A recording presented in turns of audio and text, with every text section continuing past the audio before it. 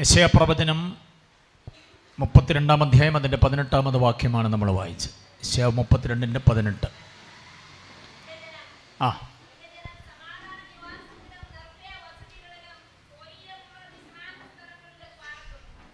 Okay. എൻ്റെ ജനം എന്ന തുടക്കം തന്നെ വളരെ ചിന്തനീയമാണ്. എൻ്റെ ജനം, ദൈവത്തിൻ്റെ ജനമെന്ന് പറയുന്ന യെശയ്യാപ്രവചനത്തിലെ ആ വാക്യത്തിനൊരു പുതിയ നിയമ ഭാഷ്യം കൂടെ തന്നുകൊണ്ട് നമ്മുടെ ക്ലാസ് തുടരുകയാണ്. ഓക്കെ, ആരാണ് ദൈവത്തിൻ്റെ ജനം? ദൈവത്തിൻ്റെ ജനത്തിൻ്റെ കുടുംബ വ്യവസ്ഥിതിയെക്കുറിച്ചാണ് ദൈവം പറയുന്നത്. ദൈവത്തിൻ്റെ കൺസെപ്റ്റാണ്, കുടുംബത്തെക്കുറിച്ചുള്ള ദൈവത്തിൻ്റെ കൺസെപ്റ്റാണ്. എൻ്റെ ജനം എവിടെ പാർക്കണമെന്നാ? 3 വിശേഷതകളാണ്. സമാധാന നിവാസമാകണം, നിർഭയ വസതിയാകണം, സ്വൈര്യമുള്ള വിശ്രാമ സ്ഥലമാകണം. അപ്പോൾ വാക്യത്തിൻ്റെ തുടക്കം പാസ്റ്റേഴ്സ് എല്ലാം ശ്രദ്ധിക്കണം. എൻ്റെ ജനം, ആ ജനം ആരാണ് എന്ന് നമ്മൾ അന്വേഷിക്കുമ്പോൾ ദൈവത്തിൻ്റെ ജനം ആരാ? യിരെമ്യാ പ്രവചനം 7-ാം അധ്യായം 23-ാം വാക്യം വായിച്ച്. യിരെമ്യാ പ്രവചനം 7:23.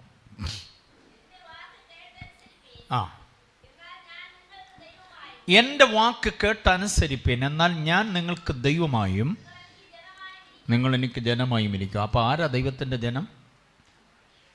ആരാ ദൈവത്തിൻ്റെ ജനം? ദൈവത്തിൻ്റെ വാക്ക് കേട്ടനുസരിക്കുന്നവരാ ദൈവത്തിൻ്റെ ജനം. അല്ലാതെ യഹൂദനെയോ ജാതിയോ ഒന്നും പ്രത്യേകം പറഞ്ഞിരിക്കുന്നതല്ല അവിടെ.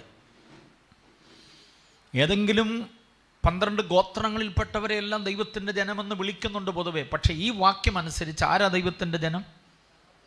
ദൈവത്തിൻ്റെ വാക്ക് കേട്ടനുസരിക്കുന്നത്. അവിടെ വാക്ക് എന്നുള്ളതിന് പുതിയ നിയമ ഭാഷ്യം കൊടുക്കുമ്പോൾ ദ വേർഡ് ഓഫ് ഗോഡാണ്, വചനമാണ്. എൻ്റെ വചനം കേട്ടനുസരിക്കുന്നവർ എൻ്റെ ജനമായിരിക്കും, ഞാൻ അവർക്ക് ദൈവമായിരിക്കും.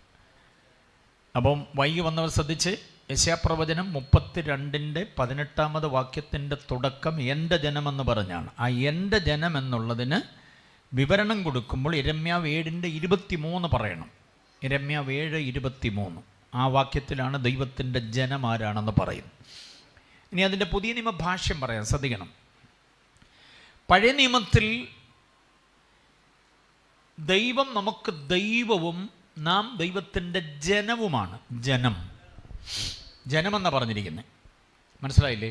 പക്ഷെ പുതിയ നിയമത്തിലേക്ക് വരുമ്പോൾ ജനം എന്നുള്ളത് മാറി, ദൈവം എന്നുള്ളത് മാറി. ജനം എന്ന ഭാഗത്ത് നിങ്ങളെനിക്ക് പുത്രന്മാരും പുത്രിമാരുമായിരിക്കും, ഞാൻ നിങ്ങൾക്ക് ദൈവമല്ല, പകരം ഞാൻ നിങ്ങൾക്ക് പിതാവായിരിക്കും. അതാണ് പുതിയ നിയമത്തിൻ്റെ ഏറ്റവും വലിയ ആഴമേറിയ ആത്മീയ ഉപദേശ സത്യം. അങ്ങ് വാക്യം എവിടെയാണെന്നറിയാമോ? 2 കൊരിന്ത്യർ ലേഖനം 6-ാം അധ്യായം അതിൻ്റെ 17-ാം വാക്യം. 2 കൊരിന്ത്യർ 6:17. അവരുടെ നടുവിൽ നിന്ന് പുറപ്പെട്ട് വേർപെട്ടിരിപ്പീൻ, അശുദ്ധമായതൊന്നും തുടരുത്, എന്നാൽ ഞാൻ നിങ്ങളെ കൈക്കൊണ്ട് നിങ്ങൾക്ക് പിതാവും നിങ്ങളെനിക്ക് പുത്രന്മാരും പുത്രിമാരുമായിരിക്കും. കണ്ടോ? പഴയ നിയമത്തിൽ ദൈവം ദൈവമായും ജനം ജനമായും ഇരിക്കുമ്പോൾ പുതിയ നിയമത്തിൽ ത്രൂ ക്രൈസ്റ്റ്, ക്രിസ്തുവിലൂടെ നമുക്ക് കിട്ടിയ ഏറ്റവും വലിയൊരു സൗഭാഗ്യം എന്ന് പറയുന്നത് ദൈവം നമ്മുടെ ആരാകുകയാണ്? പിതാവ്. നമ്മൾ ദൈവത്തിൻ്റെ ആരാകുകയാണ്?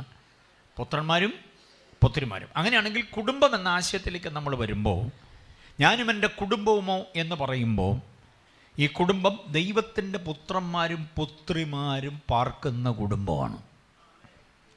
അത് ദൈവത്തിൻ്റെ ഹിതപ്രകാരം വ്യവസ്ഥയ്ക്കനുസരിച്ചായി മാറണം. പക്ഷേ ദൈവത്തിൻ്റെതായി മാറണമെങ്കിൽ ഇവിടെ ഒരു വ്യവസ്ഥ പറയുന്നുണ്ട്. പഴയ നിയമത്തിൽ വ്യവസ്ഥയൊന്നും പറയുന്നില്ല, നിങ്ങൾ എൻ്റെ ജനം എന്നേ പറയുന്നുള്ളൂ. പുതിയ നിയമത്തിൽ മക്കളാകണമെങ്കിൽ 2 വ്യവസ്ഥ പറയുന്നു. 1 വേർപെട്ടിരിക്കണം, 2 അശുദ്ധമായത്. ഇതാണ് പുതിയ നിയമത്തിൻ്റെ കനത്ത ഉപദേശമാണ്. ഇത് പറയണം നമ്മുടെ പ്രസംഗത്തിൽ.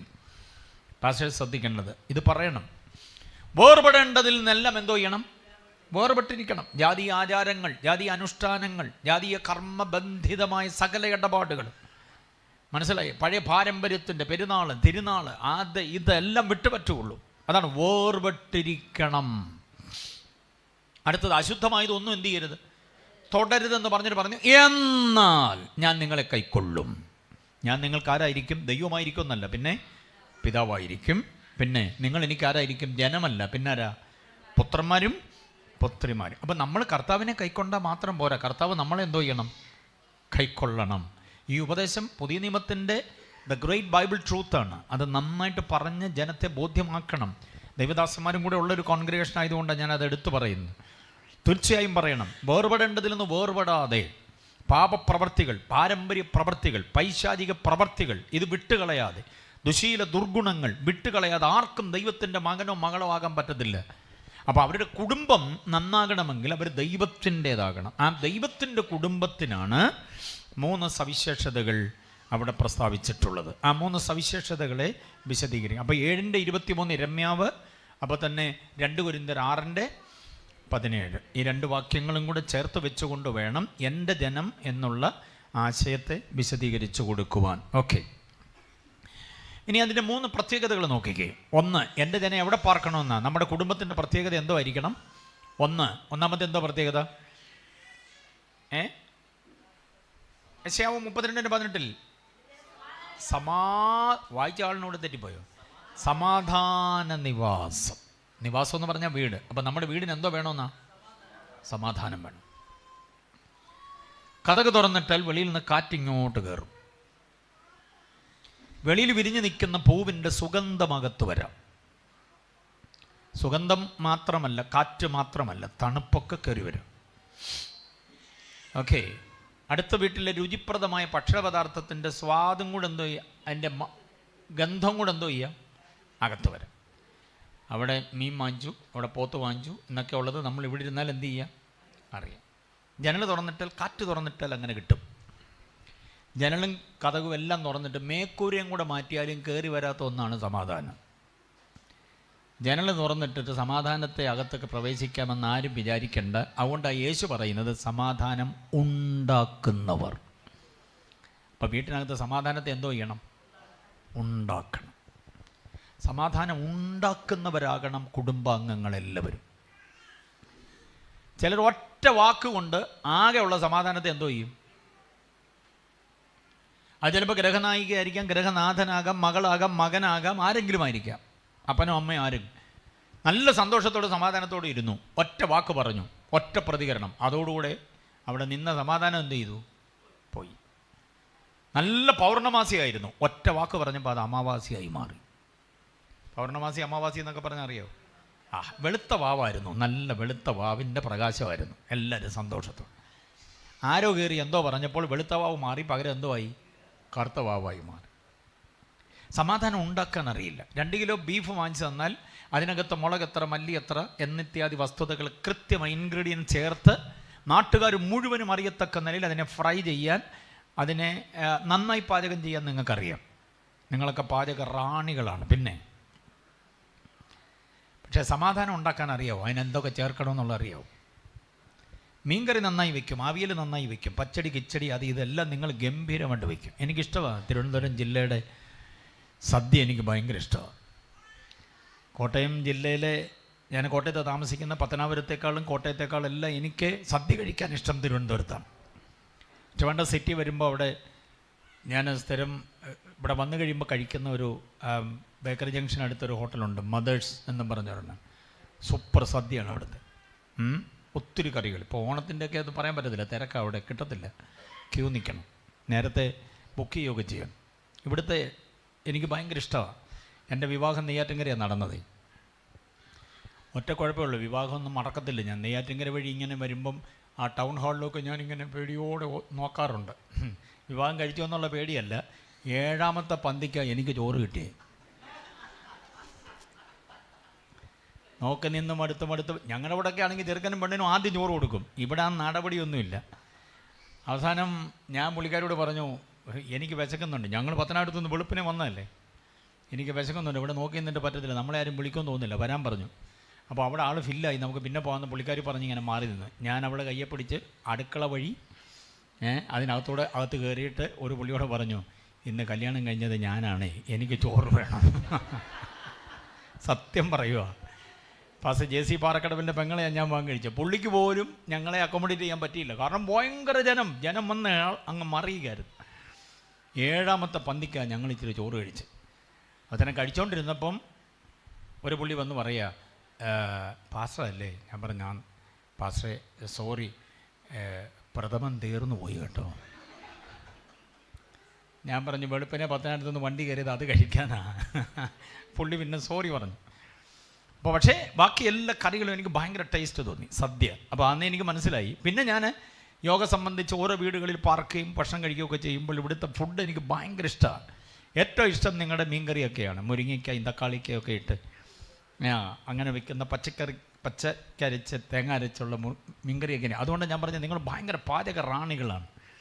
പക്ഷേ സമാധാനം ഉണ്ടാക്കാൻ അറിയാവോ? നിങ്ങളുടെ മീൻകറി പോലെ വീട്ടിലെ സമാധാനം ടേസ്റ്റി അല്ലെങ്കിൽ നമ്മുടെ വീടിൻ്റെ കുടുംബ അന്തരീക്ഷം നഷ്ടപ്പെട്ടു പോകും. ദൈവത്തിൻ്റെ പുത്രന്മാരും പുത്രിമാരും ഒരുമിച്ച് പാർക്കുന്ന വീട്ടിൽ എന്തോ വേണമെന്നാണ്? സമാധാനം. സമാധാനം എന്നുള്ളതിന് 2 പദങ്ങൾ എഴുതിക്കോണം. ഒന്ന് ഐറിൻ. ഐറിൻ ഗ്രീക്ക് വേർഡാണ്. Irene, IRIN, simple. Irene. Irene നിന്നിപ്പോൾ പെൺകുഞ്ഞുങ്ങൾക്കൊക്കെ പേരിടുന്നുണ്ട്, കണ്ടിട്ടുണ്ടോ, കേട്ടിട്ടുണ്ടോ? ഐറിൻ. ഇപ്പോൾ ഇട്ട പേര് മായ്ക്കണ്ട, ഇനി ഇടാൻ സാധ്യത ഉണ്ടെങ്കിൽ ഈ പേര് ഓർത്തിരിക്കണം. ഏതാണ്? ഐറിൻ. ഓക്കെ. ഇനി ഒരു കുഞ്ഞിന് പേരിടാൻ സാധ്യതയുണ്ടെങ്കിൽ ആ പൊടിക്കുഞ്ഞിൻ്റെ പേരെന്തോന്ന്? ആൻഡ്രിയ. Very good. ഓക്കെ. ഇപ്പോൾ ഈ ഗ്രീക്ക് വേർഡുകളും അതുപോലുള്ള ഫോറിൻ ലാംഗ്വേജിൻ്റെ പേരുകളൊക്കെ ഫേമസ് ആയിക്കൊണ്ടിരിക്കുക. ഐറിൻ എന്നുള്ള ഞങ്ങളുടെ ചർച്ചിലൊരു മോക്ക് പേരിട്ടിരിക്കുന്ന ഐറിൻ. ഞാൻ ഒരിക്കലും ഇതുപോലെ ക്ലാസ് എടുത്തപ്പം ഐറിൻ എന്ന് പറഞ്ഞാൽ സമാധാനമാണ്, അതിൻ്റെ അർത്ഥം പറഞ്ഞപ്പോഴാണ് അന്ന് ഗർഭിണിയായിരുന്ന ആ മോക്ക് ഭയങ്കര താല്പര്യം തോന്നി. അവൾ പറഞ്ഞു, എൻ്റെ മോള്, എൻ്റെ കുഞ്ഞ് പെൺകുഞ്ഞാണെങ്കിൽ ഞാൻ ഐറിനെന്ന് പേരിടും പാസ്റ്റർ, കുഴപ്പമുണ്ടോ? ഞാൻ പറഞ്ഞു, ഒരു കുഴപ്പമില്ല. ഇപ്പം ഐറിൻ എന്ന് പറയുന്ന കുഞ്ഞ് 3ാം ക്ലാസ്സിൽ പഠിക്കുകയാണ്. ഐറിൻ. ഐറിൻ എന്ന വാക്ക് ഗ്രീക്ക് വേർഡാണ്. അതിൻ്റെ അർത്ഥം എന്താണെന്നറിയാമോ? പ്രസന്ന കലുഷിത സാഹചര്യത്തിലും പതറാത്ത മാനസികാവസ്ഥ. അതാണ് ഐറിൻ. പ്രസന്ന കലുഷിതമായ സാഹചര്യം, പക്ഷേ മനസ്സിനെന്തോ ഇല്ല, പതർച്ചയില്ല. പ്രസന്ന കലുഷിതമായ സാഹചര്യം. ചുറ്റും പ്രളയമാണ്, ചുറ്റും ശത്രുക്കളാണ്, ചുറ്റും ഭയങ്കര പ്രശ്നമാണ്. പക്ഷേ ദൈവപുത്രൻ്റെ ദൈവപുത്രിയുടെ മുഖത്ത് നോക്കിയാൽ അവരനുഭവിക്കുന്ന പ്രതിസന്ധി ഒന്നും എന്ത് ചെയ്യുന്നില്ല, അറിയുന്നില്ല. സകലത്തെയും പരിഹരിക്കാൻ എൻ്റെ കർത്താവ് കൂടെ ഉണ്ടെന്നുള്ള ബോധ്യത്തോടെ വീട്ടിൽ ജീവിക്കുക. അലമുറയില്ല, നിലവിളിയില്ല, പരിദേവനമില്ല, പരാതിയില്ല, പരിവട്ടമില്ല, അങ്ങോട്ടും ഇങ്ങോട്ടും കുറ്റപ്പെടുത്തലുകളില്ലാതെ പരസ്പരം ഒരുമിച്ച് ധൈര്യപ്പെടുത്തി മുൻപോട്ട് പോകുന്നു. ഐറിൻ എന്ന വാക്ക് മറക്കരുത്. നിങ്ങൾക്ക് സമാധാനമുണ്ടാകട്ടെ എന്ന് പറഞ്ഞ് ആശീർവാദം പറഞ്ഞ് ദൈവദാസൻ നിങ്ങളെ സഹായം കഴിഞ്ഞ് പറഞ്ഞു വിടുമ്പോൾ ആ സമാധാനം ഇതാണെന്ന് ഓർത്തോണം. പ്രസന്ന കലുഷിത സാഹചര്യത്തിലും എങ്ങനെ നിൽക്കുക? പതറാത്ത മാനസികാവസ്ഥ. അതുകൊണ്ടാണ് കാരാഗ്രഹത്തിൻ്റെ ഉൾമുറിയിൽ കിടന്ന പത്രോസിന് ഉറങ്ങാൻ കഴിഞ്ഞത്. നാളെ അവനെ കൊല്ലുമെന്ന് വിധി തീർപ്പ് നടത്തിയിട്ട് ഉണ്ട്. പക്ഷേ പത്രോസിനറിയാം, എന്നെ കൊല്ലാൻ നേരമായില്ല. മനസ്സിലായില്ലേ? എൻ്റെ കർത്താവ് എന്നെ വിടുവിക്കും. 2 പ്രാവശ്യം കതക് തുറന്ന് പുറത്ത് കൊണ്ടുപോയി പ്രസംഗിപ്പിച്ച് ആ കർത്താവ് ഇവിടെ വിടുതൽ നൽകുമെന്നുള്ള ഉറപ്പുള്ളത് കൊണ്ടാണ് പത്രോസിന് എന്ത് ചെയ്യാൻ പറ്റിയത്? ഉറങ്ങാൻ പറ്റിയത്. കുഞ്ഞുങ്ങളെക്കുറിച്ച് ആദി വേണ്ട, വ്യാകുലത വേണ്ട, ആശങ്ക വേണ്ട, ഉത്കണ്ഠ വേണ്ട, മനപ്രയാസമൊന്നും വേണ്ട. അങ്ങനെ മനപ്രയാസമില്ലാതെ കർത്താവിൽ ആശ്രയിച്ച് കാര്യങ്ങളെ മുൻപോട്ട് ചെയ്യാൻ കഴിയുന്ന കരുത്താണ് ഏതെന്ന് പറയുന്നത്? ഐറിൻ എന്ന് പറയുന്ന സമാധാനം. ഗ്രീക്ക് വേർഡിൽ ഐറിൻ എന്ന് പറയുന്നത് പ്രസന്ന കലുഷിത സാഹചര്യത്തിലും എന്തോ ആണ്? സമാധാനം. സിംഹങ്ങളുടെ ഇടയിൽ ഉറങ്ങാൻ ദാനിയേലിന് കഴിഞ്ഞത് അതുകൊണ്ടാണ്. തീച്ചുളയിൽ പതറാതെ നിൽക്കാൻ അവർക്ക് പറ്റിയത് അതുകൊണ്ട് തന്നെയാണ്. മനസ്സിലായില്ലേ? രാജകീയ ഭോജനത്തെ നിഷേധിക്കാൻ അവരുടെ ആത്മധൈര്യം കർത്താവ് കൂടെ ഉണ്ടെന്നുള്ളതാണ്. അതുകൊണ്ട് ഓർത്തോണം, വെറുതെ ആശങ്കപ്പെടരുത്, ആശങ്കപ്പെടുകയേ ചെയ്യരുത് ഒരിക്കലും. ഭയമില്ലാതെ ജീവിക്കാൻ കഴിയുന്ന ഒരു മാനസികാവസ്ഥയ്ക്കാണ് എന്തോ പറയുക? ഐറിൻ എന്ന് പറയുന്നത്. മനസ്സിലായില്ലേ? വേദപുസ്തകത്തിൻ്റെ ആകെയുള്ള കൽപ്പനകളെ നമ്മൾ 2 ആക്കിയാൽ, ദൈവദാസന്മാർ ശ്രദ്ധിച്ചുകൊണ്ട് നിങ്ങളുടെ ഇടവകയിൽ പഠിപ്പിക്കണത്, വേദപുസ്തകത്തിൽ 1000 കൽപ്പനകളുണ്ട്. അരുത് അരുത് അരുത് അരുത് അരുത് എന്ന് പറഞ്ഞ് ഒത്തിരി കൽപ്പനകളുണ്ട്. ആ കൽപ്പനകളെല്ലാം നമുക്ക് 2ആയി മാറ്റാം. 1, പാപം ചെയ്യരുത്. 2, ഭയപ്പെടരുത്. മനസ്സിലായില്ലേ? ഈ 2 കാര്യത്തിനകത്താണ് ബാക്കി എല്ലാം സംക്ഷേപിച്ചിരിക്കുന്നത്. ഒന്നാമത് എന്തോ ചെയ്യരുത്? പാപം. രണ്ടാമത് എന്തോ ചെയ്യരുത്? ഭയപ്പെടരുത്. മനസ്സിലായില്ലേ? ഈ 2 കാര്യത്തിനകത്താണ് എല്ലാ കൽപ്പനകൾ. പാപം ചെയ്യരുതെന്ന് പറയുന്നതിനകത്താണ് അരുത്, അരുത്, തൊടരുത്, പിടിക്കരുത്, എടുക്കരുത്, കാണരുത്, കേൾക്കരുത്, പോകരുത്, വരരുത്, അന്യദൈവങ്ങളെ ആരാധിക്കരുത്, പാപം ചെയ്യരുതെന്ന് പറയുന്ന കനത്ത സംഗതിയാണ്. നമ്മുടെ ബഹുമാന്യ സാർ എഴുതിയ ഒരു പുസ്തകം എനിക്ക് ഗിഫ്റ്റ് തന്നു. ഇപ്പോൾ അതിനകത്ത് പാപം എന്നതിനെക്കുറിച്ച് വിശദമായൊരു പഠനം ഞാൻ ജസ്റ്റ് ഒന്ന് മറിച്ച് നോക്കിയപ്പോൾ കണ്ടു. പാപം എന്താണ്, പാപത്തിൻ്റെ എബ്രായ പദങ്ങൾ, പാപത്തിൻ്റെ ഗ്രീക്ക് വേർഡുകളൊക്കെ അതിനകത്തുണ്ട്. ഒത്തിരി വാക്യങ്ങളുണ്ട്, 400-ലധികം വാക്യങ്ങളുണ്ട് പാപം പരാമർശിക്കുന്ന. അതിലേറ്റവും കനത്ത വാക്യമെന്ന് പറയുന്നത് നടുങ്ങുവിൻ പാപം. അതുമായി തത്തുല്യമായ ഒത്തിരി വാക്യങ്ങളുണ്ട്. അപ്പോൾ ഒന്നാമത്തെ അരുത് പ്രമാണം ഇതാണ്. ഏതാ? പാപം. രണ്ടാമത്തെ അരുത് പ്രമാണത്തെ നമ്മൾ ഉൾക്കൊള്ളേണ്ടത് ഭയപ്പെടരുത്. ഭയപ്പെടാതിരിക്കാൻ കാരണം എന്താണെന്നറിയാമോ? കർത്താവ് അങ്ങ് 1000 വാനഗോളങ്ങൾക്കപ്പുറത്തല്ല താമസിക്കുന്നത്, നമ്മുടെ തൊട്ടരികിലുണ്ട്, എൻ്റെ ഉള്ളിലുണ്ട്, എൻ്റെ സമീപയുണ്ട്. എൻ്റെ തീച്ചോളകളുടെ ബലം കെടുത്തുവാൻ, എനിക്കെതിരെയുള്ള സിംഹത്തിൻ്റെ വായടയ്ക്കാൻ കരുത്തുള്ള, എനിക്കെതിരെ ഉയരുന്ന രേഖകളെ തിരുത്താൻ കഴിയുന്ന കരുത്തനായ ഒരുവൻ എനിക്കൊപ്പമുണ്ട് എന്നതുകൊണ്ട് ഞാൻ എന്തോ ചെയ്യുന്നില്ല, ഭയപ്പെടുന്നില്ല. അങ്ങനെ നമ്മൾ പിന്നെയും ഭയപ്പെടുകയാണെങ്കിൽ അതിൻ്റെ അവസ്ഥ എന്താ? കർത്താവിൽ നമുക്ക് എന്തോ ഇല്ലെന്നാ, വിശ്വാസമില്ല. മനസ്സിലായോ? കർത്താവിൽ വിശ്വാസം ഇല്ലാതിരിക്കുന്ന ഒരു വിശ്വാസി സത്യത്തിൽ കർത്താവിനോട് പാപം ചെയ്യുകയാണ്. എൻ്റെ കർത്താവ് എനിക്കുണ്ട്. ഒരു ഭാര്യ ഭർത്താവിനോട് പറഞ്ഞെന്നിരിക്കട്ടെ, അയ്യോ എനിക്ക് ഒറ്റയ്ക്ക് പേടിയാണ്. നീ ഒറ്റയ്ക്കല്ല, ഞാനിവിടെ ഉണ്ടല്ലോ, നിങ്ങളുണ്ടെങ്കിലും എനിക്ക് പേടിയാണ്, നമുക്ക് അപ്പുറത്തെ ചേട്ടനെ കൂടെ വിളിക്കാമെന്ന് പറഞ്ഞാൽ ഉള്ള അവസ്ഥ എന്ന് ആലോചിച്ച് നോക്കി. അതാ ഭർത്താവിനെ എന്തോ ചെയ്യാണ്? ആക്ഷേപിക്കുകയല്ലേ? അദ്ദേഹത്തിൻ്റെ വ്യക്തിത്വത്തെ എന്തോ ചെയ്യുന്നില്ല. നിങ്ങളുണ്ടെന്ന് പറഞ്ഞിട്ട് കാര്യമില്ല, അപ്പുറത്തെ ചേട്ടനെ കൂടെ വിളിക്കും, പുള്ളി ഒരു കുറുപടിയായിട്ട് വന്നിരിക്കട്ടെ എന്ന് പറഞ്ഞാൽ ആ ദാമ്പത്യത്തിന് ഒരു പ്രയോജനവുമില്ലാതെ വരികയാണ്. നീ എന്നെ വിശ്വസിക്കുക, ഞാനുണ്ട്, നിന്റെ സംരക്ഷകനാ, നിന്റെ കാവലാളാണ് ഞാൻ എന്ന് 100 വട്ടം പറഞ്ഞാലും അപ്പുറത്തെ ചേട്ടൻ വന്നെങ്കിൽ പറ്റുള്ളൂ എന്ന് പറഞ്ഞാൽ അത് ഈ ഭർത്താവിനോടുള്ള അവിശ്വസ്തതയും അവിശ്വാസവുമാണ്. ഇത് തന്നെ ആ കർത്താവ് കൂടെ ഉണ്ടെന്ന് പറയുമ്പോഴും പേടിയാന്ന് പറഞ്ഞാൽ. അതുകൊണ്ട് വേദപുസ്തകത്തിലെ കനത്ത ഉപദേശമാണ് എന്തോ ചെയ്യരുതെന്നുള്ളത്, ഭയപ്പെടരുത്. ഭയപ്പെടുക എന്ന് പറയുന്നത് അത്ര വലിയ പാപമാണെന്ന് ചോദിച്ചാൽ പാപമാണ്. കാരണം കർത്താവിൻ്റെ ആസ്തിത്വത്തെ, കർത്താവിൻ്റെ വ്യക്തിത്വത്തെ, കർത്താവിൻ്റെ മഹത്വത്തെ, കർത്താവിൻ്റെ പരമാധികാരത്തെ, കർത്താവിൻ്റെ സകലവിധമായിരിക്കുന്ന പ്രവൃത്തിയുടെ വല്ലഭത്വത്തെയും നമ്മൾ എന്തോ ചെയ്യുകയാണ്? അംഗീകരിക്കുന്നില്ല. അതുകൊണ്ട് തന്നെയാണ്. അതുകൊണ്ട് ഈ 2 കാര്യങ്ങൾ ഓർത്തുകൊള്ളണം. ഓക്കെ, അപ്പം ഞാൻ പറഞ്ഞു വന്നത് കർത്താവിൻ്റെ സാന്നിധ്യം നമ്മോടുകൂടെ ഉണ്ടെന്നുള്ളത് കൊണ്ട് നമ്മൾ എന്ത് ചെയ്യരുത്? ഒരിക്കലും ഭയപ്പെടരുത്. കുഞ്ഞുങ്ങളുടെ ഭാവി ഓർത്ത് ഭയപ്പെടേണ്ട കാര്യമില്ല, രോഗമോർത്ത് ഭയപ്പെടേണ്ട കാര്യമില്ല. നമ്മുടെ കൂടെയുള്ള കർത്താവ് ആരാണെന്ന് പഠിക്കണം. ദൈവാവബോധം, കർത്താവിനെക്കുറിച്ചുള്ള ദൈവത്വ അവബോധം വേണം. ഒറ്റ വാക്യം ഞാൻ തരാം, സമയം നമുക്കൊത്തിരി ഇല്ലാത്തതുകൊണ്ട് ഒരു വാക്യം തരാം. കർത്താവിനെക്കുറിച്ചുള്ള ദൈവത്വ അവബോധം അറിയാൻ റോമാലേഖനം 9:5 വായിച്ച് എല്ലാ കുടുംബങ്ങളിലുമുള്ളവരറിയണം. വെറുതെ ആശങ്കയും കൊണ്ട് നടക്കരുത്, ഉത്കണ്ഠയും കൊണ്ട് നടക്കരുത്. എനിക്ക് പറയാൻ കഴിയുന്നത് നമുക്ക് അല്പം കൂടെ ഒക്കെ സൗന്ദര്യം ഉണ്ടെന്ന് എനിക്ക് തോന്നുന്നു. നമ്മുടെ ഈ ടെൻഷൻ മാറിയാൽ അല്പം കൂടെ എന്തോ ഉണ്ടോ നമുക്ക്? തീർച്ചയായിട്ടും ആൻറ്റി, തീർച്ചയായിട്ടും. കണ്ണാടിയുടെ മുമ്പിലൊക്കെ നമ്മൾ നിന്ന് നോക്കുമ്പോൾ ഒരുമാതിരി വാടിക്കരിഞ്ഞൊക്കെ ഇരിക്കുന്നതിൻ്റെ കാരണം നമ്മിൽ എന്തോ ഉള്ളത് കൊണ്ടാണ്? ടെൻഷനുണ്ട്, ഉത്കണ്ഠ ഉള്ളത് കൊണ്ടാണ്. അതും കൂടെ മാറ്റി വെച്ചിട്ട് തൻ്റെ ഇടത്തോടെ കണ്ണാടിയിൽ നോക്കി നമ്മൾ തന്നെ അത്ഭുതപ്പെട്ടു, അയ്യോ ഇതായിരുന്നോ ഞാൻ എന്ന് തോന്നിപ്പോകും നമുക്ക്. അതാണ് എൻ്റെ സംഗതി. ടെൻഷൻ ഫ്രീ ആകാൻ കഴിയണം. ഞാൻ മുംബൈ ഇൻ്റർനാഷണൽ എയർപോർട്ടിൽ വിദേശത്ത് എവിടെ പോകാൻ നിൽക്കുമ്പോൾ വെറുതെ ഒരു ബുക്ക് ഷോപ്പിലൂടെ ഇങ്ങനെ നടന്നു, സമയം പോകാൻ വേണ്ടി. ഫ്ലൈറ്റ് അല്പം ലേറ്റ് ആകും എന്നുള്ളത് കൊണ്ട് ഇങ്ങനെ അതിലൂടെ ഇങ്ങനെ ലോഞ്ചിൽ.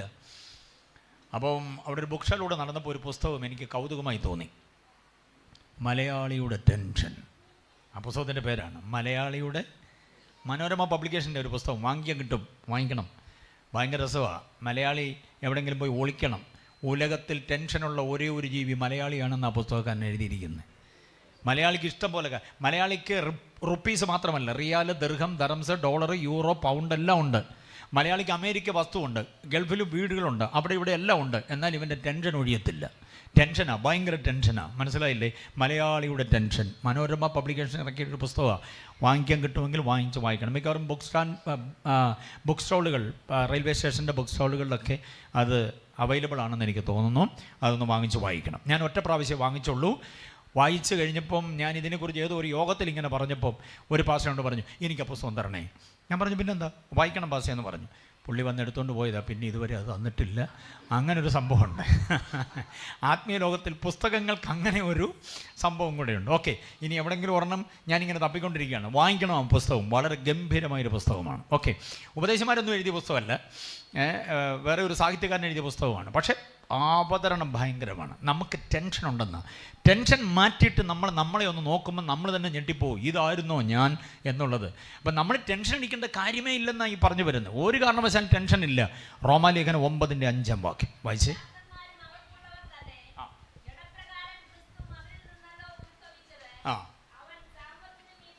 ക്രിസ്തു ആരാണ്? നമ്മുടെ കൂടെ ലോകാവസാനത്തോളം എല്ലാ നാളും ഞാൻ നിങ്ങളുടെ കൂടെ ഉണ്ടെന്ന് പറഞ്ഞ ക്രിസ്തുവിൻ്റെ ദൈവത്വത്തിൻ്റെ ദ ഡീറ്റി ഓഫ് ക്രൈസ്റ്റ്, ദൈവത്വത്തിൻ്റെ ഔന്നത്യം, ദൈവത്വത്തിൻ്റെ മഹത്വപൂർണത വളരെ ഭംഗിയെ അവതരിപ്പിക്കുന്നൊരു വാക്യം.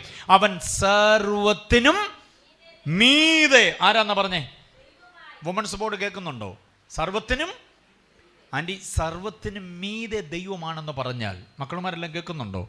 പെൺകുഞ്ഞുങ്ങൾ, ആൺകുഞ്ഞുങ്ങൾ, പാസ്റ്റേഴ്സ് എല്ലാം ശ്രദ്ധിച്ചോണം. സർവത്തിനും മീതെ ദൈവമാണെന്ന് പറഞ്ഞാൽ അച്ഛാ ക്യാൻസറിന് മീതെ ദൈവമാണ്, ട്യൂമറിന് മീതെ ദൈവമാണ്. യൂട്രസിൻ്റെ ഫൈബ്രോയിഡ് ഉണ്ടല്ലോ, ഡോക്ടർ കൂടെ സ്കാൻ ചെയ്തിട്ട് ഇത് ഓപ്പറേഷൻ ചെയ്തേ പറ്റൂ, യൂട്രസ് മൊത്തത്തിൽ മാറ്റിയേ പറ്റൂ എന്നൊക്കെ പറഞ്ഞ് പേടിപ്പിക്കുന്നില്ലേ? ആ പ്രതിസന്ധിക്ക് മീതെ ദൈവമാണ് നമ്മുടെ കൂടെയുള്ളവൻ. പിന്നെന്തിനാ ടെൻഷൻ കൊണ്ട് നടക്കുന്നേ? ഹാർട്ടിൻ്റെ വാൽവ് ബലക്ഷയമാണെന്ന് പറഞ്ഞില്ലേ? കൊളസ്ട്രോൾ വന്ന് അടിഞ്ഞു കൂടിയിട്ട് ബ്ലഡ് അങ്ങോട്ട് പോകുന്നില്ലെന്നൊക്കെ പറഞ്ഞ് നമ്മളെ സ്കാനിങ് റിപ്പോർട്ട് വായിച്ച് കേൾപ്പിച്ച് NIMS, KIMS, MIMS, Cosmopolitan, Sleeba Medicity, Aster Medicity, പിന്നങ്ങ് ലേക്ക് ഷോർ, പിന്നെ അമൃത ഹോസ്പിറ്റൽ, പിന്നെ സകല മെഡിക്കൽ കോളേജും നമ്മളെ സ്കാനിങ് റിപ്പോർട്ട് വായിച്ച് പേടിപ്പിക്കുമ്പം ഈ വാക്യം ടോണിക്കായിട്ട് അകത്ത് കയറണം. എന്നോട് കൂടെയുള്ളവൻ സർവത്തിനും മീതെ ദൈവമാണ്. ആ ബോധ്യം വിശ്വാസമുള്ളവരെ കർത്താവിനെ സ്തുതിച്ച്, അതുകൊണ്ട് നാം പേടിക്കരുത്. അയലോക്കത്തെ കുഞ്ഞ് UK പോയി, അപ്പുറത്തെ കുഞ്ഞ് നയാഗ്രയിൽ പോയി, അപ്പുറത്തെ കുഞ്ഞ് ന്യൂയോർക്കിൽ പോയി എന്ന് കേൾക്കുമ്പോൾ നമ്മുടെ കുഞ്ഞിനെ നോക്കി നമ്മളിങ്ങനെ സഹതപിക്കേണ്ട കാര്യമൊന്നുമില്ല. അവനേക്കാൾ മീതെ, മേഘപാളികൾക്ക് മീതെ കൂടെ യാത്ര നമ്മുടെ കുഞ്ഞിന് ദൈവം ഒരുക്കിയിട്ടുണ്ട്. മനസ്സിലാകുന്നുണ്ടോ? നമ്മളങ്ങനെ അവരെ എവിടെയെങ്കിലുമൊക്കെ പറിച്ച് നടാൻ വേണ്ടി വെറുതെ വ്യാമോഹിക്കാൻ, ദൈവഹിതത്തിന് ഏൽപ്പിച്ചു കൊടുത്തങ്ങ് പ്രാർത്ഥിക്കണം. സ്തോത്രം. കോട്ടയം ബസേലിയസ് കോളേജിൽ ഡിഗ്രി കംപ്ലീറ്റ് ചെയ്തിട്ട് എൻ്റെ മോൻ റിസൾട്ടുമായി എൻ്റെ അടുക്ക് വന്നു. പപ്പ ഞാൻ ജയിച്ചു, ചേർത്ത് നിർത്തി ആശ്ലേഷിച്ചു. ഞാൻ കുറേ നേരം ഞങ്ങൾ രണ്ടുകൂടെ അങ്ങനെ നിന്നു. എൻ്റെ കണ്ണം നിറഞ്ഞൊഴുകി. ഒരു ഉപദേശിയായി എനിക്ക് എൻ്റെ മോനെ ഡിഗ്രിക്കാരനാക്കാൻ കഴിഞ്ഞു എന്നുള്ള സന്തോഷം. ഞാൻ അങ്ങനെ ചേർന്ന് നിൽക്കുമ്പോൾ ഞാൻ ആ കാതിൽ ചോദിച്ചു, what is your next plan? എന്താ അടുത്ത പ്ലാൻ എന്താ? അപ്പോൾ എന്നെ മുറുകെ പിടിച്ചിട്ട് പറഞ്ഞു, എൻ്റെ റോൾ മോഡൽ പപ്പയാണ്, അതുകൊണ്ട് എനിക്ക് പപ്പയെ പോലൊരു പ്രസംഗകനായാൽ മതി, വേറെ ഒന്നും ആകണ്ട. ഞാനോടത്ത് വല്ല എൻജിനീയറിങ്ങിനോ മെഡിസിനോ വല്ലതും പോകണമെന്നൊക്കെ പറയുമായിരിക്കും, CAക്ക് പോകണമെന്നോ വല്ലതും പറയുമായിരിക്കും എന്നൊക്കെ ഓർത്ത് പേടിച്ചാൽ ഞാൻ ചോദിച്ചു, what is your next plan? അമ്മാച്ചനെ പോലെ ഇച്ചിരി പാടുകയൊക്കെ ചെയ്യും. ഇപ്പോൾ പാട്ടും കാര്യങ്ങളൊക്കെ ആയിട്ട് ഇങ്ങനെ നടക്കുന്നുണ്ട്. അപ്പോൾ ഞാൻ ചോദിച്ചു എന്താ? അപ്പോൾ പറഞ്ഞു എന്നോട്, എനിക്ക് പപ്പയെ പോലെ ഒരു പ്രസംഗകനായാൽ മതി. അതിന് ഞാൻ എന്തോ ചെയ്യണം? എനിക്കേതെങ്കിലും നല്ല ബൈബിൾ സെമിനാരി പോകണം. കൃത്യം ഒരാഴ്ച കഴിഞ്ഞപ്പോഴത്തേക്ക് ബൈബിൾ സെമിനാരി പറഞ്ഞു വിട്ടു. ഇന്ത്യ ബൈബിൾ സെമിനാരി, കുമ്പനാടിനടുത്തുള്ള ബൈബിൾ സെമിനാരി പറഞ്ഞു വിട്ടിട്ട് BD കോഴ്സ് കംപ്ലീറ്റ് ചെയ്തു. 4 വർഷം കൊണ്ട് BD കോഴ്സ് കംപ്ലീറ്റ് ചെയ്തു. ഇപ്പോൾ MDHൻ്റെ പഠനത്തിന് തുടക്കമായി. ഒരു സന്തോഷ വാർത്ത നിങ്ങളോടുകൂടെ പങ്കിടാം. ഈ സെമിനാരിയിലെ ഈ സെമിനാറിൽ വന്നു ചേർന്ന എല്ലാവരും തുടർന്ന് പ്രാർത്ഥിക്കാൻ വേണ്ടി പറയാം. ഇന്ന് വെളുപ്പിനെ 5:30 മോന് UK പോകാനുള്ള വിസ വന്നു. സ്തോത്രം. കർത്താവിൻ്റെ വേല തിരഞ്ഞെടുത്തത് കൊണ്ട് അടുത്ത പഠനത്തിന്, ഹയർ സ്റ്റഡിക്ക് വേണ്ടി അവിടെ ഒരു ചാൻസ് ലഭ്യമായി. 2 ആഴ്ചയ്ക്കകത്ത് കുഞ്ഞ് ഇവിടുന്ന് വാഹനമേറും. ഞാൻ പറഞ്ഞത്, നമ്മുടെ കർത്താവ് 1-2 ഡിപ്പാർട്ട്മെൻറ്റ് മീതെയല്ല, സർവത്തിനും മീതെയാണ്. തലമുറയുടെ ഭാവി കർത്താവിൻ്റെ കയ്യിലാണ്. നമ്മുടെ ആരോഗ്യത്തിൻ്റെ ഭാവി കർത്താവിൻ്റെ കയ്യിലാണ്. നമ്മുടെ ആന്തര അവയവങ്ങളുടെ കാര്യക്ഷമത കർത്താവിൻ്റെ കയ്യിലാണ്. എനിക്ക് ആ വാക്യം ഞാൻ ആ വാക്യത്തെ ഇറുകെ പുണരുകയാണ്. അവൻ സർവത്തിനും മീതെ, സർവത്തിനും മീതെ ദൈവമായിരിക്കുന്നൊരു കർത്താവ് നമ്മോട് പറയുക, ഞാൻ നിൻ്റെ കൂടെയുണ്ട്, നീ പേടിക്കണ്ട എന്ന് പറഞ്ഞാൽ പിന്നെ പേടിച്ച് നടക്കരുത്. അതാണ് ഐറിൻ, ഭയചകിതമായ ജീവിതമല്ല, ഭയരഹിതമായ ജീവിതം. ഐരൻ. ഐരൻ എന്നുള്ള അത് ഗ്രീക്ക് വേർഡാണെന്ന് ഞാൻ പറഞ്ഞല്ലോ. അടുത്തത് അതിൻ്റെ ഹിബ്രു വേർഡ്, എബ്രായ പദം, സമാധാനം എന്നുള്ളതിൻ്റെ എബ്രായ പദം ഷാലോം. ഷാലോമ കേട്ട് കേൾവിയുള്ളതായിരിക്കാം. ഷാലോം. ഷാലോം എന്നുള്ളത് യഹൂദന്മാർ പരസ്പരം തമ്മിൽ കാണുമ്പോൾ പറയുന്ന ഒരു അഭിവാദന വാക്കാണ് ഷാലോം, ഷാലോം, ഷാലോം. നമ്മൾ പ്രൈസ്തലോട് പറയുന്ന പോലെ. അങ്ങനെ പറയാറുണ്ടോ പരസ്പരം കാണുമ്പോൾ? അതോ കർക്കിടക മാസത്തിലെ മുഖം പോലെ കൊണ്ടുപോകും? മുഖമൊക്കെ വീർപ്പിച്ച് നമ്മൾ കാണുമ്പോൾ പ്രൈസ്തലോട് പറയണം. അല്ലെങ്കിൽ ഷാലോം പറഞ്ഞാലും കുഴപ്പമില്ല. Shalom, Shalom. ഷാലോം എന്ന് പറഞ്ഞാൽ അതിൻ്റെ അർത്ഥം എന്താണെന്നറിയാം? അതിൻ്റെ വിശാലമായ അർത്ഥം എന്താണെന്നറിയാം? ആത്മാവ്, ദേഹി, ദേഹം, ഈ 3 ഘടകങ്ങളും ദൈവത്താൽ അനുഗ്രഹമാകട്ടെ. ആത്മാവിന് സന്തോഷം, ദേഹിക്ക് സമാധാനം, ദേഹിക്ക് സന്തോഷം, ദേഹത്തിന് സൗഖ്യം.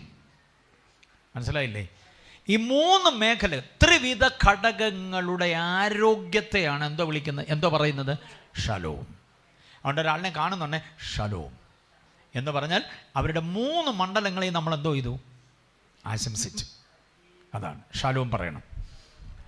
നമ്മൾ ഫോണൊക്കെ വിളിക്കുമ്പം, ഇപ്പോൾ പാസ്റ്ററെയാണ് വിളിക്കുന്നതെങ്കിൽ, സഹപ്രവർത്തകനെ വിളിക്കുന്നതെങ്കിൽ, കുഞ്ഞുങ്ങളെയൊക്കെയാണ് നമ്മൾ വിളിക്കുന്നതെങ്കിൽ ഹലോ ഹലോ എന്ന് പറയുന്നതിന് പകരം മോളെ ഷാലോം എന്ന് പറഞ്ഞ് തുടങ്ങിക്കേ.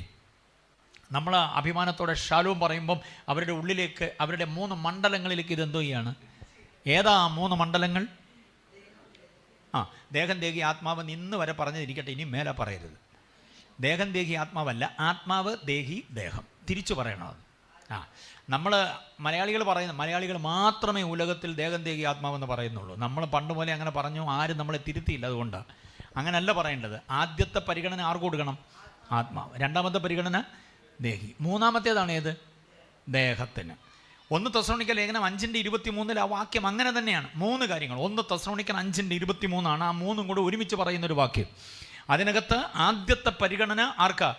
ആത്മാവ്. നിങ്ങളുടെ ആത്മാവ്, നിങ്ങളുടെ പ്രാണൻ. പ്രാണൻ എന്ന് പറഞ്ഞാൽ ദേഹി. നിങ്ങളുടെ ദേഹവും കർത്താവിൻ്റെ വരവ് വരെ അനന്യമായിട്ട് എന്തോ ചെയ്യണം?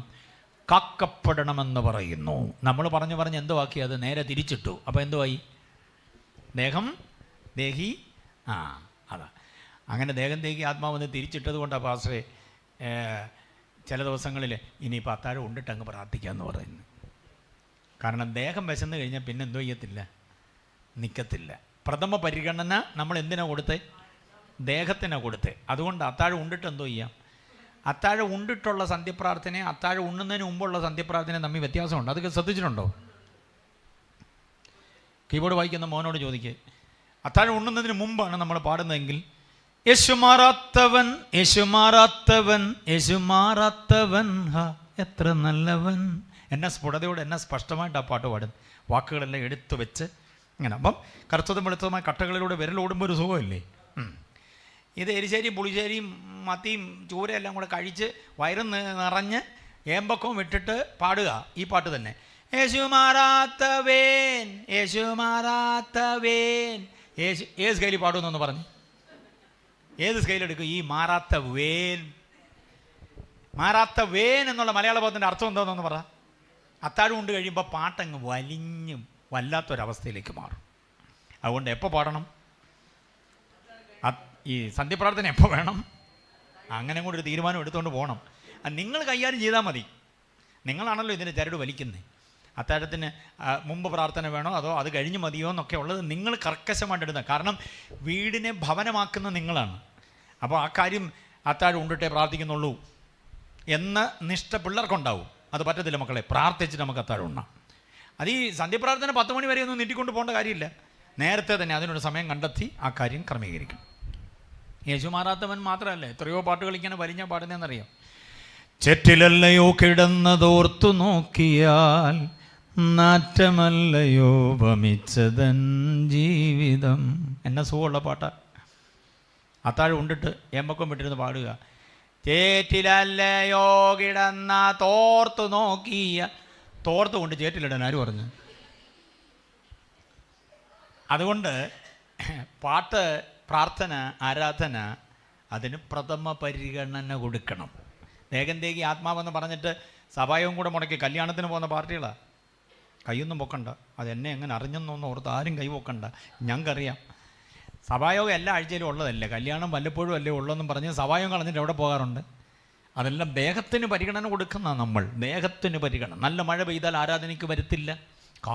മഴ പെയ്യണ്ട, കാർമേഘം ഉരുണ്ട് നിന്നാൽ മതി, പെയ്യാൻ സാധ്യതയുണ്ടെന്ന് പറഞ്ഞ് യോഗത്തിന് പോകും. അതെല്ലാം നമ്മൾ ദേഹത്തിൻ്റെ പരിഗണനയാണ്. ആത്മാവിന് പരിഗണനയുള്ളവൻ ആത്മാവിൽ എരിവോടെന്തോ ചെയ്യും? ഓടിയെത്തും. എൻ്റെ ഉള്ളം യഹോവയുടെ പ്രാകാരങ്ങൾ എന്തോ ചെയ്യുന്നു?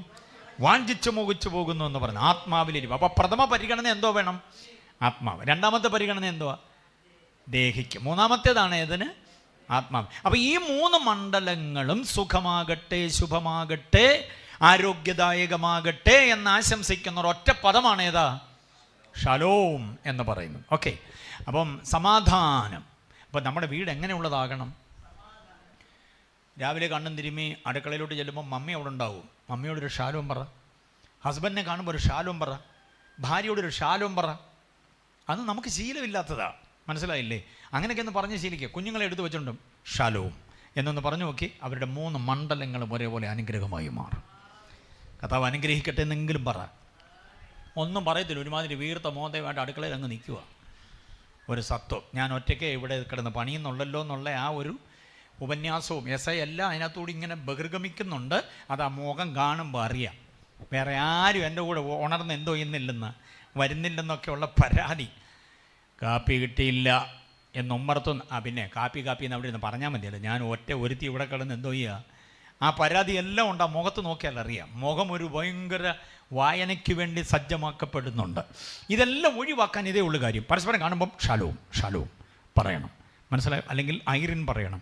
ഐറിൻ എന്ന അടിസ്ഥാന തത്വത്തിൽ നിൽക്കണം. എന്ത് പ്രശ്നമായാലും അതിനെല്ലാം പരിഹരിക്കാൻ കഴിയുന്ന ഒരുവൻ നമ്മുടെ കൂടെ ഉണ്ട്. അവൻ സർവത്തിനും മീതെ ദൈവമാണ്. അപ്പം സമാധാനം ഉണ്ടാക്കാൻ കഴിയണം. അപ്പൻ എന്ന നിലയിൽ, അമ്മ എന്ന നിലയിൽ, മക്കൾ എന്ന നിലയിലൊക്കെയുള്ള ആ സമാധാനപൂരിതമായ അനുഭവം നമ്മൾ പിന്നീട് അതിനെ പഠിക്കുന്നുണ്ട് ഈ സെഷൻ്റെ അവസാനം. ഓക്കെ, അടുത്ത രണ്ടാമത്തെ സംഗതി എന്താണെന്നറിയാം? വീടിൻ്റെ രണ്ടാമത്തെ ക്വാളിറ്റി എന്താ പറയുന്ന ആ വാക്യത്തിൽ? 1 സമാധാന നിവാസം, 2 എഴുതിയില്ലേ നിങ്ങൾ നോട്ട്? നിർഭയ വസതി. നിങ്ങളുടെ നോട്ട്സിൽ എഴുതിക്കോ. അത് ദൈവത്തിൻ്റെ മക്കളുടെ വീടിൻ്റെ പ്രത്യേകത 3 എണ്ണമാണ്. 1 എന്തായിരിക്കണം? കുടുംബത്തിൻ്റെ പ്രത്യേകത 3 എണ്ണമാണ്. 1 സമാധാന നിവാസം. രണ്ടാമത്തെ എന്തുവാ? നിർഭയ വസതി എന്ന് പറഞ്ഞാൽ എന്താണെന്നറിയാമോ? ലളിതമായി പറയാം, സാത്താന്യ സാന്നിധ്യമില്ലാത്ത വീട്. നമ്മുടെ വീട് എന്തോ ആയിരിക്കണം? സാത്താൻ്റെ സാന്നിധ്യം ഉണ്ടാകരുത്. ദൈവമക്കൾ, ദൈവത്തിൻ്റെ മക്കൾ പാർക്കുന്ന വീട്ടിനകത്ത് പിശാചിനിടം കൊടുക്കരുത് ഒരു കാരണവശാൽ. പിശാച് പാർക്കത്തക്ക നിലയിലുള്ള ഒന്നും നമ്മുടെ വീട്ടിലുണ്ടാകരുത്. ശ്രദ്ധിച്ചു കേട്ടോണം, തുറന്നു പറയാൻ ഞാൻ. അനധികൃതമായത് വല്ലതും നമ്മുടെ വീട്ടിലുണ്ടെങ്കിൽ പിശാച് മാറത്തില്ല വീട്ടിൽ നിന്ന്. നമ്മുടെ വീട്ടിൽ എന്തോ പാടില്ല? അനധികൃതമായതെന്ന് പറഞ്ഞാൽ വിഗ്രഹാരാധനയുമായി ബന്ധപ്പെട്ട വല്ലതും വീട്ടിലുണ്ടോ, പിശാച് അവകാശം പറഞ്ഞ് അതിനകത്ത് തന്നെ കയറും. നമ്മുടെ വീട്ടിൽ എന്തെങ്കിലും മയില്, കുയില്, ആന, ഒട്ടകം തുടങ്ങിയുള്ള ജീവികളുടെ രൂപങ്ങളുണ്ടോ? വിഗ്രഹമായിട്ട് കൊണ്ടുവച്ചതല്ല. നമ്മൾ പിക്നിക്കിന് പോയപ്പം, എക്സ്കർഷന് പോയപ്പം പിള്ളേർ വാങ്ങിച്ചുകൊണ്ട് വന്ന മയില് കാണാൻ കൊള്ളാം, കുയില്, ആന.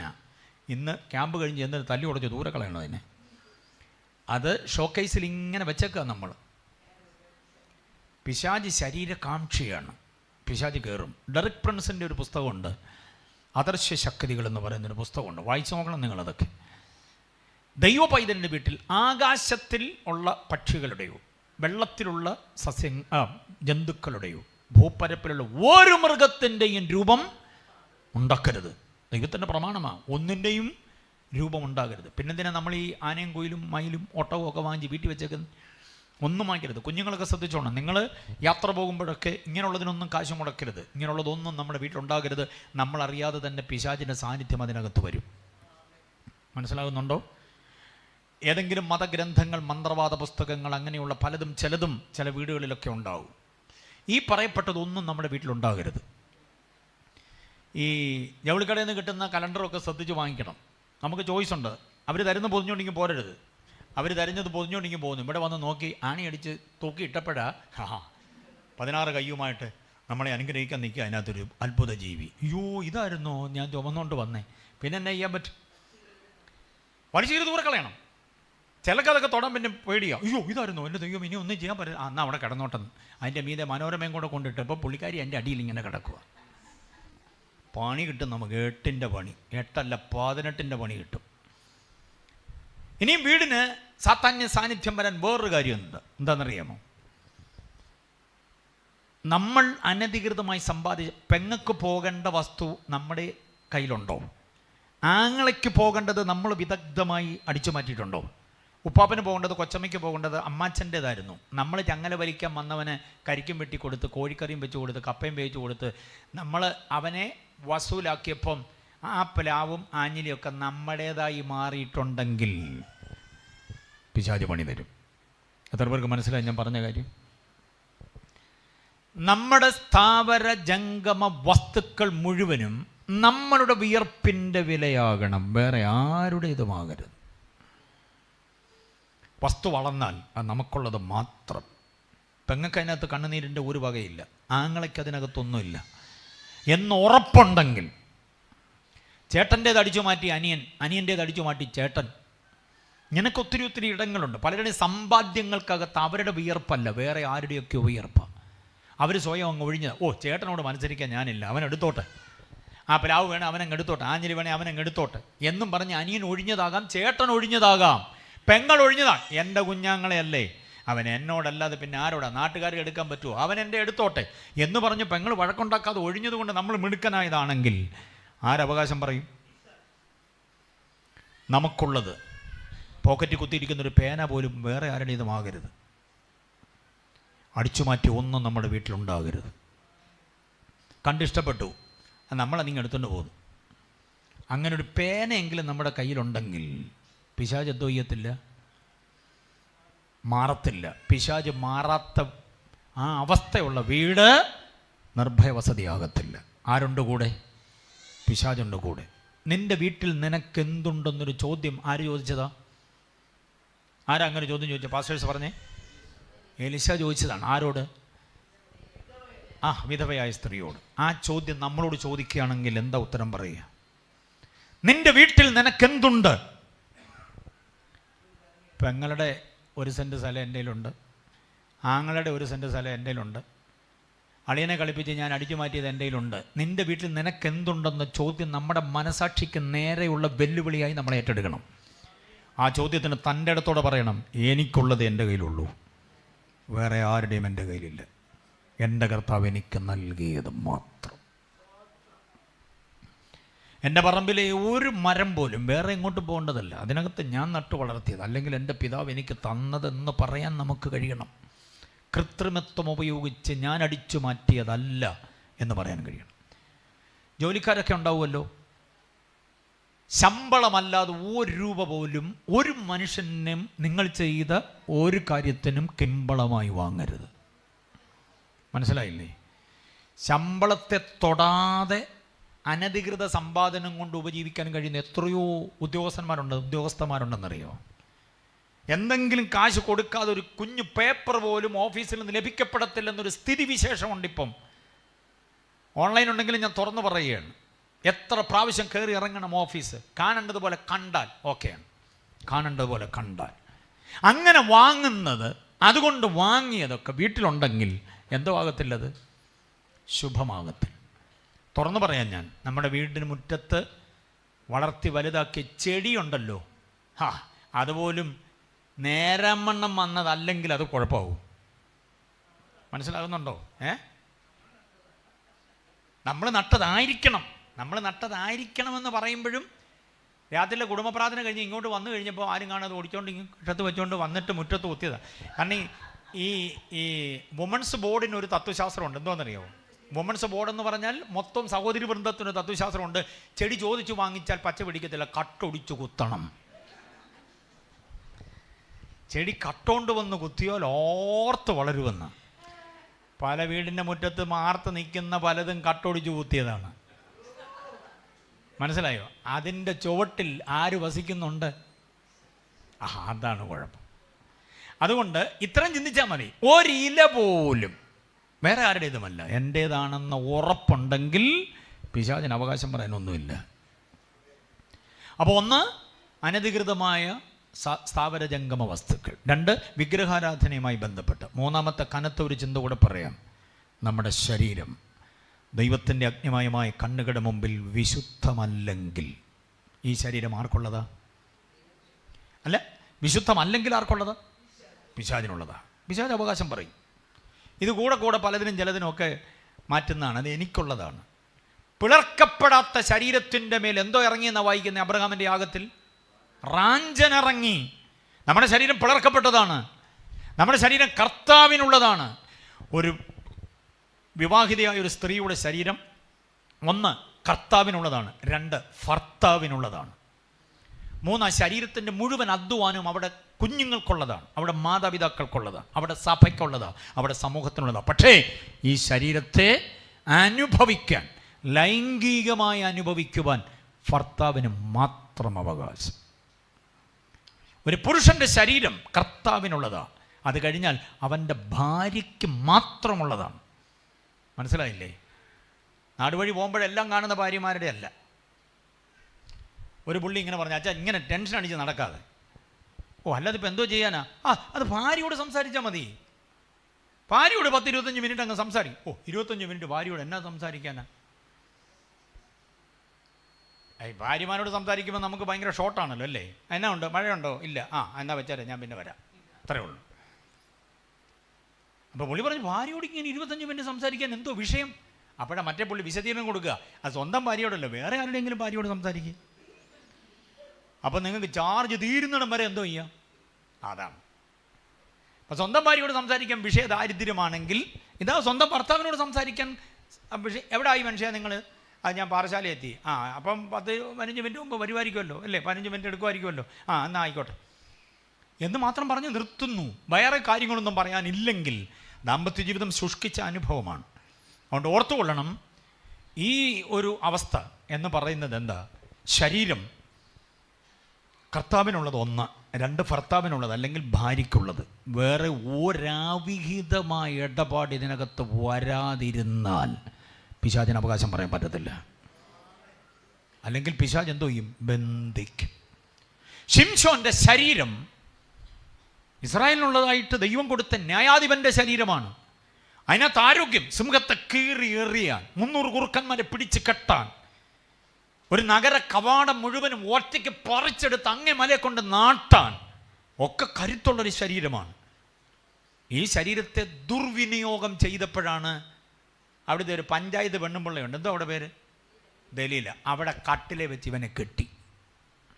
ഉപദേശി ഇപ്പം എവിടെ പോയി കിടക്കുന്നു? ഇവന് കട്ടിൽ കൊടുത്തിട്ടുണ്ട്. സാധാ കട്ടിലല്ല, സപ്രമഞ്ച കട്ടിലാണ്.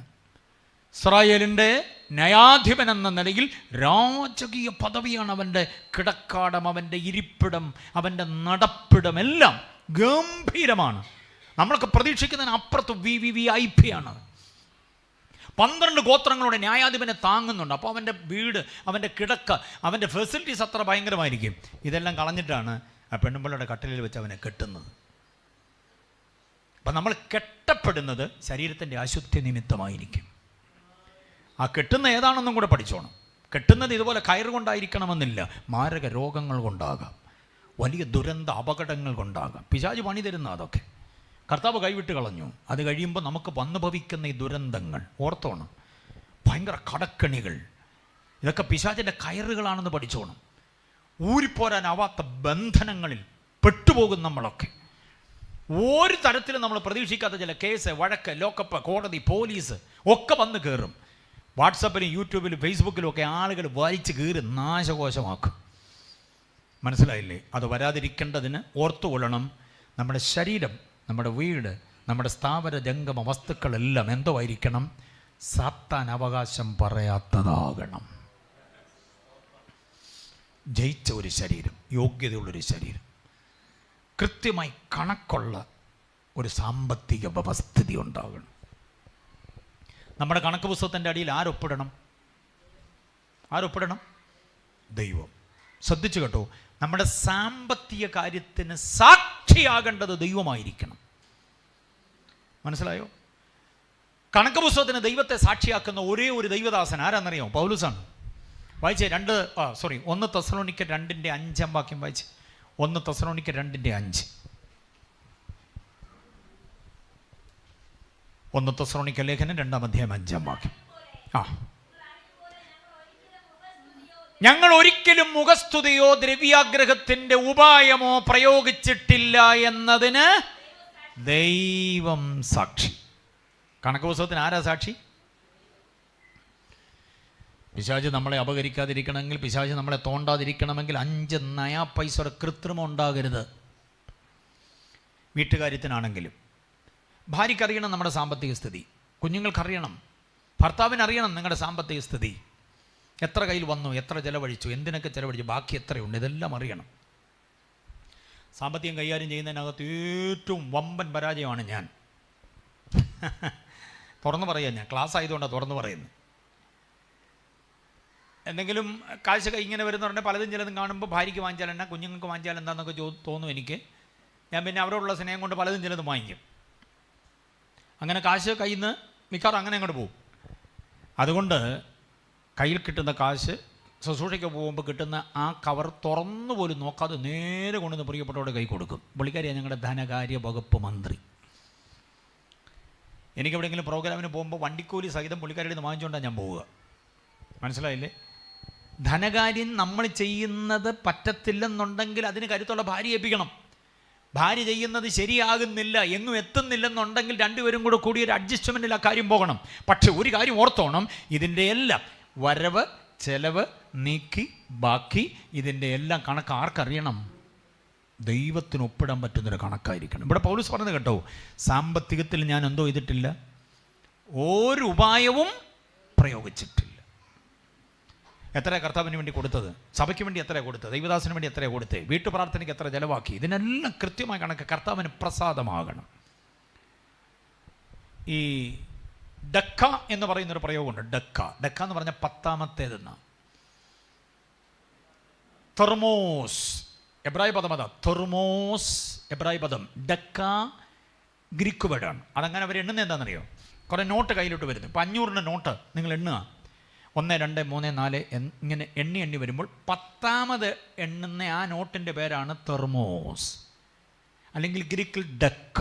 ആ 10ാമത് വരുന്നുണ്ടല്ലോ അവർ മാറ്റി വയ്ക്കും. ഈ കൂട്ടത്തിൽ എണ്ണിയൻ്റെ കൂട്ടത്തിൽ വയ്ക്കത്തില്ല, 10ാമത്തേത്. വീണ്ടും എണ്ണം തുടരുക, വീണ്ടും 10ാമത് വരുന്നത് മാറ്റി വയ്ക്കും. ആ 10ാമത് വരുന്ന എല്ലാം ആർക്കുള്ളതാ? ദൈവത്തിനുള്ളതാണ്. പറമ്പിൽ കൊലയെല്ലാം കൂടെ വെട്ടി, ആ കൊലയെല്ലാം കൂടെ എണ്ണി തിട്ടപ്പെടുത്തിയേക്കാൻ പറയും. വേലക്കാരൻ വന്ന് എണ്ണുക, എണ്ണുമ്പോൾ മുതലാളി അടുത്ത് നിൽക്കും. 1 2 3 4 5 ഇങ്ങനെ എണ്ണും. 10ാമത്തേത് 10, 10ാമത്തേത് വരുമ്പോൾ അത് കൂട്ടത്തിലെല്ലാം മാറ്റി വയ്ക്കും. അത് ആർക്കുള്ളതാ? ദൈവത്തിനുള്ളതാ. അങ്ങനെയാണ് ആടുമാടുകളിലും കൃഷി വിഭവങ്ങളിലെല്ലാം തെർമോസ് ദശാംശമാണ്, 10ാമത്തേതാണ്. അപ്പം കൃത്യമായിട്ട് ഇങ്ങനെ കൊടുക്കണം. ഈ ദശാംശം എവിടെ പോകണമെന്നറിയാമോ? വല്ല ടീമിനും അവിടെ ഇവിടെയൊന്നും കൊടുക്കരുത്. നിങ്ങളുടെ സ്ഥലം സഭയ്ക്കകത്ത് തന്നെ കൊണ്ടുവരണം. ചിലർ ദശാംശം കൈകാര്യം ചെയ്യുന്നത് അബദ്ധമാണ്. പിന്നെ ഇത്രയും രൂപ പാസ്റ്റർക്ക് തന്നെ കൊണ്ട് കൊടുക്കാനോ? വേണ്ട, അത് വീതിച്ച് പലയിടത്ത് കൊടുക്കുക. നോ, അങ്ങനെ ചെയ്യരുത്. ദശാംശം കൃത്യമായിട്ട് എവിടെ വരണം? യഹോവയുടെ ആലയത്തിൽ ശുശ്രൂഷകൻ്റെ ശമ്പളമാണ് ദശാംശം എന്ന് ലേവ്യ പുസ്തകത്തിൽ വായിക്കുന്നുണ്ട്. അത് ലേവ്യർക്കുള്ള ശമ്പളം, അങ്ങനെ തന്നെ വാക്യമുണ്ട്. മനസ്സിലായോ? പിന്നെ നിങ്ങൾ സാധുജനസഹായം, പോപ്പിക്കൂടെ വാങ്ങിച്ചു കൊടുക്കണം, സ്കൂബിയുടെ വാങ്ങിച്ചു കൊടുക്കണം, സ്കൂൾ തുറക്കുമ്പോൾ പിള്ളേർക്ക് കൊടുക്കണം. ഇതൊന്നും ദശാംശത്തിൽ നിന്നല്ല കൊടുക്കുന്നത്. എല്ലാവരും ദശാംശത്തിൽ നിന്നാണ് ഇതെല്ലാം കൂടെ കൊടുത്ത് രക്ഷപ്പെടുന്നത്. ഞാനും കൊടുത്തല്ലോ എന്ന് പറയും. നോ, തൊട്ടുപോകരുത് ദശാംശം. എണ്ണി വരുന്ന 10ാമത്തേത് നിങ്ങളുടേതല്ല. 10ാമത്തെ ആരുടെയാ? ദൈവത്തിനുള്ളതാ. അത് തൊട്ടുപോകരുത്. അത് കയ്യിൽ ശമ്പളം കിട്ടുമ്പോഴേ മാറ്റണം. അല്ലാതെ ഇറച്ചിക്കാരൻ്റെ ഇറച്ചി പറ്റിയ രക്തം പറ്റിയ നോട്ടും മീൻകാരൻ്റെ ചെതുമ്പൽ പറ്റിയ നോട്ടൊന്നും കൊണ്ട് ആലയത്തിൽ ഇടരുത്. ഫ്രഷായിട്ട് ATM നിന്ന് പൈസ എടുക്കുമ്പോഴേ എണ്ണണം. 10ാമത്തേത് 500ൻ്റെ എണ്ണിയാലും 100ൻ്റെ എണ്ണിയാലും 200ൻ്റെ എണ്ണിയാലും 9 എണ്ണം എണ്ണിക്കഴിഞ്ഞു 10ാമത്തേത് എണ്ണുമ്പോൾ ആർക്കുള്ളതായിരിക്കണം അത്? ഇങ്ങനെ വേണം. ഈ കണക്കെല്ലാം കർത്താവ് നോക്കുന്നുണ്ട്.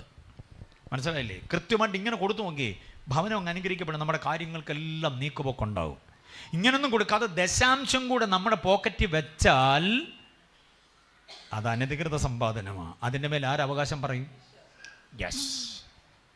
അപ്പോൾ പിശാചിൻ്റെ സാന്നിധ്യം എന്നുള്ള വസ്തുത നിങ്ങൾക്ക് മനസ്സിലായി എന്ന് ഞാൻ വിശ്വസിക്കുന്നു. ദൈവത്തിൻ്റെ ജനം പാർക്കുന്ന വീട്ടിൽ എങ്ങനെയുള്ളതായിരിക്കണം? നിർഭയ വസതിയായിരിക്കണം. യോശുവയുടെ പുസ്തകം 7-ാം അധ്യായം 12-ാം വാക്യം കൂടെ വായിച്ചേ. യോശുവ 7:12. യോശുവ 7:12. അനധികൃത സമ്പാദനത്തിന് പിശാചിൻ്റെ ആധിപത്യമുണ്ടെന്നുള്ളതിന് ഏറ്റവും കനത്ത തെളിവാണ് 7:12. വായിച്ചേ. ഇസ്രായേൽ മക്കൾ ശാപഗ്രസ്തരായി തീർന്നതുകൊണ്ട് അടുത്തത്, ശാപം നിങ്ങളുടെ ഇടയിൽ നീക്കാതിരുന്നാൽ ഞാൻ നിങ്ങളോടുകൂടെ വസിക്കയില്ല. ദൈവമായ യഹോവ പറയുകയാണ്. എന്താ അവിടുത്തെ ശാപം എന്നറിയാമോ? ആഖാൻ സമ്പാദിച്ച സമ്പാദ്യമാണ്. ആഖാൻ അടിച്ചു മാറ്റിയ ചില വിഭവങ്ങൾ, പൊൻകട്ടി, വെള്ളിക്കട്ടി, ബാബിലോണ്യ മേലങ്കി അടിച്ചു മാറ്റി കത്തിച്ചു കളയാൻ ദൈവം വിട്ടതാ. ഇത് മൂന്നും കണ്ടപ്പോൾ, അതിൻ്റെ തിളക്കം കണ്ടപ്പോൾ പുള്ളി അതാരും കാണാതെ അടിച്ചു മാറ്റി കിറ്റിലാക്കി വീട്ടിൽ കൊണ്ടുവന്ന് വെച്ചു. വീട്ടിൽ കൊണ്ടുവന്ന് വെച്ചപ്പോഴാണ് കർത്താവ് പറഞ്ഞ ശാപം നിങ്ങളുടെ ഇടയിലുണ്ട്, അനധികൃതമായത് നിങ്ങളുടെ വീട്ടിലുണ്ട്. അതുകൊണ്ട് ഞാൻ നിങ്ങളോടുകൂടെ എന്ത് ചെയ്യത്തില്ല. ദൈവം നമ്മളോടുകൂടെ വസിക്കുന്നില്ലെങ്കിൽ പിന്നെ ആരാ കൂടെ വസിക്കുക? പിശാചാണ്. അപ്പോൾ ആ വീട് നിർഭയവസതി അല്ലാതെയായി മാറും. ചില മുറി കിടന്നാൽ ചാടി എഴുന്നേൽക്കുന്നു, ഞെട്ടി ഉണരുന്നു, പിശാചി വന്ന് തോണ്ടി വിളിക്കുന്നു, അലറിക്കൊണ്ട് എഴുന്നേൽക്കുന്നു. ഭയങ്കര പ്രശ്നങ്ങളാണ്. രോഗം മാറുന്നില്ല, കടക്കണി മാറുന്നില്ല, മൃഗ സമ്പത്ത് ഓരോന്നോരോന്ന് പടഞ്ഞു വീണ് ചാകുന്നു. ഇങ്ങനെയൊക്കെ ഉള്ള ഒത്തിരി ദോഷങ്ങളുണ്ട്. അതിൻ്റെ കാരണം പിശാച് വീട്ടിലുണ്ടെന്നുള്ളതാണ്. അത് നമ്മൾ കമ്പ്യൂട്ടർ വേഗന മനസ്സുകൊണ്ട് സ്കാൻ ചെയ്യണം, വീടിനെയും അകത്തും പുറത്തുമെല്ലാം. പിശാചിന് അവകാശം പറയുന്നത് വല്ലതും ഇതിനകത്തുണ്ടോ എന്ന് അന്വേഷിക്കണം. ഉണ്ടെങ്കിൽ അതിനെ ക്ലീൻ ആക്കണം. അത് ചെയ്യണം. നെഹമ്യാവിൻ്റെ പുസ്തകം അവസാന അധ്യായമൊക്കെ വായിച്ച് നോക്കണം. നെഹമ്യാവിൻ്റെ ഒരു റിഫോർമേഷനുണ്ട്. നെഹമ്യാവിൻ്റെ ഒരു നവോത്ഥാനമുണ്ട്. ആലയത്തിനകത്തെ ചില അറകൾ പോലും അന്യാധീനപ്പെട്ടവർക്ക് പതിച്ചു കൊടുത്തു അന്നത്തെ ഏലിയാശീബ് പുരോഹിതൻ. നെഹമ്യാവ് അതെല്ലാം കൂടെ വാരി എന്തോ ചെയ്യുന്നുണ്ട്? എറിഞ്ഞു കളയുന്നുണ്ട്. എന്നിട്ട് ആലയം വരെ ശുദ്ധീകരിക്കുന്നുണ്ട് അദ്ദേഹം. നമ്മുടെ ജീവിതത്തിൽ മൊത്തമായൊരു ശുദ്ധീകരണം അനിവാര്യമാ. എങ്കിലേ വീടെന്തോ ആവുകയുള്ളൂ, നിർഭയവസതിയാവും. അടുത്ത വാക്യം, അടുത്ത പദം ഏതായിരുന്നു നോക്കിക്കേ. സ്വൈര്യമുള്ള വിശ്രാമസ്ഥലം. എന്തോ വേണം നമ്മുടെ വീടിന്? സ്വൈര്യത വേണം. എത്ര പേർക്ക് ഉറപ്പുണ്ട് നിങ്ങളുടെ കുടുംബത്തിന് സ്വൈര്യത ഉണ്ടെന്ന്? എത്ര പേർക്ക് ഉറപ്പുണ്ട്? വീടിന് സ്വൈര്യതയുണ്ടോ? ഈ ഉലകം ചുറ്റി യാത്ര ചെയ്യുന്ന കൂട്ടത്തിൽ വല്ലപ്പോഴും ഒക്കെ മാസത്തിൽ 30 ദിവസം വീട്ടിൽ കാണുന്നില്ല. 7-10 ദിവസം കാണും വീട്ടിൽ അത്താഴം ഉണ്ണാൻ. അത് രാത്രി വളരെ വൈകിയാണ് വരിക. ഇന്നിപ്പോൾ രാത്രിയിൽ എപ്പോഴാണ് വീട്ടിലെത്തുക എന്ന് പറയാൻ പറ്റത്തില്ല. ഇവിടുത്തെ മീറ്റിംഗ് കഴിഞ്ഞും വൈകിട്ട് എനിക്ക് വേറൊരു മീറ്റിംഗ് കൂടെ കഴിഞ്ഞിട്ട് വേണം വീട്ടിലെത്താൻ. അപ്പം മിക്ക രാത്രികളിലും 2 മണി 3 മണിയൊക്കെ ആകുമ്പോഴാണ് വീട്ടിലെത്തുക. പക്ഷെ ഒരു കാര്യം എനിക്ക് തുറന്നു പറയാൻ പറ്റും. ഈ ചെല്ലുന്നിടത്തൊക്കെ ഭയങ്കര അക്കോമഡേഷനുണ്ട്. AC റൂം ഉണ്ടായിരിക്കും. അതുപോലെ ഒരു റൂം മൊത്തം നമുക്കിങ്ങനെ തരിക. എല്ലാ ഫെസിലിറ്റീസും ഉണ്ട്. ചായ വേണോ, ചൂടുവെള്ളം വേണോ, തണുത്ത വെള്ളം വേണോ, ഇതൊക്കെ ചോദിക്കാൻ ആളുകൾ പടപടാന്നുണ്ട്. കാരണം ഗസ്റ്റ് പാസ് ആയതുകൊണ്ട് ഭയങ്കര ഫെസിലിറ്റിയാണ്. പക്ഷെ എന്തെല്ലാം അനുഭവിച്ചാലും വീട്ടിൽ ചെന്ന് കയറുമ്പോൾ ഉള്ളൊരു സ്വൈര്യതയുണ്ടല്ലോ, അതുപോലെ എങ്ങും നിന്നും കിട്ടത്തില്ല. ട്രെയിനിൽ യാത്ര ചെയ്ത്, ബസ് യാത്ര ചെയ്ത്, കുഞ്ഞുങ്ങൾ വന്ന് കാറെ പിക്ക് ചെയ്ത് വീട്ടിൽ കൊണ്ടുചെന്ന് മുറ്റത്തോട്ട് ഇറങ്ങുമ്പോൾ കിട്ടുന്നൊരാശ്വാസം അത് ഭയങ്കരമാണ്. എന്താണെന്നറിയത്തില്ല, ആ ഒരു വൈബ് എന്താണെന്നറിയില്ല. നിങ്ങളെല്ലാം അത് അനുഭവിക്കുന്നതാണെന്ന് എനിക്കറിയാം. അപ്പം നമ്മുടെ വീട് എന്തോ ആയിരിക്കണം? സ്വൈര്യതയുള്ളതാകണം. സ്വൈര്യതയുള്ളത്. കുടുംബ സംഗമത്തിൽ വീടിൻ്റെ സ്വൈര്യത നഷ്ടപ്പെടുന്നതിൻ്റെ കാരണങ്ങൾ എന്താണെന്ന് പറയാം. 4 കാരണങ്ങളുണ്ട്. വീടിൻ്റെ സ്വൈര്യത നഷ്ടപ്പെടാൻ 4 കാരണങ്ങൾ. അത് പഠിച്ച് നമുക്ക് പോകണം. ഏറ്റവും ഒടുവിൽ പാസ്റ്റേഴ്സിനോടും കൂടെ ചിലത് പറഞ്ഞ്, യുവജനങ്ങളോടും കൂടെ ചിലത് പറഞ്ഞ് ഞാൻ ക്ലാസ് അവസാനിപ്പിക്കും. ഈ 4 കാര്യങ്ങളൊന്ന് പറഞ്ഞു, ഒന്ന് ചിന്തിച്ചു. സ്വൈര്യത നഷ്ടപ്പെടുന്നതിൻ്റെ 4 കാരണങ്ങൾ. വീടെന്തോ ഉള്ളതായിരിക്കണമെന്ന സ്വൈര്യത. സ്കൂളൊക്കെ വിട്ട് കഴിഞ്ഞ് സ്കൂൾ മുതൽ വീട് വരെ ഓടിയ പഴയകാലം ഓർമ്മയുണ്ടോ നമുക്ക്? ഇപ്പോഴല്ലേ നമ്മുടെ കുഞ്ഞുങ്ങളൊക്കെ സ്കൂൾ ബസ്സേ വന്നിറങ്ങുന്നേ അല്ലേ? സ്കൂൾ ബസ്സേ വന്നിറങ്ങുന്നതൊക്കെ, സ്കൂൾ ബസ്സിന് പോകുന്നതൊക്കെ. നമ്മൾ പണ്ട് അങ്ങനെ ആയിരുന്നില്ലല്ലോ. മഴ നനഞ്ഞ് വാഴയിലേയും ചൂടി അങ്ങനെയൊക്കെ ആയിരുന്നു നമ്മളൊക്കെ പഠിച്ചുകൊണ്ടിരുന്നത്. ഓർക്കുന്നുണ്ടോ? അത് ഓർക്കുന്നുണ്ട്. ഓക്കെ. ഇപ്പോൾ ഇവർക്ക് സ്കൂബി ബാഗും പോപ്പിക്കൂടെ എന്തെല്ലാം സംവിധാനങ്ങളാണ്. നമുക്കന്നൊന്നും ഇല്ല. സ്കൂബിയുടെ ബാഗ് ഉണ്ടോ? ഒരു കറുത്ത റബ്ബറുണ്ട്. ഓർക്കുന്നുണ്ടോ വെച്ചാൽ? കറുത്ത റബ്ബർ. അതങ്ങോട്ട് വലിച്ച് വെച്ച് പുസ്തകം എല്ലാം കൂടെ കയറ്റി അതിനകത്തോട്ട് ചോറ്റുപാത്രം വെച്ച് ഒരൊറ്റ പോക്കാണ്. അങ്ങനെയായിരുന്നു നമ്മുടെ ഇത്. സ്കൂളിൽ നിന്ന് വരിയായിട്ട് ഇറങ്ങണമെന്നൊന്നുമില്ല. ഗവൺമെൻറ് സ്കൂളിൽ പഠിച്ചവരെ നമ്മൾ മിക്കവാറും എല്ലാവരും വരിയായിട്ട് ഇറങ്ങണമെന്നില്ല. അവസാനം ഒരു പാട്ടുണ്ട്, ദേശീയഗാനം. ഏതാ? ജനഗണ. അത് പാടി അവസാനിപ്പിക്കുമ്പം ജയ ഹേ ജയ ഹേ ജയ ഹേ, ഒടുവിൽ ജയ ജയ ജയ ഹേ. ആ ജയ ഹേ എന്നുള്ള അവസാനത്തെ എടുപ്പം 3 എണ്ണമാണ്. അതിൽ ഒരെണ്ണം ക്ലാസ് മുറിയിലും, അടുത്തത് വരാന്തയിലും, അടുത്തത് മുറ്റത്തും. ജയ ജയ ഹേ എന്നുള്ളത് വീട്ടിലോട്ടുള്ള ഇടവഴിയിൽ കൂടെ പാടിക്കൊണ്ട് ഓടുകയാണ്. അങ്ങനെയൊക്കെയായിരുന്നു നമ്മുടെ ആ സ്കൂൾ കാലം അല്ലേ? പക്ഷെ വീട്ടിൽ വന്ന് കയറുമ്പോൾ നമുക്ക് എന്തുവാണ്? ഒരു സമാധാനം. എന്തുകൊണ്ട് അവിടെ അന്ന്? ഒന്നുമില്ല. രാവിലെ കഴിച്ചിട്ട് പോയ കപ്പ ചൂടാക്കി വെച്ചിട്ടുണ്ടാവും. അല്ലെ മരച്ചീനി അത് ചൂടാക്കി പോയി, അല്ലാതെ വേറെ എന്താണുണ്ടോ? ചിലപ്പോൾ പിന്നെ മമ്മി അന്നത്തെ മമ്മിമാരെന്നൊക്കെ പറഞ്ഞാൽ കളിപ്പീരിൻ്റെ ആശാട്ടികളാണ്. അവരൊക്കെ നന്ദിയോടെ ഓർക്കുന്നു. കളിപ്പീരിൻ്റെ ആശാട്ടി അന്നൊക്കെ ദാരിദ്ര്യമുള്ള കാലം. എൻ്റെ ചെറുപ്പം ഞാൻ ഓർക്കുന്നുണ്ട്. 2ലും 3ലും 4ലും 5ലും ഒക്കെ പഠിക്കുന്ന കാലം, വേറെ മഴയത്തെ കാലം. അന്ന് കഴിക്കാനായിട്ട് വേറെ ഒന്നുമില്ല. പക്ഷെ മുറ്റത്തോട്ട് കയറി വരും, ഈ പുസ്തകം കെട്ടുമൊക്കെ ആയിട്ട് മുറ്റത്തോട്ട് ഓടിക്കയറി വരുമ്പം ഇറച്ചിയുടെ മണം. അയ്യോ, ഇറച്ചി വാങ്ങിച്ചു. പെങ്ങളെയും കൂടെ വിളിച്ച് കയറ്റി ഓടിച്ചെന്ന് പുസ്തകം കെട്ട് എങ്ങോട്ടേലും ഇട്ടിട്ട് കൈയും കഴുകി വന്ന് ചമ്പ്രം പടിഞ്ഞിരിക്കുക. മമ്മി വിളമ്പ്. കപ്പ അങ്ങോട്ട് വിളമ്പിട്ട് അതിൻ്റെ മീതെ ചിരട്ടത്തവയ്ക്ക് കറി അങ്ങോട്ട് ഇടും. ഇറച്ചിയാണെന്ന് പറഞ്ഞ് ഇങ്ങനെ നോക്കിയിരിക്കുമ്പോൾ എന്തുവാണെന്നറിയാമോ? ചക്കയുടെ കൂഞ്ഞ്. അത് ഇറച്ചി മസാല ഇട്ട് കറി വെച്ചതിൻ്റെ മണം ആ വാർഡ് മുഴുവനും. മമ്മി ഭയങ്കര പാചകക്കാരിയായിരുന്നു. ചക്കയുടെ കൂഞ്ഞെന്നൊക്കെ പറഞ്ഞാൽ അറിയാമോ? എന്തുവാ അത്? അതിൻ്റെ നടുക്കത്തെ സാധനം. അതങ്ങോട്ട് ഇറച്ചി അരിയുന്ന പോലെ അങ്ങോട്ട് ചതുര കഷ്ണമായിട്ട് അരിഞ്ഞിട്ട് ഇത് ഇറച്ചി മസാല ഇട്ട് അങ്ങോട്ട് കറി വെച്ച വാർഡ് മുഴുവനും പാസ്റ്റർ വീട്ടിൽ, ചാക്കോ പാസ്റ്റർ വീട്ടിൽ ഇറച്ചി വാങ്ങിച്ചെന്നുള്ളതായി. കഴിക്കുന്ന ഞങ്ങൾക്കല്ലേ അറിയൂ ഇത് ഇറച്ചി അല്ലെന്നുള്ള വിവരം. പക്ഷേ എന്നെ ടേസ്റ്റായിരുന്നറിയാം. ചുമ്മാ ഒരു പിച്ചാത്തിയും കൊണ്ട് പറമ്പിലൂടെ ഇങ്ങനെ കറങ്ങി തിരിഞ്ഞിട്ട് കയറി വരുമ്പോഴത്തേക്ക് മത്തേല ചൊരയില അത് ഇതെന്ന് പറഞ്ഞ് കറി വയ്ക്കാനുള്ളൊരു വലിയ പച്ചക്കറി കടയുമായിട്ടാണ് വീട്ടിലോട്ട് കയറി വരുന്നത്. ഇന്നത്തെ കറിക്കൊന്നും ആ ടേസ്റ്റ് കിട്ടിയിട്ടില്ല. അപ്പം ഈ ചക്കക്കുരുവും ചക്കയുടെ കൂഞ്ഞും ഒക്കെ ഇറച്ചിക്കറിയാണെന്നൊക്കെ പറഞ്ഞുള്ള ആ പരുവത്തിൽ അതിന് മണം വരുത്തി കറി വയ്ക്കുന്ന ആ അമ്മയുടെ വൈദഗ്ധ്യം കൊണ്ടാണ് കളിപ്പീരിൻ്റെ ആശാട്ടി എന്ന് ഞാൻ പറഞ്ഞത്. പൊറുക്കട്ട പാവം. അങ്ങനെ ഒത്തിരി പ്രാവശ്യം ഉണ്ട്. മണം കേൾക്കുമ്പോൾ വേറെ എന്തോ ആണെന്ന് തോന്നിപ്പോവും. കഴിക്കുമ്പോഴാണ് നമുക്ക് ഇത് നമ്മുടെ കൂടെയുള്ള സ്ഥിരം സാധനമാണെന്നുള്ളത് മനസ്സിലാകും. കപ്പയ്ക്കൊക്കെ വേറെ ഭാഷനൊക്കെ വരുത്തി ഒക്കെ കഴിയും. അപ്പം ഞാൻ പറഞ്ഞു വന്നത്, അങ്ങനെയാണെങ്കിൽ പോലും വീട്ടിലെത്താനൊരു തിടുക്കമായിരുന്നില്ലേ? വീട്ടിലെത്തുമ്പോൾ ഞാൻ ഓർക്കുന്നുണ്ട്, വിശേഷങ്ങളൊക്കെ ചോദിക്കുക മമ്മി കഴിച്ചുകൊണ്ടിരിക്കുമ്പോൾ. ഇന്നെത്ര അടി കിട്ടി, 80 ഉണ്ടോ എന്നൊക്കെ ചോദിച്ച് ഭയങ്കര സൗഹൃദമാണ് അതൊക്കെ. ഇന്നത്തെ കുഞ്ഞുങ്ങൾ വരുമ്പോഴത്തേക്കും നമ്മൾ യൂട്യൂബ് നോക്കി എന്തെങ്കിലുമൊക്കെ ഉണ്ടാക്കി വയ്ക്കും പടപടാന്ന്. അവർക്കറിയാം ഇത് യൂട്യൂബ് സാധനമാണെന്നുള്ളത്. കാരണം മമ്മിക്ക് ഈ വൈദഗ്ധ്യം ഇല്ലെന്നറിയാം. പിന്നെ ഇത് ഉണ്ടാക്കി വെച്ചെങ്കിൽ എന്തിൻ്റെ ആയിരിക്കും? കഴിഞ്ഞ ദിവസം ഒരു മോൻ ചോദിച്ചു, മമ്മി ഇത് കഴിച്ചായിരുന്നോ? കഴിച്ചു. എത്ര നേരമായി? 1.5 മണിക്കൂറായി. എന്നാൽ ഞാൻ കഴിക്കാം എന്ന് പറഞ്ഞാൽ 1.5 മണിക്കൂർ കഴിഞ്ഞിട്ട് മമ്മി ജീവനോടുള്ളത് കൊണ്ട് ഞാൻ എന്തോ ചെയ്യാം? കഴിക്കാമെന്നുള്ളതാണ്. അതാണ് ഇപ്പോഴത്തെ കുഞ്ഞുങ്ങൾ. അവർ സമ്മതിക്കത്തില്ല ഇതൊന്നും. ഓക്കെ, അപ്പോൾ വീട്ടിലെത്തുമ്പോൾ കിട്ടുന്നൊരു വൈബില്ലേ, അത് ഭയങ്കരമാണ്. അങ്ങനെ ആ വൈബ് എല്ലാവർക്കും കിട്ടണമെങ്കിൽ ജോലി കഴിഞ്ഞ് വീട്ടിലേക്ക് വന്നു കയറുന്ന അപ്പൻ, അതുവരെ ഭർത്താവിൻ്റെ വരവുമായി കാത്തിരിക്കുന്ന ഗ്രഹനായിക, ടി വിയുടെ മുമ്പിലോട്ട് മാത്രം നോക്കിയിരിക്കുന്ന കുഞ്ഞുങ്ങൾ, അല്ലെങ്കിൽ മൊബൈൽ ഫോണിൻ്റെ ഡിസ്പ്ലേയിൽ തോണ്ടിയിരിക്കുന്ന പിള്ളേർ. നമ്മുടെ ഇപ്പോഴത്തെ കുഞ്ഞുങ്ങളൊക്കെ ശ്രദ്ധിച്ചോണ്ടോ നിങ്ങൾ? മമ്മിമാരൊക്കെ ശ്രദ്ധിച്ചോണം. അപ്പം കയറി വരുമ്പോൾ ഒന്ന് എഴുന്നേക്കത്ത് പോലും ഇല്ല. ടി വി ഒന്ന് ഓഫ് ചെയ്തിട്ട് പപ്പയുടെ അടുക്കൽ ഓടിച്ചെന്നിട്ട്, പപ്പ എങ്ങനെ ഉണ്ടായിരുന്നു, എവിടെ ആയിരുന്നു, മഴ നനഞ്ഞോ എന്നൊക്കെ ചോദിച്ചൊരു സൗഹൃദം, ഒരു സംഭാഷണം ഒന്നും ഇപ്പോഴത്തെ പിള്ളേർക്കില്ല. പണ്ടങ്ങനെ ആയിരുന്നില്ല. അപ്പൻ്റെ അരികിലേക്ക് ഓടിച്ചെന്ന് അലച്ച് കെട്ടി നെഞ്ചോട്ടങ്ങ് വീഴുകയാണ്. മനസ്സിലായി? അപ്പൻ ആ മുറ്റത്തുനിന്ന് പൊക്കി എടുത്തുകൊണ്ട് വരികയാണ്. ഇപ്പോൾ ആ പടം അങ്ങനെ കാണുന്നത് ഗൾഫിൽ നിന്ന് വരുമ്പോൾ മാത്രമേ ഉള്ളൂ. എന്നും ജോലി കഴിഞ്ഞ് വരുന്ന അപ്പനെ അങ്ങനെ ആശ്ലേഷിക്കുന്ന പിള്ളേരില്ല ഇപ്പോൾ. മനസ്സിലായോ? കാരണം ഗൾഫിൽ നിന്ന് വരിക ആയതുകൊണ്ട് പെട്ടി പൊട്ടിക്കുമ്പോൾ എന്തെങ്കിലും ഉണ്ടെന്ന് അവർക്കറിയാം. അതുകൊണ്ടുള്ള പ്രകടനമൊക്കെയാണ്. കുഞ്ഞുങ്ങളും മാതാപിതാക്കളും തമ്മിലുള്ള ഇൻറ്റിമസി എവിടെയോ പണയപ്പെട്ടു പോയ ഒരു കാലത്തിലാണ്. അതുകൊണ്ട് നമ്മുടെ കുഞ്ഞുങ്ങളെയൊക്കെ വളർത്തുമ്പോൾ ഓർത്തോണം അപ്പനോടുള്ള സൗഹൃദം. ഞാൻ പലപ്പോഴും ശ്രദ്ധിച്ചിട്ടുണ്ട്, കയറി വരുന്ന പറഞ്ഞാൽ പല വീടുകളിലും കയറി വരുന്ന അപ്പനെ ആദരിച്ചുകൊണ്ടൊന്ന് എഴുന്നേക്കാനോ ടി വി ഒന്ന് ഓഫ് ചെയ്തിട്ട് അപ്പനോട് സംസാരിക്കാനോ പറ്റുന്നില്ല. അപ്പനിങ്ങോട്ട് കയറി മോനെ എന്നാ ഉണ്ട് എന്ന് പറഞ്ഞ് അവൻ ടി വി ഒന്ന് കണ്ടെടുക്കാതെ തന്നെ അപ്പനോട് മറുപടി. ഈ വ്യഞ്ജനാക്ഷരം കൊണ്ട് വീട്ടിൽ സംസാരിക്കുന്ന പിള്ളേർ കുറഞ്ഞു വരികയാണ് എന്ന് പറഞ്ഞാൽ മനസ്സിലായി? വ്യഞ്ജനാക്ഷരം എന്ന് പറഞ്ഞാൽ എന്താ വ്യഞ്ജനാക്ഷരം? ഇതൊക്കെയാണ് ഏത് വ്യഞ്ജനാക്ഷരം. ഇപ്പോഴത്തെ പിള്ളേർക്ക് വ്യഞ്ജനാക്ഷരം ഇല്ല, സ്വരാക്ഷരമാണ്. സ്വരാക്ഷരം എന്ന് പറഞ്ഞാൽ ബബിൾ സൗണ്ട്. ആ ഈ ഊ. എടാ നീ അറിഞ്ഞായിരുന്നോ? നീ യോഗത്തിന് പോകുന്നോ? ഈ ആയു ഓയു ഊ. കാരണം ഇവൻ്റെ കണ്ണും മനസ്സും എല്ലാം ഏതിനകത്താണ്? മൊബൈലിൻ്റെ ഡിസ്പ്ലേയിലാണ്.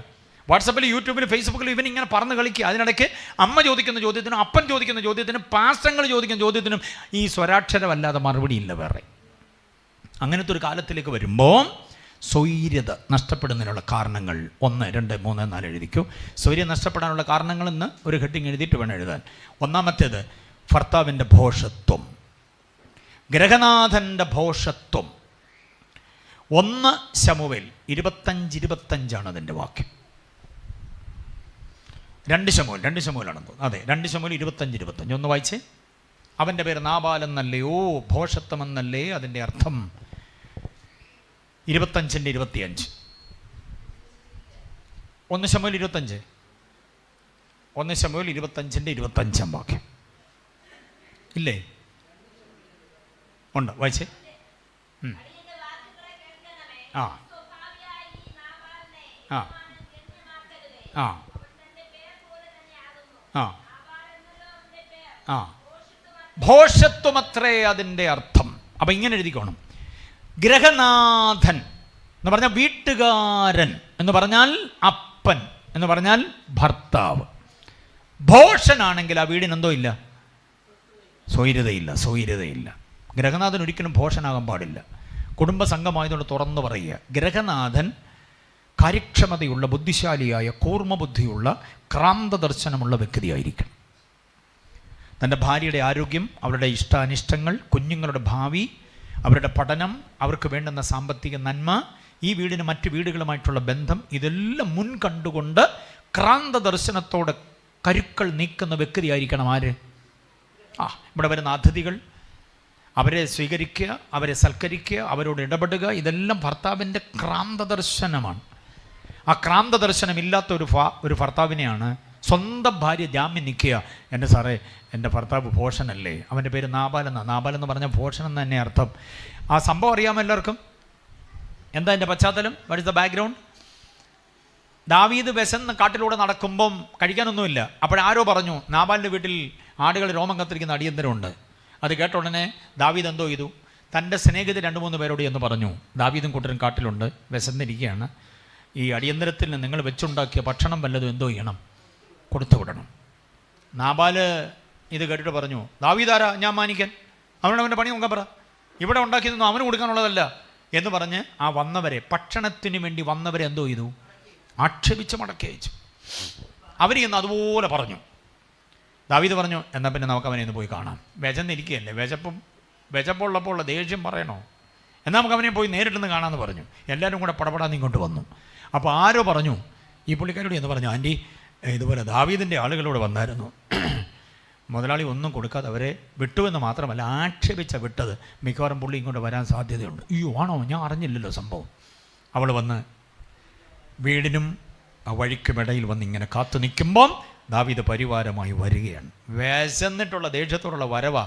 കണ്ടപ്പോഴേ മനസ്സിലായി വല്ലോ ഇന്ന് ഒപ്പിക്കും. ഓടിച്ചെന്ന കാലിലോട്ട് അങ്ങ് വീണു. എന്നിട്ട് പറഞ്ഞു, എൻ്റെ ഭർത്താവ് ഭോഷന, കാര്യക്ഷമതയില്ലാത്തവനാ. അവിടുന്ന് അയച്ചവരെ അടിയൻ കണ്ടിരുന്നില്ല, തിരക്കിനിടയിൽ ഞാൻ ശ്രദ്ധിച്ചില്ല. അവർ വന്നിട്ട് അദ്ദേഹവുമായി സംസാരിച്ച് മടങ്ങിപ്പോയി. ഞാൻ അറിഞ്ഞിരുന്നെങ്കിൽ അങ്ങനെ സംഭവിക്കില്ല. എൻ്റെ ഭർത്താവിൻ്റെ ഭോഷത്വം എന്നോട് ക്ഷമിക്കണമേ. ഇവിടെ ഭാര്യമാരെല്ലാവരും ശ്രദ്ധിക്കണം. ഭർത്താവിൻ്റെ ഭോഷത്വത്തിന് ജാമ്യം നിൽക്കാൻ നിങ്ങൾക്ക് കഴിയണം. ഭർത്താവ് അത്ര വലിയ ബുദ്ധിമാനാണെന്ന് ചിന്തിക്കരുത്. ഏറ്റവും നല്ല ആലോചന നിങ്ങളുടെ കയ്യിലുണ്ട്. അത് സൗമ്യമായ ഭാഷയിൽ അദ്ദേഹത്തെ പറഞ്ഞ് ബോധ്യമാക്കണം. ആ തെറ്റിൽ നിന്ന് തിരുത്താൻ കഴിയണം. ഭർത്താക്കന്മാരെല്ലാവരും ശ്രദ്ധിക്കണം. നിങ്ങളാണ് അവസാന വാക്കെന്ന പിടിവാശി കളയണം. ഭാര്യയോട് സംസാരിക്കണം. അവരുടെ ഉണ്ട് ഏറ്റവും സൂപ്പർ ഐഡിയ. അത് നമ്മൾ തിരിച്ചറിയണം. എന്തോ ചെയ്യണം, ഒരുമിച്ച് ചിന്തിക്കണം. മക്കളുടെ കൂട്ടത്തിലല്ല, നിങ്ങൾ രണ്ടുപേരും മാത്രമുള്ളൊരു നേരത്തെ ഒരുമിച്ച് നമ്മളതിനെക്കുറിച്ച് എങ്ങനെയാണ് അത് ചെയ്യേണ്ടതെന്ന് ചിന്തിക്കണം. ഇത് ഞാനാണ് ഭർത്താവെന്ന് പറഞ്ഞ് നമ്മൾ മാത്രം നടപ്പിൽ വരുത്തുന്ന ചിലത് ന്യായമല്ലാതെ വരും, അന്യായമാകും. എൻ്റെ ഒരു അനുഭവം പറയാം. അപ്പം നിങ്ങൾക്ക് ഇഷ്ടപ്പെടുമല്ലോ എന്നെ കുറ്റപ്പെടുത്തുമ്പോഴേ. രാവിലെ ഞാൻ അത്യാവശ്യം പഠിച്ചുകൊണ്ടിരിക്കുക, ബൈസ്കൂളിൽ പഠിപ്പിക്കാൻ പോകണം. അപ്പം അതിന് നോട്ട് തയ്യാറാക്കിക്കൊണ്ടിരിക്കുമ്പം കുളിക്കടവ് എന്ന് പറഞ്ഞാൽ കിണറ്റിൻ്റെ അവിടെ 2 ആമ്പിള്ളേരല്ലേ, 2 എണ്ണം കൂടെ കിടന്ന് എന്നും ബഹളമാണ്. ഞാൻ ഓടി ചെല്ലുമ്പം ഒന്നുകിൽ സോപ്പിന് വേണ്ടി പിടിയായിരിക്കും, അല്ലെങ്കിൽ തോർത്തിന് വേണ്ടിയായിരിക്കും. അനിയൻ പറയും, ഞാൻ തേച്ചിട്ട് അച്ചാച്ചനെ സോപ്പ് തരാം. അവൻ പറഞ്ഞാൽ നീ തേച്ചതിൻ്റെ ബാക്കി എനിക്ക് വേണ്ട, ഞാൻ തേച്ചിട്ട് നിനക്ക് തരാം. ഇതിനു വേണ്ടിയുള്ള പിടിയാണ്. അവസാനം 2 പേരും കൂടെ സോപ്പിന് പിടിയുണ്ടായി. സോപ്പ് തെന്നിത്തെറിച്ച് മണലിനകത്ത് വീണ്, പിന്നെ മണൽ കഴുകി കളഞ്ഞിട്ട് ഇവരെ 2 പേരെയും കൂടെ ഞാൻ തന്നെ തേച്ച് കുളിപ്പിച്ച് കയറ്റിവിടുക. അങ്ങനെ ഒരു ചെറുപ്പം ഉണ്ടായിരുന്നു. അപ്പോൾ എനിക്കൊരു പരിഷ്കാരം തോന്നി, 2 പേർക്കും 2 സോപ്പ് വാങ്ങിച്ചു കൊടുത്തേക്കാം. 2 സോപ്പും വാങ്ങിച്ച് 2 തോർത്തും വാങ്ങിച്ച് 2 പേർക്കും കൊടുത്തു. വഴക്കുണ്ടാക്കരുത്, 2 പേരും മര്യാദയ്ക്ക് ബഹളം കേൾക്കരുത്. ഇവിടെ 2 പേർക്കും 2 സോപ്പ്. വലിയ സന്തോഷമായി. പിറ്റേ ദിവസം രാവിലെ ഉണ്ട് സോപ്പിന് വേണ്ടി കിടന്ന് ബഹളം ഉണ്ടാക്കി. ഞാൻ ചെന്ന് നോക്കുന്നു പറഞ്ഞാൽ ഒരു സോപ്പിന് കിടന്ന് പിടിക്കുക 2 പേരോട്. ഞാൻ പറഞ്ഞാൽ നിനക്ക് ഞാൻ സോപ്പ് വാങ്ങിച്ചു തന്നെ, അത് തന്നു. അതിൻ്റെ അത് മമ്മി എടുത്ത് വെച്ചേക്കുക.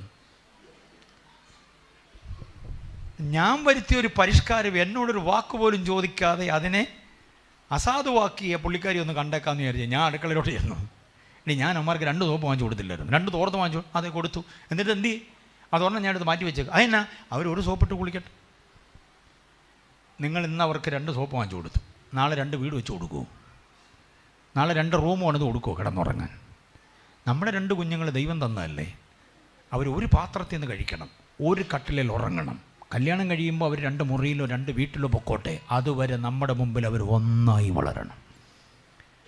അനിയൻ തേച്ച് കഴിഞ്ഞിട്ട് ചേട്ടൻ തേച്ചാൽ മതി, അല്ലെ ചേട്ടൻ തേക്കുന്നതിന് പനി അനിയൻ അവിടെ നിൽക്കട്ടെ. അങ്ങനെ ഒരു സഹനത്തിലേക്ക് അവരെ കൊണ്ടുപോവാ. വലിയ പാസ്റ്റർ എബി ഇബ്രാഹിം കൺവെൻഷൻ പ്രസംഗൻ എന്നൊക്കെയുള്ള സകല പത്രാസും അടിയറ വെച്ച് നീ ആ ശരിയെന്ന് ഞാൻ സമ്മതിക്കേണ്ടി വരും. നമ്മുടെ തിയോളജി എല്ലാം കൂടെ ഇവരുടെ കാൽക്കെ കൊണ്ട് വെക്കേണ്ടതായിട്ട് വരും. നമ്മളെ ഭയങ്കര ബുദ്ധിരാക്ഷസനെന്ന് ചിന്തിച്ചുകൊണ്ട് നമ്മുടെ ആശയം മാത്രം പ്ലാൻ ചെയ്യരുത്. ഏറ്റവും സൂപ്പർ ഐഡിയ ചിലപ്പോൾ ഇവർ പറയുന്നതായിരിക്കും, നമ്മൾ പറഞ്ഞത് മണ്ടത്തരമായിരിക്കും. അവസാനം ഇവരൊരു ഒരു ഒരു ഒരു കൊടി പാറിച്ച് ഞാൻ അന്നേ നിങ്ങളോട് പറഞ്ഞ അത് കേൾക്കുമ്പോൾ നമുക്ക് പിന്നെയും കലിപ്പുണ്ടാകും. മനസ്സിലായില്ലേ? അതുകൊണ്ട് പരസ്പര ധാരണയോടെ കാര്യങ്ങൾ ശ്രദ്ധിക്കുക എന്നുള്ളത് മാത്രം. ഇവിടെ നാബാൽ എന്ന് പറയുന്ന ഭർത്താവിൻ്റെ ഭോഷത്വം, ഗ്രഹനാഥൻ ഭോഷനായ അബദ്ധങ്ങളുണ്ടാവും. നമ്മുടെ സാമ്പത്തികത്തിൻ്റെ നിലപാടൊക്കെ മനസ്സിലാക്കി വേണം ലോൺ എടുക്കാൻ. ലോണെടുത്ത് വാരിക്കൂട്ടി വെച്ചിട്ട് അവസാനം ഒരു അറ്റാക്ക് വന്ന് നമ്മൾ രക്ഷപ്പെട്ട് കഴിഞ്ഞാൽ ആ ലോണിൻ്റെ ഭാരമെല്ലാം കൂടെ ആരുടെ പെടലിക്കാണ് വരുന്നത്?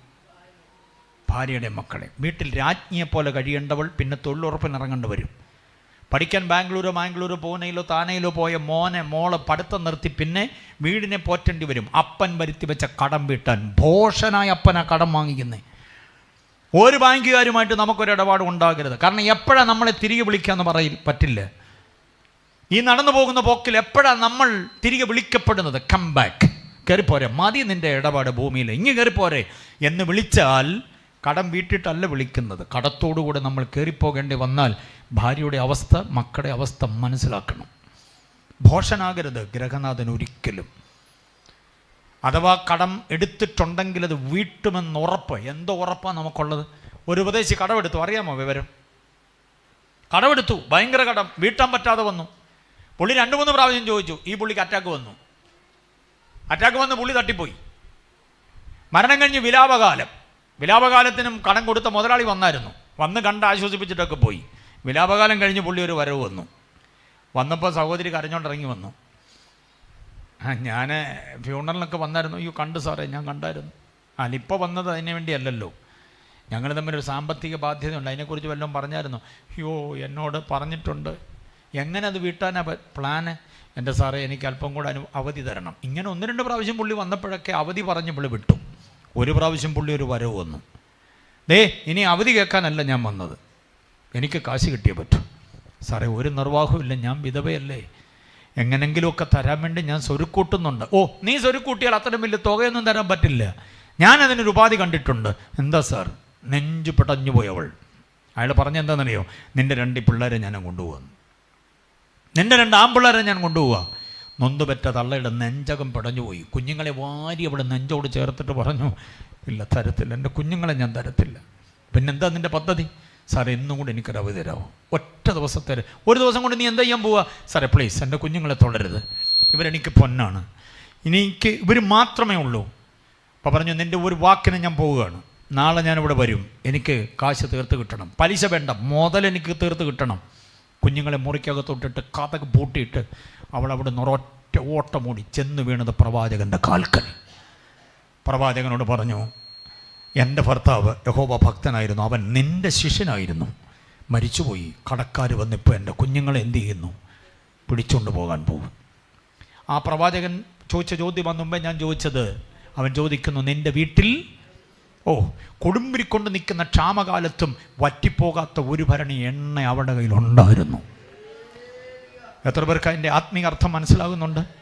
സാഹചര്യങ്ങൾ എത്ര പ്രതികൂലമായിക്കോട്ടെ, വറ്റാത്തൊരു ഉറവ കണ്ണിലുണ്ടോ? തല വറ്റാത്ത ഒരു വെള്ളമാക്കി സൂക്ഷിക്കുന്നുണ്ടോ?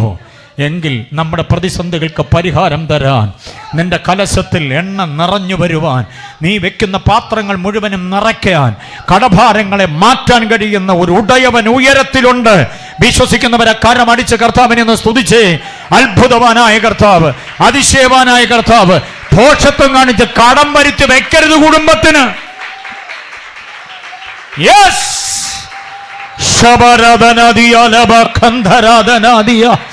യേശുവിന്റെ നാമത്തിൽ ചില ഉള്ളങ്ങളോട് ദൈവാത്മാവ് ഇടപെടുന്നുണ്ടെന്ന് പകലിൽ ശക്തമായി നീറുന്ന ചില സാമ്പത്തിക വിഷയങ്ങളുടെ മേൽ ദൈവപ്രവൃത്തി വെളിപ്പെടണം. അത് ഗംഭീരമായി വെളിപ്പെടണം. ഒരിക്കലും പ്രതീക്ഷിക്കാത്ത ഇടത്തുനിന്ന് സീറോ ബാലൻസിലേക്ക് നിന്നെ മാറ്റാൻ കഴിയുന്ന ഒരു ദൈവപ്രവൃത്തി ഉണ്ടെന്ന്. Hallelujah, hallelujah, hallelujah. സ്വതന്ത്രം. നമ്മുടെ ശുശ്രൂഷയും അതിൻ്റെ ഭാവിയും ഒന്നും ഒരു ബാങ്കുകാരൻ്റെ മുമ്പിൽ അടിയറ വയ്ക്കേണ്ടതല്ല. കർത്താവേ, കടം വന്നുപോയി, എടുത്തുപോയി, എനിക്കതിൽ നിന്ന് രക്ഷപ്പെട്ടേ പറ്റൂ. പ്രാർത്ഥിച്ചോണം. സർവത്തിനും മീതെ ദൈവമായവൻ എന്ന വാക്യം ഞാൻ തന്നില്ലേ? ആ കർത്താവ് സാമ്പത്തിക പ്രതിസന്ധിക്കും മീതെ ദൈവമാണ്. അപ്പോൾ വീടിൻ്റെ സ്വൈര്യത നഷ്ടപ്പെടുന്ന ഒന്നാമത്തെ കാരണം എന്തോന്നാ പറഞ്ഞേ? ഗ്രഹനാഥൻ്റെ ഭോഷത്വം. രണ്ടാമത്തേത് ഗ്രഹനായികയുടെ ഗ്രഹനായികയുടെ ദുശീലം. ഗ്രഹനായിക ദുശീലമുള്ളവളായാൽ, വഴക്കാളിയായാൽ, അതാണ് അതിൻ്റെ പച്ചമലയാളം, ഗ്രാമീണ പദം അതാ. ഭാര്യ ആരാകരുത്? തൊട്ടനും പിടിച്ചനും എല്ലാം എന്തോ ആകരുത്? വഴക്കുണ്ടാക്കുന്ന സാധനം ആകരുത്. അതിൻ്റെ വാക്ക് എഴുതിക്കോ, 21:19, സദൃശ്യം 21:19. പ്രോവെർബ്സ് 21:19.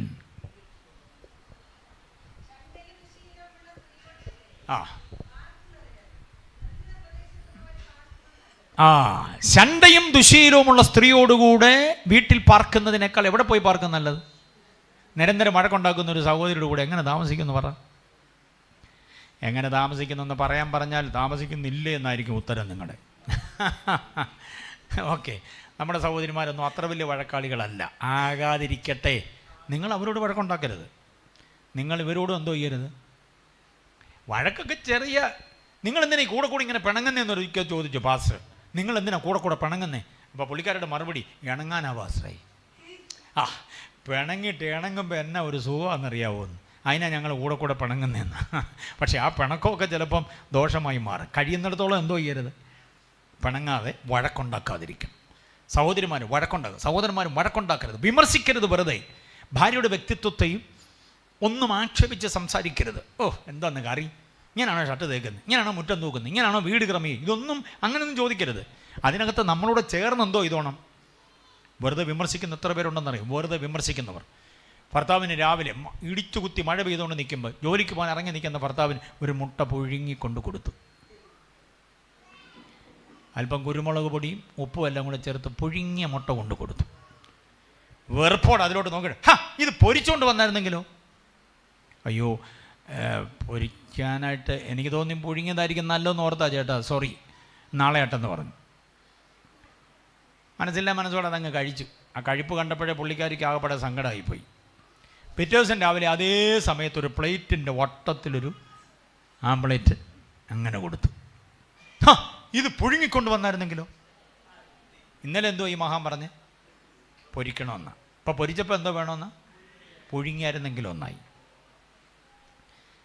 പുള്ളിക്കാരി വിടുവോ? ഊരമ്പുകാരിയാണ്, വിടത്തില്ല. ഭയങ്കര മിടുക്കിയല്ല, പിന്നെ മിടുമിടുക്കിയ. മൂന്നാം ദിവസം രാവിലെ പോകാൻ നേരത്ത് ഒരു പ്ലേറ്റിനകത്ത് അല്പം കുരുമുളക് പൊടി, അല്പം ഉപ്പ്, പിന്നൊരു പുഴുങ്ങിയ മുട്ട, പിന്നൊരു പ്ലേറ്റിനകത്ത് വാട്ടത്തിനകത്ത് ഒരു പൊരിച്ച മുട്ടയും. ഇങ്ങനെ പുഴുങ്ങിയ മുട്ട ഉരുണ്ടു പോകാതെ വളരെ ശ്രദ്ധയോടെ കൊണ്ടുവച്ചു. ഈ വിമർശന വീരൻ രണ്ടിനെ ഇങ്ങനെ മാറി നോക്കി. അദ്ദേഹത്തിൻ്റെ ഡയലോഗ് കേൾക്കണോ? പുഴുങ്ങാനുള്ളതാണ്ട പൊരിച്ചും വെച്ചിരിക്കുന്നു, പൊരിക്കേണ്ടതാണ്ട പുഴുങ്ങിയും വെച്ചിരിക്കുന്നു. ഈ ഭീകരജീവിയുടെ കൂടെ എങ്ങനെ ജീവിക്കുമെന്ന് പറ. സത്യത്തിൽ തുറന്ന് ഞാൻ പറയാം, നമ്മുടെ ഈ ശാഠ്യങ്ങൾക്കെല്ലാം കൂടെ നിൽക്കുന്ന ഈ വുമൺസ് ബോർഡിനൊരു വലിയ അവാർഡ് കൊടുത്തേ പറ്റുള്ളൂ. സത്യമല്ലേ? എന്തെല്ലാം ശാഠ്യങ്ങളാണ് നമുക്ക്, എന്തെല്ലാം ശാഠ്യങ്ങളാണ് ഉള്ളത്. എന്നിട്ടും അവർ നമ്മോടൊപ്പം ജീവിക്കുന്നു എന്നുള്ളതാണ്. എക്സ്ചേഞ്ച് ചെയ്യാൻ ഒരു എക്സ്ചേഞ്ച് മേള ഓണത്തോടനുബന്ധിച്ച് ഭർത്താക്കന്മാരെ എക്സ്ചേഞ്ച് ചെയ്യാനൊരു മേള ഉണ്ടെങ്കിലുണ്ടല്ലോ മിക്കവാറും ചാടി വീഴാൻ സാധ്യതയുണ്ട്. കാരണം അവർ മടുത്തന്നേ. അങ്ങനെയുള്ളവരുണ്ട്.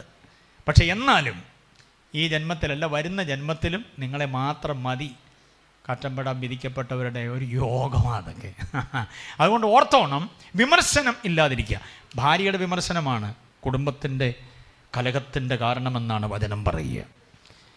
നിരന്തരം ദുശീലം, വഴക്കാളിയായ ഒരു സ്ത്രീയോടുകൂടെ വീട്ടിൽ പാർക്കുന്നതിനേക്കാൾ എവിടെ പാർക്കും നല്ലത്? കായൽക്കരയിലും കടൽക്കരയിലും പാറപ്പുറത്തും ഒക്കെ മലർന്നു കിടന്ന് ആകാശം കാണുന്ന പുരുഷന്മാരെ കണ്ടിട്ടുണ്ടോ? കണ്ടിട്ടില്ലേ? ഒറ്റയ്ക്ക് മൈതാനത്തൊക്കെ. എന്നാ ചേട്ടാ ഇവിടെ? ഓ, കാറ്റ് കൊള്ളാൻ കിടക്കുകയാണ്. അതിനെ വീട്ടിൽ കാറ്റ് കൊള്ളാൻ ഫാനൊന്നും ഇല്ലേ? AC ഉണ്ട്. പിന്നെന്താ? ഫാനിൻ്റെ ലീഫിനേക്കാൾ വേഗത്തിൽ കറങ്ങുന്ന വേറൊരു സാധനമുണ്ട് വീട്ടിൽ. അതേതാ? അങ്ങോട്ട് തുടങ്ങിയ പിന്നെ രക്ഷയില്ല. മനുഷ്യനെ എന്ന് പറഞ്ഞാൽ അങ്ങ് നിൽക്കുക, തെയ്ന്ന് പൂക്കൊല തുള്ളുന്ന പോലെ അങ്ങ് നിൽക്കുന്ന ഒരു ജീവിയുണ്ട് വീട്ടിൽ. ആരാ? തൊട്ടതിന് പിടിച്ചാലും എല്ലാം വഴക്ക്. അങ്ങനൊരു ജീവിയോടുകൂടെ പാർക്കുന്നതിനേക്കാൾ എവിടെ പോയി പാർക്കും നല്ലത്? അപ്പം ഭാര്യ വഴക്കാളി ആകരുത്. സൗമ്യതയുടെ, ശാന്തതയുടെ, ശാലീനതയുടെ, സഹനത്തിൻ്റെ, ത്യാഗത്തിൻ്റെ ആളത്വങ്ങളാണ് നിങ്ങൾ. വിമർശനങ്ങൾ വേണ്ട. പിന്നെ സ്നേഹത്തോടിരിക്കുമ്പം കാര്യങ്ങളെ പറഞ്ഞ് ബോധ്യമാക്കാനുള്ളൊരു പരിജ്ഞാനത്തിൻ്റെ ഇടപെടലുണ്ടാക്കിയാൽ മതി. എടുത്തു ചാടി പൊട്ടിത്തെറിച്ച് ബഹളം ഉണ്ടാക്കേണ്ട കാര്യമേ ഇല്ല. അത് ക്രൈസ്തവീകതയല്ല, ആത്മീകതയല്ല. അപ്പം ഒന്ന് ഭോഷനായ ഭർത്താവാണെങ്കിൽ വീടിന് എന്തോ ഇല്ല. ഞങ്ങളുടെ പപ്പ നിമിത്തമായിട്ട് വീടിന് സ്വസ്ഥതയില്ലെന്ന് പറയരുത് നമ്മുടെ കുഞ്ഞുങ്ങൾ. 2, ഭാര്യ ദുശീലയും വഴക്കാളിയുമായാൽ എന്തോ ഇല്ല? സ്വൈര്യതയില്ല. 3, പെൺകുട്ടി പിഴച്ചുപോയാൽ വീടിന് സ്വൈര്യതയില്ല. നമ്മുടെ വീട്ടിൽ നമുക്ക് ദൈവം ദാനമായി തന്ന കുഞ്ഞ് പെണ്ണൊരുത്തി പിഴച്ചുപോയാൽ, പെൺകുട്ടി പിഴച്ചു പോകുന്ന വീട്ടിൽ എന്തോ ഇല്ല? സ്വൈര്യതയില്ല. അപ്പന് അപമാനമാണ്, അമ്മയ്ക്ക് അപമാനമാണ്. അമ്മയ്ക്ക് പുറത്ത് അയൽക്കൂട്ടത്തിന് പോലും പോകാൻ പറ്റത്തില്ല. അയൽക്കൂട്ടത്തിന് ചെല്ലുമ്പോഴേ അവിടെ നോക്കിയിരിക്കുക ആളുകൾ. കൊച്ചു പോയിട്ട് എന്തോ ആയി, വിളിക്കുന്ന വല്ലതും ഉണ്ടോ എന്ന് ചോദിക്കുക. അമ്മയ്ക്കത് കേൾക്കുമ്പോഴുള്ള വേദന ഒന്ന് ആലോചിച്ച് നോക്കി. ആരാണ്ട് പറഞ്ഞതിൻ്റെ പുറകെ ഇറങ്ങിപ്പോയി അവൾ, വീടിന് അപമാനം വരുത്തി, ആരാണ്ടുമായി പ്രണയബന്ധത്തിലായി. അങ്ങനെ ഒരു പെങ്കൊച്ചൊരു വീട്ടിൽ പിഴച്ചു പോയാൽ ആ വീട്ടിൽ എന്തോ ഇല്ല? വായിച്ചേ ലേവ്യ പുസ്തകം 21-ന്റെ 9 വാക്യം. ലേവ്യ 21-9. ദുർനടപ്പ് ചെയ്ത്, മകൾ ദുർനടപ്പ് ചെയ്ത് തന്നെത്താൻ അശുദ്ധയാക്കിയാൽ അപ്പനെ അശുദ്ധനാക്കുന്നു. പിന്നെ അവളെ തീയിലിട്ട് എന്തോ ചെയ്യണം? പെണ്ണ് പിഴച്ച വീട്ടിനകത്ത് സമാധാനമില്ല. പെണ്ണൊരുത്തി അവൾക്കിഷ്ടമുള്ള വഴിയിലൂടെ ഇറങ്ങിപ്പോയാൽ ആ വീടിനെന്തോ ഇല്ല? പെൺകുഞ്ഞിനെക്കുറിച്ച് മാതാപിതാക്കൾക്ക് വലിയ പ്രതീക്ഷയാണ്. അവളുടെ വിവാഹം, അവളുടെ ഭാവി. കണ്ടോ, അവൾ നാളെ അമ്മയാകുന്നതൊക്കെ അവളുടെ അമ്മ സ്വപ്നം കാണുന്നുണ്ട്. ഇതിനെല്ലാം മാറ്റം വരുത്തിയിട്ട് അവൾക്കിഷ്ടമുള്ള വഴിയിൽ ഇറങ്ങിപ്പോയാൽ ആ വീടിനെന്തോ ഇല്ല? അങ്ങനെ പോകുന്നൊരു പെൺകുഞ്ഞിൻ്റെ അനിയത്തിമാരുടെ അവസ്ഥ എന്ന് ആലോചിച്ച് നോക്കി. അങ്ങനെ പോയൊരു പെൺകുച്ചിൻ്റെ ചേട്ടത്തിയുടെ അവസ്ഥ എന്ന് ആലോചിച്ച് നോക്കി. ആകപ്പാടെ വീടിൻ്റെ സ്വൈര്യം നഷ്ടപ്പെടും. ആ ആങ്ങളയുടെ അവസ്ഥ എന്ന് ആലോചിച്ച് നോക്കി. അത് വല്ലാത്ത ദുരന്തമായി മാറും. പെൺകുഞ്ഞുങ്ങൾ ശ്രദ്ധിച്ചോണം. മമ്മിമാർ നിങ്ങളുടെ പെൺകുഞ്ഞുങ്ങൾക്ക് നല്ല ആത്മീയ അവബോധം കൊടുക്കണം. മുമ്പേ നമ്മൾ ചിന്തിച്ച പോലെ സുബോധത്തിന് ആത്മാവുള്ളവരാക്കി അവരെ മാറ്റണം. അലസ മനോഭാവം, ജഡീകതയുടെ താല്പര്യങ്ങളിലേക്ക് അവരെ വിടരുത്. ആത്മീയ ബോധവൽക്കരണം നിങ്ങൾ കൊടുക്കണം അവർക്ക്. നിങ്ങൾ മമ്മിമാരായിരിക്കണം നിങ്ങളുടെ പെൺകുഞ്ഞുങ്ങളുടെ സർവകലാശാല. അവർക്കെല്ലാം പറഞ്ഞു കൊടുക്കണം ജീവിതത്തിൻ്റെ സമസ്ത കാര്യങ്ങളും. ഭർത്താവിന് മുമ്പിൽ എങ്ങനെയായിരിക്കണം, ഗർഭധാരണത്തിൻ്റെ നിയമവശം എന്തായിരിക്കണം, കുഞ്ഞിനെ വളർത്തുന്നതിൻ്റെ സംഗതി എന്തായിരിക്കണം. ഒരു കാര്യം ഞാൻ നിങ്ങളോട് തുറന്ന് പറയാം, വുമൻസ് ബോർഡിനോട് പറയട്ടെ, നിങ്ങളുടെ പെൺകുഞ്ഞ് കണ്ട ഏറ്റവും നല്ല റോൾ മോഡൽ ഭാര്യ നിങ്ങൾ തന്നെ ആയിരിക്കണം. നിങ്ങളിൽ അവർ കണ്ട മാതൃകയാണ് അവരുടെ ഭർത്താവിനോട് അവർ കാട്ടാൻ പോകുന്നത്. അതാണ് ഇതിൻ്റെ സംഗതി. അതുപോലെ ഇവിടുത്തെ മെൻസ് ബോർഡുണ്ടോ? ഇല്ലായിരിക്കും അല്ലേ? പുരുഷ സംഘമുണ്ടോ? നിങ്ങളോട് പറയാം ഒരു കാര്യം, നിങ്ങളുടെ ആൺകുഞ്ഞ് കണ്ട ഏറ്റവും റോൾ മോഡൽ ഭർത്താവ് നിങ്ങൾ തന്നെയാണ്. നിങ്ങളുടെ ഭാര്യയോട് നിങ്ങൾ എങ്ങനെ ഇടപെട്ടു എന്നുള്ളതാണ് നിങ്ങളുടെ ആൺകുഞ്ഞുങ്ങൾ കാണുന്നതും അവർക്കിനി ലഭിക്കപ്പെടാൻ പോകുന്ന ആൺകുഞ്ഞുങ്ങളോടുള്ള അവരുടെ ഇടപാടും. ഭാര്യയെ നിങ്ങൾ ഒരു പരിഗണനയുമില്ലാതെയാണ് കണ്ടതെങ്കിൽ നിങ്ങളുടെ ആൺകുഞ്ഞും അത് തന്നെ തുടരും. അത് തെറ്റായ നടപടിയാവും. അതനുവദിക്കരുത്. ഓക്കെ, അപ്പോൾ പെൺകുഞ്ഞ് പിഴച്ചു പോയാൽ ആ വീടിനെന്തോ ഇല്ല? പെൺകുഞ്ഞ് പിഴയ്ക്കാതിരിക്കണം. നമ്മുടെ പെൺകുഞ്ഞുങ്ങൾ കാര്യബോധമുള്ളവരാകണം. മുമ്പേ പറഞ്ഞ സുബോധം ഉള്ളവരാകണം. ഈ കുഞ്ഞുങ്ങളെ നിങ്ങൾ പ്രബോധിപ്പിക്കുമ്പോൾ തീത്തോസ് 2:6 മറന്നു പോകരുത്. പാസ്റ്റേഴ്സ് ആ വാക്യം കുറിവാക്യമായിട്ട് എടുത്ത് യുവജനങ്ങളെ പ്രസംഗിച്ച് കേൾപ്പിക്കണം. തീത്തോസ് 2:6 യുവജനങ്ങൾ എല്ലാവരും അറിയേണ്ട ഒരു വാക്യമാണ്. യൗവനക്കാർ സുബോധമുള്ളവരാകണം. സുബോധമുള്ളവരാകണം. പെൺകുഞ്ഞുങ്ങളും ആൺകുഞ്ഞുങ്ങളും എന്തോ ഉള്ളവരാകണം? Titus 2:6, Titus chapter 2:6. സുബോധം. സുബോധം എന്നുള്ളതിന് മുമ്പേ ഞാൻ പറഞ്ഞു സോബർ മൈൻഡാണ്. സോബർ മൈൻഡ് ഉള്ളവരാകണം. ആ സോബർ മൈൻഡ് അവരെ അനുഗ്രഹത്തിലേക്ക് നയിക്കും. ആ സോബർ മൈൻഡ് അവരിലേക്ക് കൊടുക്കേണ്ടത് നിങ്ങളായിരിക്കണം. മനസ്സിലായില്ലേ? ജീവിതത്തിൽ എന്താ വേണ്ടത്? ചുമ്മാ ഒരുത്തൻ എന്തെങ്കിലും പല്ലടിച്ച് കാണിച്ചാൽ വാട്സപ്പിലൂടെ ഗുഡ് മോർണിംഗ് ഗുഡ് നൈറ്റ് പറഞ്ഞാലൊന്നും അതിൻ്റെ പുറകെ ഒന്നും അവർ സ്വാധീനിക്കപ്പെടരുത്. അവരുടെ ഒരു വൈബ് എന്ന് പറയുന്നത് ക്രിസ്തു കേന്ദ്രീകൃത വൈബാകണം. അവരുടെ ആ ആന്തരികമായ ആർജവത്വം, ആ പ്രേരണ വേറെ ഒന്നിൻ്റെയും പുറകെ ആകരുത്. ചില ആമ്പിള്ളേർക്ക് ആകെപ്പാടെ അറിയാവുന്ന ഒരേ ഒരു വാചകമേ ഉള്ളൂ, ഇംഗ്ലീഷ് വാചകം, ഐ ലവ് യു. ആ പറഞ്ഞ വാചകം ഇങ്ങനെ എഴുതിത്തരാൻ പറഞ്ഞാൽ അതിൻ്റെ സ്പെല്ലിംഗ് അവന് കൃത്യമായിട്ട് അറിയത്തില്ല. ഇങ്ങനെയുള്ള വിവരം കെട്ടവന്മാർ പറയുമ്പോൾ അവരുടെ പുറകെ ഇറങ്ങിപ്പോകാൻ കുറേ പെൺപിള്ളേരുണ്ട്. അമ്മയെ മറന്നു, അപ്പനെ മറന്നു, വീട് മറന്നു, പാസ്റ്ററങ്കിളിനെ മറന്നു, സൺഡേ സ്കൂൾ പഠിപ്പിച്ചവരെ മറന്നു, സഭ മറന്നു, അതിൻ്റെ സംസ്കാരം മറന്നു. അവസാനം അവൻ്റെ പുറകെ ഇറങ്ങിപ്പോയിട്ട് ജീവിതമാകപ്പാടെ കുപ്പക്കുന്നായി മാറും. പിന്നെ കുടുംബക്കോടതിയുടെ തിണ്ണയിൽ പോയി നിൽക്കേണ്ടി വരുന്ന ഗതികേട് എന്തോ ഇല്ലാഞ്ഞിട്ടാ. തീത്തോസ് 2:6 പറയുന്ന വിവേകമില്ലാഞ്ഞിട്ടാണ്. മനസ്സിലായില്ലേ? അതുകൊണ്ട് പെൺകുഞ്ഞ് പിഴച്ചാൽ വീടിനെന്തോ ഇല്ല, സ്വൈര്യതയില്ല. അടുത്തത് ആൺകുട്ടി. ആൺകുട്ടി ദുശാഠ്യമുള്ളവനായി മാറിയ, അനുസരണക്കേടോ ദുശാഠ്യമോ ഉള്ളവനായി ആൺകുട്ടി മാറിയാൽ വീടിനെന്തോ ഇല്ല, സ്വൈര്യതയില്ല. അപ്പനെ അനുസരിക്കാത്ത, അമ്മയെ അനുസരിക്കാത്ത, വീടിനോട് ഉത്തരവാദിത്വമില്ലാത്ത ആൺകുട്ടികളുണ്ടോ, വീടിന് സ്വൈര്യതയില്ല. അതേറ്റവും പ്രധാനമായി ശ്രദ്ധിക്കണം. ആൺകുഞ്ഞുങ്ങളൊക്കെ ശ്രദ്ധിക്കണം. നമുക്ക് അധികം കുഞ്ഞുങ്ങൾ വന്നിട്ടില്ലല്ലോ.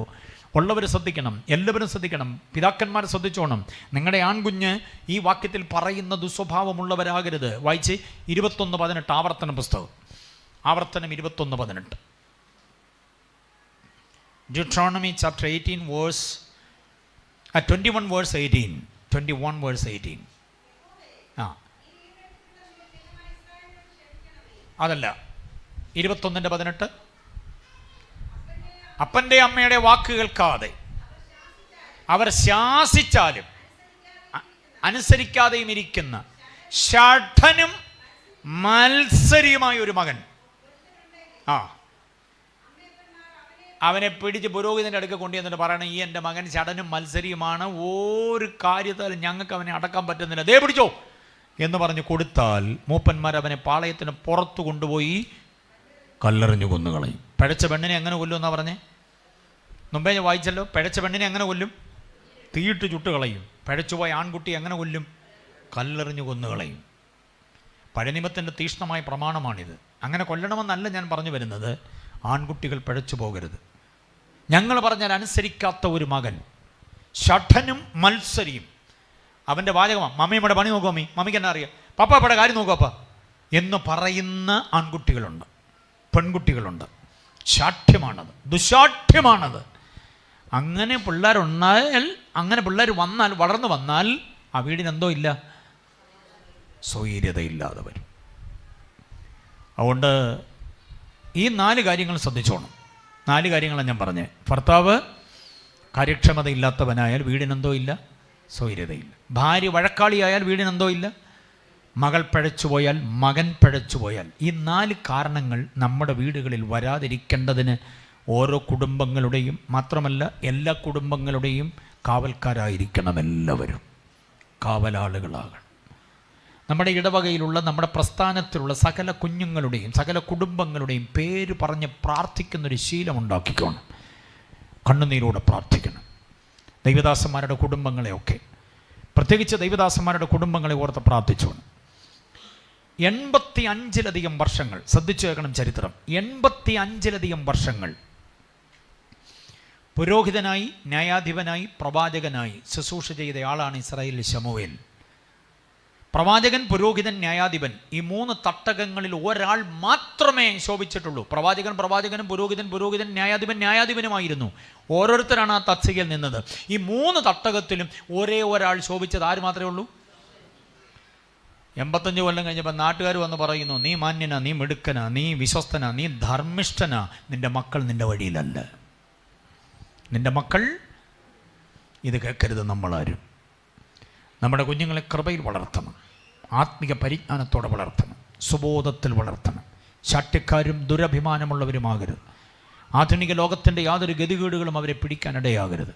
അപ്പോൾ ഇതാണ് സ്വൈര്യതയുള്ള വിശ്രാമ സ്ഥലം. എത്ര പേർക്ക് സ്വതന്ത്രം പറയാൻ പറ്റും? അതാകണം നമ്മുടെ കുടുംബം. വേഗം ഒരു വാക്യത്തിലൂടെ നമ്മൾ വന്നിട്ട് ഈ ടോപ്പിക്ക് ഇവിടെ അവസാനിപ്പിക്കാം. ദൈവദാസന്മാരോട് 1-2 ചിന്തകൾ പറഞ്ഞ് ഞാൻ എൻ്റെ വാക്ക് സാറേ 1:30 ഓക്കെ. അടുത്തൊരു വാക്യത്തിലേക്ക് വന്നേ. എഫെസ്യ ലേഖനം 6:10. പുതിയ നിയമത്തിൽ അവസാനിപ്പിക്കണമല്ലോ. എഫെസ്യർ 6:10 വാക്യം. ഇതുവരെ പറഞ്ഞതുമായി ബന്ധമില്ലാത്തൊരു വാക്യമായിട്ട് ഒരുപക്ഷെ ഇത് നിങ്ങൾക്ക് തോന്നാം. എൻ്റെ കൺക്ലൂഷൻ ഇവിടെയാണ്, ഈ ക്ലാസ്സിൻ്റെ കൺക്ലൂഷൻ. ഇത് 2-3 സെഷൻ ഇങ്ങനെ വേണം, കുടുംബ സംവിധാനവും കാര്യങ്ങളൊക്കെ, എങ്കിലേ അതിനെ വിശദീകരിച്ച് പറയാൻ പറ്റത്തുള്ളൂ. നമ്മളിപ്പോൾ ഇതിനെ സംക്ഷിപ്തമാക്കുകയായിരുന്നു. ഒടുവിൽ കർത്താവിലും കർത്താവിനെ നമുക്കറിയാം, അമിതബലം, ദ മൈറ്റി പവർ നമുക്കറിയാം. കർത്താവിലും അമിതബലത്തിലും ശക്തിപ്പെടേണ്ടതിനൊരു നേരം പറയുന്നത് ഒടുവിൽ.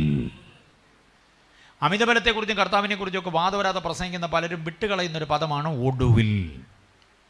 ആ ഒടുവിൽ എന്നുള്ള പദത്തിന് നമ്മൾ പ്രസക്തി കൊടുക്കുന്നു ഈ ക്ലാസ്സിൽ. അത് ഈ ക്ലാസ്സിൻ്റെ ഒടുവിൽ അത് ചെയ്യുമ്പോൾ ഓർത്തിരിക്കാൻ എളുപ്പമുണ്ട്. ഒടുവിൽ എന്താ പാസ്റ്റേ? ഒടുവിൽ എന്ന പദത്തിൻ്റെ വ്യാഖ്യാനം എന്തായിരിക്കും? അവസാനം എന്നുള്ളത് തന്നെയാണ്. പക്ഷേ ആ പദം അവിടെ വരുന്നതിൻ്റെ മുൻപുള്ള വേദഭാഗങ്ങളെ ശ്രദ്ധിക്കണം. പാസ്റ്റേഴ്സ് അങ്ങനെ ഒരു കൺസ്ട്രക്ഷനിലേക്ക് കൊണ്ടുവരണം. നിങ്ങളുടെ ഇടവകയിലുള്ള കുടുംബങ്ങളെ നിങ്ങൾ വിളിച്ചു വരുത്തിയിട്ട് ഈ ഭാഗം പഠിപ്പിക്കണം. അതിന് പറ്റിയ ഒരു നിർമ്മിതി ഞാൻ തരാം. 5-ാം അധ്യായം 22 മുതൽ 6-9 വരെയുള്ള വാക്യങ്ങൾ. ഒടുവിൽ എന്നുള്ള പദം എഴുതിയിട്ട് അതിന് നേരെ എഴുതിക്കോണം. എഫെസ്യർ 5:22 മുതൽ 6-9 വരെയുള്ള വാക്യങ്ങളിൽ അപ്പോസ്തലനായ പൗലോസ് ആത്മാവിൽ 10 പേരെ വിളിക്കുന്നുണ്ട്. 10 കൂട്ടം ആളുകളെ വിളിക്കുന്നുണ്ട്.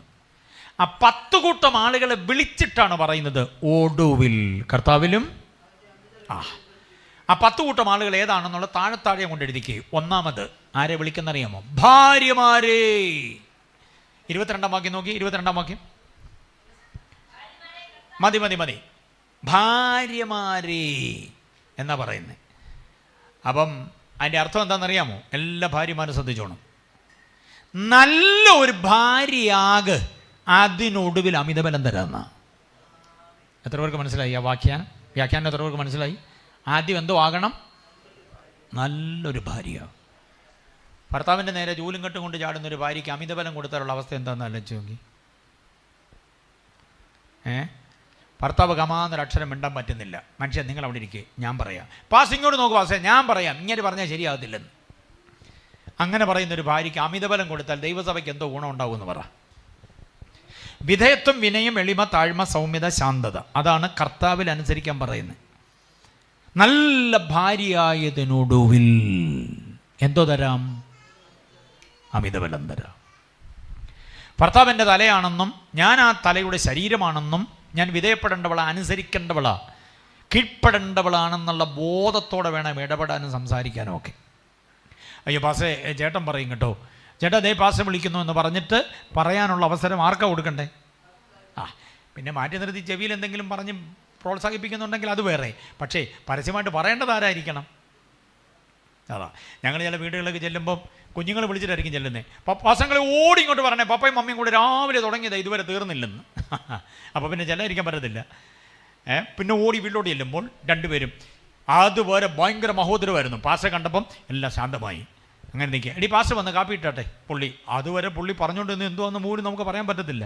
പക്ഷേ പാസ കണ്ടപ്പോൾ കാപ്പി ഇടാനുള്ള നിർദ്ദേശം, പുള്ളിക്കാരി കാപ്പി ഇടുന്നു, ഇങ്ങോട്ട് കൊണ്ടുവരുന്നു. അപ്പം നമുക്ക് എങ്ങനെ ഒരു എൻട്രി ഇല്ല. എന്തുവാ ചോദിക്കേണ്ടത്? കാരണം ഇവർ രണ്ടുപേരും ഹണിമൂൺ മൂഡിലാണ് ഇപ്പോൾ. അവർ നമ്മളാകപ്പാടെ ആശയക്കുഴപ്പത്തില്ല. അപ്പം നമ്മൾ ചോദിച്ചു, അച്ഛാ മോൻ വിളിച്ചിട്ടാണ് ഞാൻ വന്നത്, എന്തോ നിങ്ങൾ തമ്മിൽ എന്തോ ഒരു ഈശാപോശയാണെന്ന് അറിഞ്ഞായിരുന്നല്ലോ, അത് അറിയാൻ വേണ്ടിയാണ് മോൻ വിളിച്ചിട്ട് ഞാൻ വന്നതാ. പക്ഷെ ഇവിടെ വന്നപ്പം പാസ അങ്ങനൊന്നുമില്ല, ഞങ്ങൾ 1-2 കാര്യം പറഞ്ഞപ്പം എന്ന് പാസോട് സംസാരിക്കാൻ വേണ്ടി ആയതുകൊണ്ട് ഭാഷയുടെ സൗന്ദര്യമെല്ലാം കൂടെ കൂട്ടിയിണക്കി പുള്ളി ഭവ്യതയോടെ പറഞ്ഞു തുടങ്ങുമ്പം അടുക്കളയിൽ നിന്നൊരു മഹോദരം ഇങ്ങ് വരുക. പാസ ഇത് ഞാൻ പറയുന്ന പോലെ ഒന്നുമല്ല, മനുഷ്യൻ മിണ്ടാ ഓടിക്കും, ഞാൻ പറയാം. പാസ ഇങ്ങോട്ട് നോക്ക് പാസ. പാസിങ്ങോട്ട് ഫോട്ടോഗ്രാഫർ നമ്മുടെ മുഖമൊക്കെ തിരിച്ചു വയ്ക്കുന്ന പോലെ പുള്ളിക്കാർ വന്ന് നമ്മുടെ മോന്ത പിടിച്ച് നിൽക്കുമോ നോക്കുമെന്ന് തോന്നി. നമ്മൾ അങ്ങോട്ടും ഇങ്ങോട്ടും നോക്കിപ്പോൾ ഇങ്ങോട്ട് നോക്ക് പാസ് ഇങ്ങോട്ട് നോക്ക്. ഞാൻ പറയാം, ഇങ്ങനൊരു സൈസിന് അമിതബലം കൊടുത്താലുള്ള അവസ്ഥ ഒന്ന് ആലോചിച്ച് നോക്കി. കർത്താവിന് തെറ്റൊന്നും പറ്റത്തില്ല. കർത്താവ് അതുകൊണ്ടാണ് പറയുന്നത് ഒടുവിൽ തരാം. ഏതിനൊടുവിൽ? നല്ല ഭാര്യയായതിനൊടുവിൽ. ഉണ്ടോ? അത് പറഞ്ഞപ്പോൾ നമുക്കൊരു സന്തോഷം തോന്നില്ലേ? അച്ഛാ 25-ാം വാക്യം നമ്മളെക്കുറിച്ചാണ് പറയുന്നത്. വായിച്ചേ. 25 ഭർത്താക്കന്മാരെന്നാ വിളി. കണ്ടോ? ഒരു നല്ല ഭർത്താവായതിന് ഒടുവിൽ അമിതബലം തരാം. ഭാര്യയുടെ കൂടെ 5 മിനിറ്റ് ഇരിക്കാൻ നേരമില്ല. ഭർത്താവിൻ്റെ കൂടെ 5 മിനിറ്റ് ഭർത്താവ് ഭാര്യയുടെ കൂടെ ഇരിക്കുന്നില്ല. അവിടെ ഇഷ്ടാനിഷ്ടങ്ങൾ തിരക്കുന്നില്ല. അവർക്ക് എന്തെങ്കിലും ആവശ്യമുണ്ടോ, താല്പര്യമുണ്ടോ? എന്നും പുള്ളിക്കാരി കഴിക്കുന്നത് ഉണ്ടാക്കുന്ന അവിടെ ഇരുന്ന് കഴിക്കുക. എന്നെങ്കിലും ഒരിക്കൽ വെളിയിലൊന്ന് കൊണ്ടുപോയി ഒരു ഫുഡ് വാങ്ങിച്ചു കൊടുക്കണമെന്ന് അവർക്ക് ആഗ്രഹമുണ്ടോ? പറയുന്നില്ലെന്നുള്ളതേ ഉള്ളൂ. ആഗ്രഹമുണ്ട് നമ്മുടെ കൂടെ ബൈക്കിൻ്റെ പുറകിൽ ഇരുന്നൊന്ന് പോകണമെന്നൊക്കെ ഒരു താല്പര്യമുണ്ട്. കാറെ കയറി ഒന്ന് പോകണമെന്നൊരു താല്പര്യമുണ്ട്. അല്ലെങ്കിൽ റെൻറ്റ് കാർ വിളിച്ചായാലും എല്ലാവരും കൂടെ പുറത്ത് പോയി ഒരു ഭക്ഷണം കഴിക്കണമെന്നൊക്കെ ഒരു താല്പര്യം. ഇത് വല്ലതും ചോദിച്ചിട്ടുണ്ടോ? നമ്മൾ സഭ നന്നാക്കാനും നാട് നന്നാക്കാനും സെൻറ്റർ നന്നാക്കാനും നെട്ടോട്ട് ഓടുന്നതിനിടയിൽ ഭാര്യ എന്ന ജീവിയുടെ വികാരങ്ങൾ നമ്മൾ പരിഗണിക്കുന്നില്ലെങ്കിൽ നല്ല ഭർത്താവല്ല. കല്യാണം കഴിഞ്ഞപ്പോൾ വാങ്ങിച്ച സ്പ്രേ ഇപ്പം ഞെക്കിയാൽ സ്പ്രേ വരുന്നില്ല, ഷൂന്നേ വരുന്നുള്ളൂ അല്ലേ? അതോടുകൂടെ നമ്മുടെ ഹണിമൂൺ മൂഡ് തീർന്നു, ഭാര്യയോടുള്ള താല്പര്യം തീർന്നു. അന്ന് വാങ്ങിച്ച പൗഡറിനകത്ത് ഇപ്പോൾ പൗഡറില്ല, ടിന്ന് വെറുതെ കാലിയായി. അതോടെ നമ്മുടെ ഭർത്തൃ സ്നേഹം എന്ത് ചെയ്തു പോയി? കാലിയായി. തീരരുത് ഒരിക്കലും. വാർദ്ധക്യത്തിലെത്തിയാലും തീരരുത്. ഭാര്യയോടുള്ള പ്രണയം മാറിപ്പോകുകയെ തീരും. നല്ല ഭർത്താവാകണം, ഉത്തരവാദിത്വമുള്ള ഭർത്താവാകണം. അങ്ങനെ ഭർത്താവായതിന് ഒടുവിൽ എന്തോ തരാം? ഭാര്യയെ സ്നേഹിക്കാത്ത, ഭാര്യയോട് വിശ്വസ്തത പുലർത്താത്ത ഒരു ഭർത്താവിന് അമിതബലം കൊടുത്തുകൊണ്ട് വല്ല ഗുണമുണ്ടോ? ഒരു ഗുണവും ഇല്ല. അതുകൊണ്ടാണ് ഒടുവിൽ എന്ന പദം ഇവിടെ എല്ലാം ചേർത്ത് പഠിക്കണം. ഇനി 6-ന്റെ 1-ാം വാക്യം വായിച്ച്. മക്കളെ എന്നുള്ളതിന് 2 കൂട്ടരുണ്ട്. 1 മകളെ, 2 മകനെ. മകളെ, നീ ദുർനടപ്പുകാരിയാകരുത്, നിന്റെ അപ്പൻ അപമാനം വരുത്താതിരുന്നാൽ. മകനെ, നീ ശഠനും മത്സരിയുമാകരുത്, നീ സൗമ്യനാകണം, അപ്പനെ ആദരിക്കണം, അമ്മയെ ആദരിക്കണം. അങ്ങനെയായാൽ ഒടുവിൽ എന്തോ തരാം? അപ്പനെ ധിക്കരിക്കുന്ന, അമ്മയെ ധിക്കരിക്കുന്ന മകനും മകളിനും അമിതബലം കിട്ടുമെന്ന് തോന്നുന്നുണ്ടോ? പ്രൈസ് ആൻഡ് വർഷിപ്പിന് കയറിയുന്നത് ഭയങ്കര പ്രകടനമാണ്. നീ മാത്രം മതി എന്നൊക്കെ പറഞ്ഞ് നിൽക്കുന്ന നിപ്പ്, ശ്വാസം വിലങ്ങിയ പോലെ ഒറ്റ നിപ്പ് നിൽക്കുന്ന കണ്ടാൽ എൻ്റെ ദൈവമേ, കർത്താവ് ഇവനെ ഇപ്പോൾ സ്വർഗത്തിലോട്ട് കൊണ്ടുപോകാൻ തോന്നിയെന്ന് തോന്നും. വീട്ടിൽ ചെല്ലണം അവൻ്റെ ഷേപ്പ് അറിയണമെങ്കിൽ. അപ്പനോട് സംസാരിക്കുന്ന, അമ്മയോട് സംസാരിക്കുന്നൊക്കെ രീതി കണ്ടാൽ നമുക്ക് സങ്കടം തോന്നിപ്പോവും. ആമ്പിള്ളേർ എന്നെ ശ്രദ്ധിക്കുന്നവരൊക്കെ കേട്ടോണേ, ഒത്തിരി പേരില്ലെങ്കിൽ ഉള്ളവർ ശ്രദ്ധിച്ചോണം. അപ്പനെ അവഗണിക്കരുത്. നെഞ്ചിലൊരു കടൽ കൊണ്ട് നടക്കുന്ന മനുഷ്യനാണ് നിൻ്റെ അപ്പൻ. ഇപ്പം മൂക്കിന് താഴെ കട്ട മീശ ഉണ്ടല്ലോ അല്ലേ? ചീപ്പ് പോലും കയറാത്ത പരുവത്തില്ല. എന്നാ കനമാണെന്നറിയോ? ഈ മീശ അവിടെ വരുന്നതിന് മുമ്പ് ഒരിളം മഞ്ഞ നിറത്തിലൊരു കൊഴുത്ത ദ്രാവകം വന്ന് അടിഞ്ഞുകൂടിയ കാലം ഓർമ്മയുണ്ടോ? എന്തോ വെച്ചാൽ ആ ദ്രാവകത്തിൻ്റെ പേര് എന്താ? പേരില്ലേ അതിന്? സംഭവം എന്തോ ഒരു കള, അത് തന്നെ. പനി എന്നൊക്കെ നല്ല മലയാളം അല്ലേ? ഈ സാധനം വന്നിങ്ങനെ അടിഞ്ഞുകൂടിയിരുന്നപ്പോൾ അത് അപ്പൻ കണ്ടു. കയറി വന്ന് ഓടി വന്നു. എടാ കുഞ്ഞ്, എന്തോന്നാടാ ഈ കോലമെന്നും പറഞ്ഞു ഓടിപ്പോന്ന് പൊക്കിയെടുത്ത് ഇങ്ങോട്ട് നോക്ക്. ഈ തള്ളവിരലും ഈ ചൂണ്ടുവിരലും ചുണ്ടോടിങ്ങനെ അടുപ്പിച്ചൊരു സോഫ്റ്റ് ടച്ചായിട്ട് നമുക്ക് നോവാതെ ഇങ്ങനെ വിരലങ്ങോട്ട് അടുപ്പിച്ചപ്പോൾ ഈ കൊഴുത്ത ദ്രാവകം അദ്ദേഹത്തിൻ്റെ വിരലുകളിലേക്ക് കയറി. അതിങ്ങനെ കൊടഞ്ഞങ്ങോട്ട് കളഞ്ഞിട്ട് ബാക്കി ഊടുമുണ്ടെ തന്നെ തൂത്ത് നമ്മുടെ കവളത്ത് ഉമ്മ തന്നൊരപ്പനുണ്ട്. ആ അപ്പനോടാ നീ പപ്പാപ്പയുടെ പണി നോക്കുപ്പോ എന്ന് പറയുന്നെങ്കിൽ ഇതിൻ്റെ ശ്രോതാവ് അപ്പനല്ല, ദൈവമാണ്. അപ്പനതങ്ങ് ക്ഷമിക്കും. മനസ്സിലായില്ലേ? പെൺപിള്ളേരുടെയും നിങ്ങൾക്കും ഉണ്ടായിരുന്ന മൂക്കള ആൺപിള്ളേർക്ക് മാത്രമല്ല. അപ്പോൾ ഇത് തുടച്ച അമ്മയും ഇത് തുടച്ച അപ്പനെയും ഒന്നും എന്ത് ചെയ്യരുത്? ഒരിക്കലും മറക്കരുത്, അവഗണിക്കരുത്. മക്കളെ, നിങ്ങളുടെ അമ്മയപ്പന്മാരെ. അപ്പോൾ 1 ഭാര്യ, 2 ഭർത്താവ്, 3 മകൾ, 4 മകൻ. മക്കളെ, ഒരിക്കലും അമ്മയപ്പന്മാരെ എന്തോ ചെയ്യരുതെന്നാ? ധിക്കരിക്കരുത്. കർത്താവിൽ അവരെ എന്തോ ചെയ്യണം? അതിനാ കർത്താവിലനുസരിക്കണം എന്നുള്ള പാസ്റ്റർ ശ്രദ്ധിക്കാൻ വേണ്ടി പറയാം. ഈ ചൈൽഡ് സമർപ്പണ ശുശ്രൂഷയിലൊക്കെ പറയേണ്ട ഒരു കാര്യം ഞാൻ പറയാം. മക്കളുമാരോട് ദൈവവചനം പറയുന്നത് നിങ്ങളുടെ അപ്പനെ അമ്മയെ എങ്ങനെ അനുസരിച്ചാൽ മതി? കർത്താവിൽ. കർത്താവാണ് നിങ്ങളുടെ അപ്പനും അമ്മയ്ക്കും അപ്പനെന്നും അമ്മയെന്നുമുള്ള തസ്തിക കൊടുത്തത്. അവരുടെ മകനായി മകളായി നിങ്ങളെ അവർക്ക് കൊടുത്ത കർത്താവാണ്. അതുകൊണ്ട് നിങ്ങൾ അപ്പനെ അമ്മയെ എങ്ങനെ അനുസരിച്ചാൽ മതി? പള്ളി പോകണമെന്ന് അപ്പം പറഞ്ഞാൽ അത് കേൾക്കണമെന്നില്ല. ആരാധിക്കേണ്ടെന്ന് നീ അപ്പം പറഞ്ഞാൽ, സ്നാനപ്പെടണമെന്ന് അപ്പം പറഞ്ഞാൽ അതനുസരിക്കണമെന്നില്ല. കർത്താവിലനുസരിക്കണം. ആദ്യത്തെ പരിഗണന ആർക്ക് കൊടുക്കണം? കർത്താവിന്. അതിൻ്റെ കാരണം മൂന്നെണ്ണമാണ്. മൂന്നോ നാലോ ഇഷ്ടം പോലെ ഉണ്ടാക്കാം. ഏറ്റവും പ്രധാനമായി 3 കാരണം പറയാം. 1, ഗർഭത്തിൽ ഉരുവാക്കിയതാരാ? കർത്താവാണ്. മാതാപിതാക്കളുടെ സംയോജനമായിരിക്കാം ആ പിറവിയുടെ കാരണം, പക്ഷേ അതിൻ്റെ അടിസ്ഥാന കാരണം ഗർഭത്തിൽ നീ എന്നെ മെടഞ്ഞു. ആരാ മെടഞ്ഞേ? എവിടെ വാക്യം? 71 സങ്കീർത്തനം 13 വാക്യം. 71:10. പാസ്റ്റർമാരെ സഭയെ പഠിപ്പിക്കേണ്ട കാര്യം, പിള്ളേർ നിഗളികളായി പോകാതിരിക്കാൻ. നിന്നെ ഗർഭത്തിൽ മെടഞ്ഞത് ദൈവമാണ്. 71:13 അല്ല, 71:13 അല്ല, 139:13. 139:13. 139 സങ്കീർത്തനം. ഗർഭത്തിൽ നീ എന്നെ മെടഞ്ഞു. അപ്പോൾ നമ്മുടെ ഉള്ളിൽ സംസ്ഥാപിച്ചത് ആരാ? ദൈവമാ. അടുത്തത്, ഗർഭത്തിൽ നീ എന്നെ താങ്ങി. 71:6 വാക്യം. മെടഞ്ഞത് ദൈവമാണ്. അപ്പോൾ തന്നെ ഗർഭത്തിൽ രൂപപ്പെട്ട് കഴിഞ്ഞപ്പോൾ അമ്മ മാത്രമല്ല താങ്ങിയത്, അമ്മയെ സഹിതം താങ്ങിയ ഒരു കരമുണ്ട്. അതാരുടെയാ? കർത്താവിൻ്റെയാ. അതുകൊണ്ടാണ് കർത്താവിനനുസരിക്കണമെന്ന് പറയുന്നത്. ഈ അമ്മമാർ ഉദരത്തിൽ നമ്മളായിരുന്നപ്പോൾ വല്ല കഴിക്കുകയും കുടിക്കുകയും ചെയ്ത് ആഗ്രഹത്തിന് വല്ലതൊക്കെ കയറി വാങ്ങിച്ച് കഴിച്ചിരുന്നെങ്കിൽ കൊച്ചിനത് അപകടമായേനെ. എന്നിട്ട് ആഗ്രഹങ്ങളെല്ലാം മാറ്റി വെച്ചിട്ട് നമുക്ക് വേണ്ടി എന്ന ബുദ്ധിയോടെയാണ് ചുവടോരോന്നും വെച്ചതും ഇരുന്നതും എഴുന്നേറ്റതും ചരിഞ്ഞതും തിരിഞ്ഞതും എല്ലാം ഉദരത്തിലുരുവായ കുഞ്ഞിനെ സംരക്ഷിച്ചുകൊണ്ടാണ്. പക്ഷേ ആ അമ്മയെ സഹിതം താങ്ങിയത് ആരുടെ കരമാണ്? 71:6 കണ്ടോ? 71:6. 71 സങ്കീർത്തനം 6 വാക്യം. ഗർഭത്തിൽ നീ എന്നെ എന്തോ ചെയ്തു? താങ്ങി. അടുത്ത അതേ വാക്യത്തിൽ തന്നെ വേറൊരു കാര്യമുണ്ട്, ഗർഭത്തിൽ നിന്ന് എടുത്തവൻ നീയാണ്. നമ്മൾ പറയും ഡോക്ടറാണ്. ഡോക്ടറല്ല, ഡോക്ടറുടെ കൈയുടെ താഴെ കർത്താവിൻ്റെ കരമുണ്ടായിരുന്നു. ഡോക്ടർ വലിച്ചെടുത്തു എന്നൊക്കെ നമ്മൾ പറയും. നോ. വയറ്റാട്ടി വലിച്ചെടുത്തെന്ന് പറയും, ഹെഡ് നേഴ്സ് വലിച്ചെടുത്തെന്നൊക്കെ പറയും, അവരാ എടുത്തെന്ന് പറയും. നോ, സങ്കീർത്തനക്കാരൻ സമ്മതിക്കത്തില്ല. 71:6 പറയുന്നു, ഗർഭത്തിൽ നിന്നെ എടുത്തവൻ. അപ്പോൾ 3 കാര്യം ഞാൻ പറഞ്ഞു. ഏതൊക്കെയാണ്? ഉരുവാക്കിയവൻ, താങ്ങിയവൻ, എടുത്തവൻ. ഇത് 3 പറയണം. സമർപ്പണ ശുശ്രൂഷയിൽ ഇത് പറയണം. അപ്പനോടും അമ്മയോടും പറയണം. ഡോക്ടറുടെ സഹായം കൊണ്ടാണ് ഞാൻ വന്നതെന്ന് ചിന്തിക്കരുത്, കർത്താവ് താങ്ങിയത് കൊണ്ടാണ്.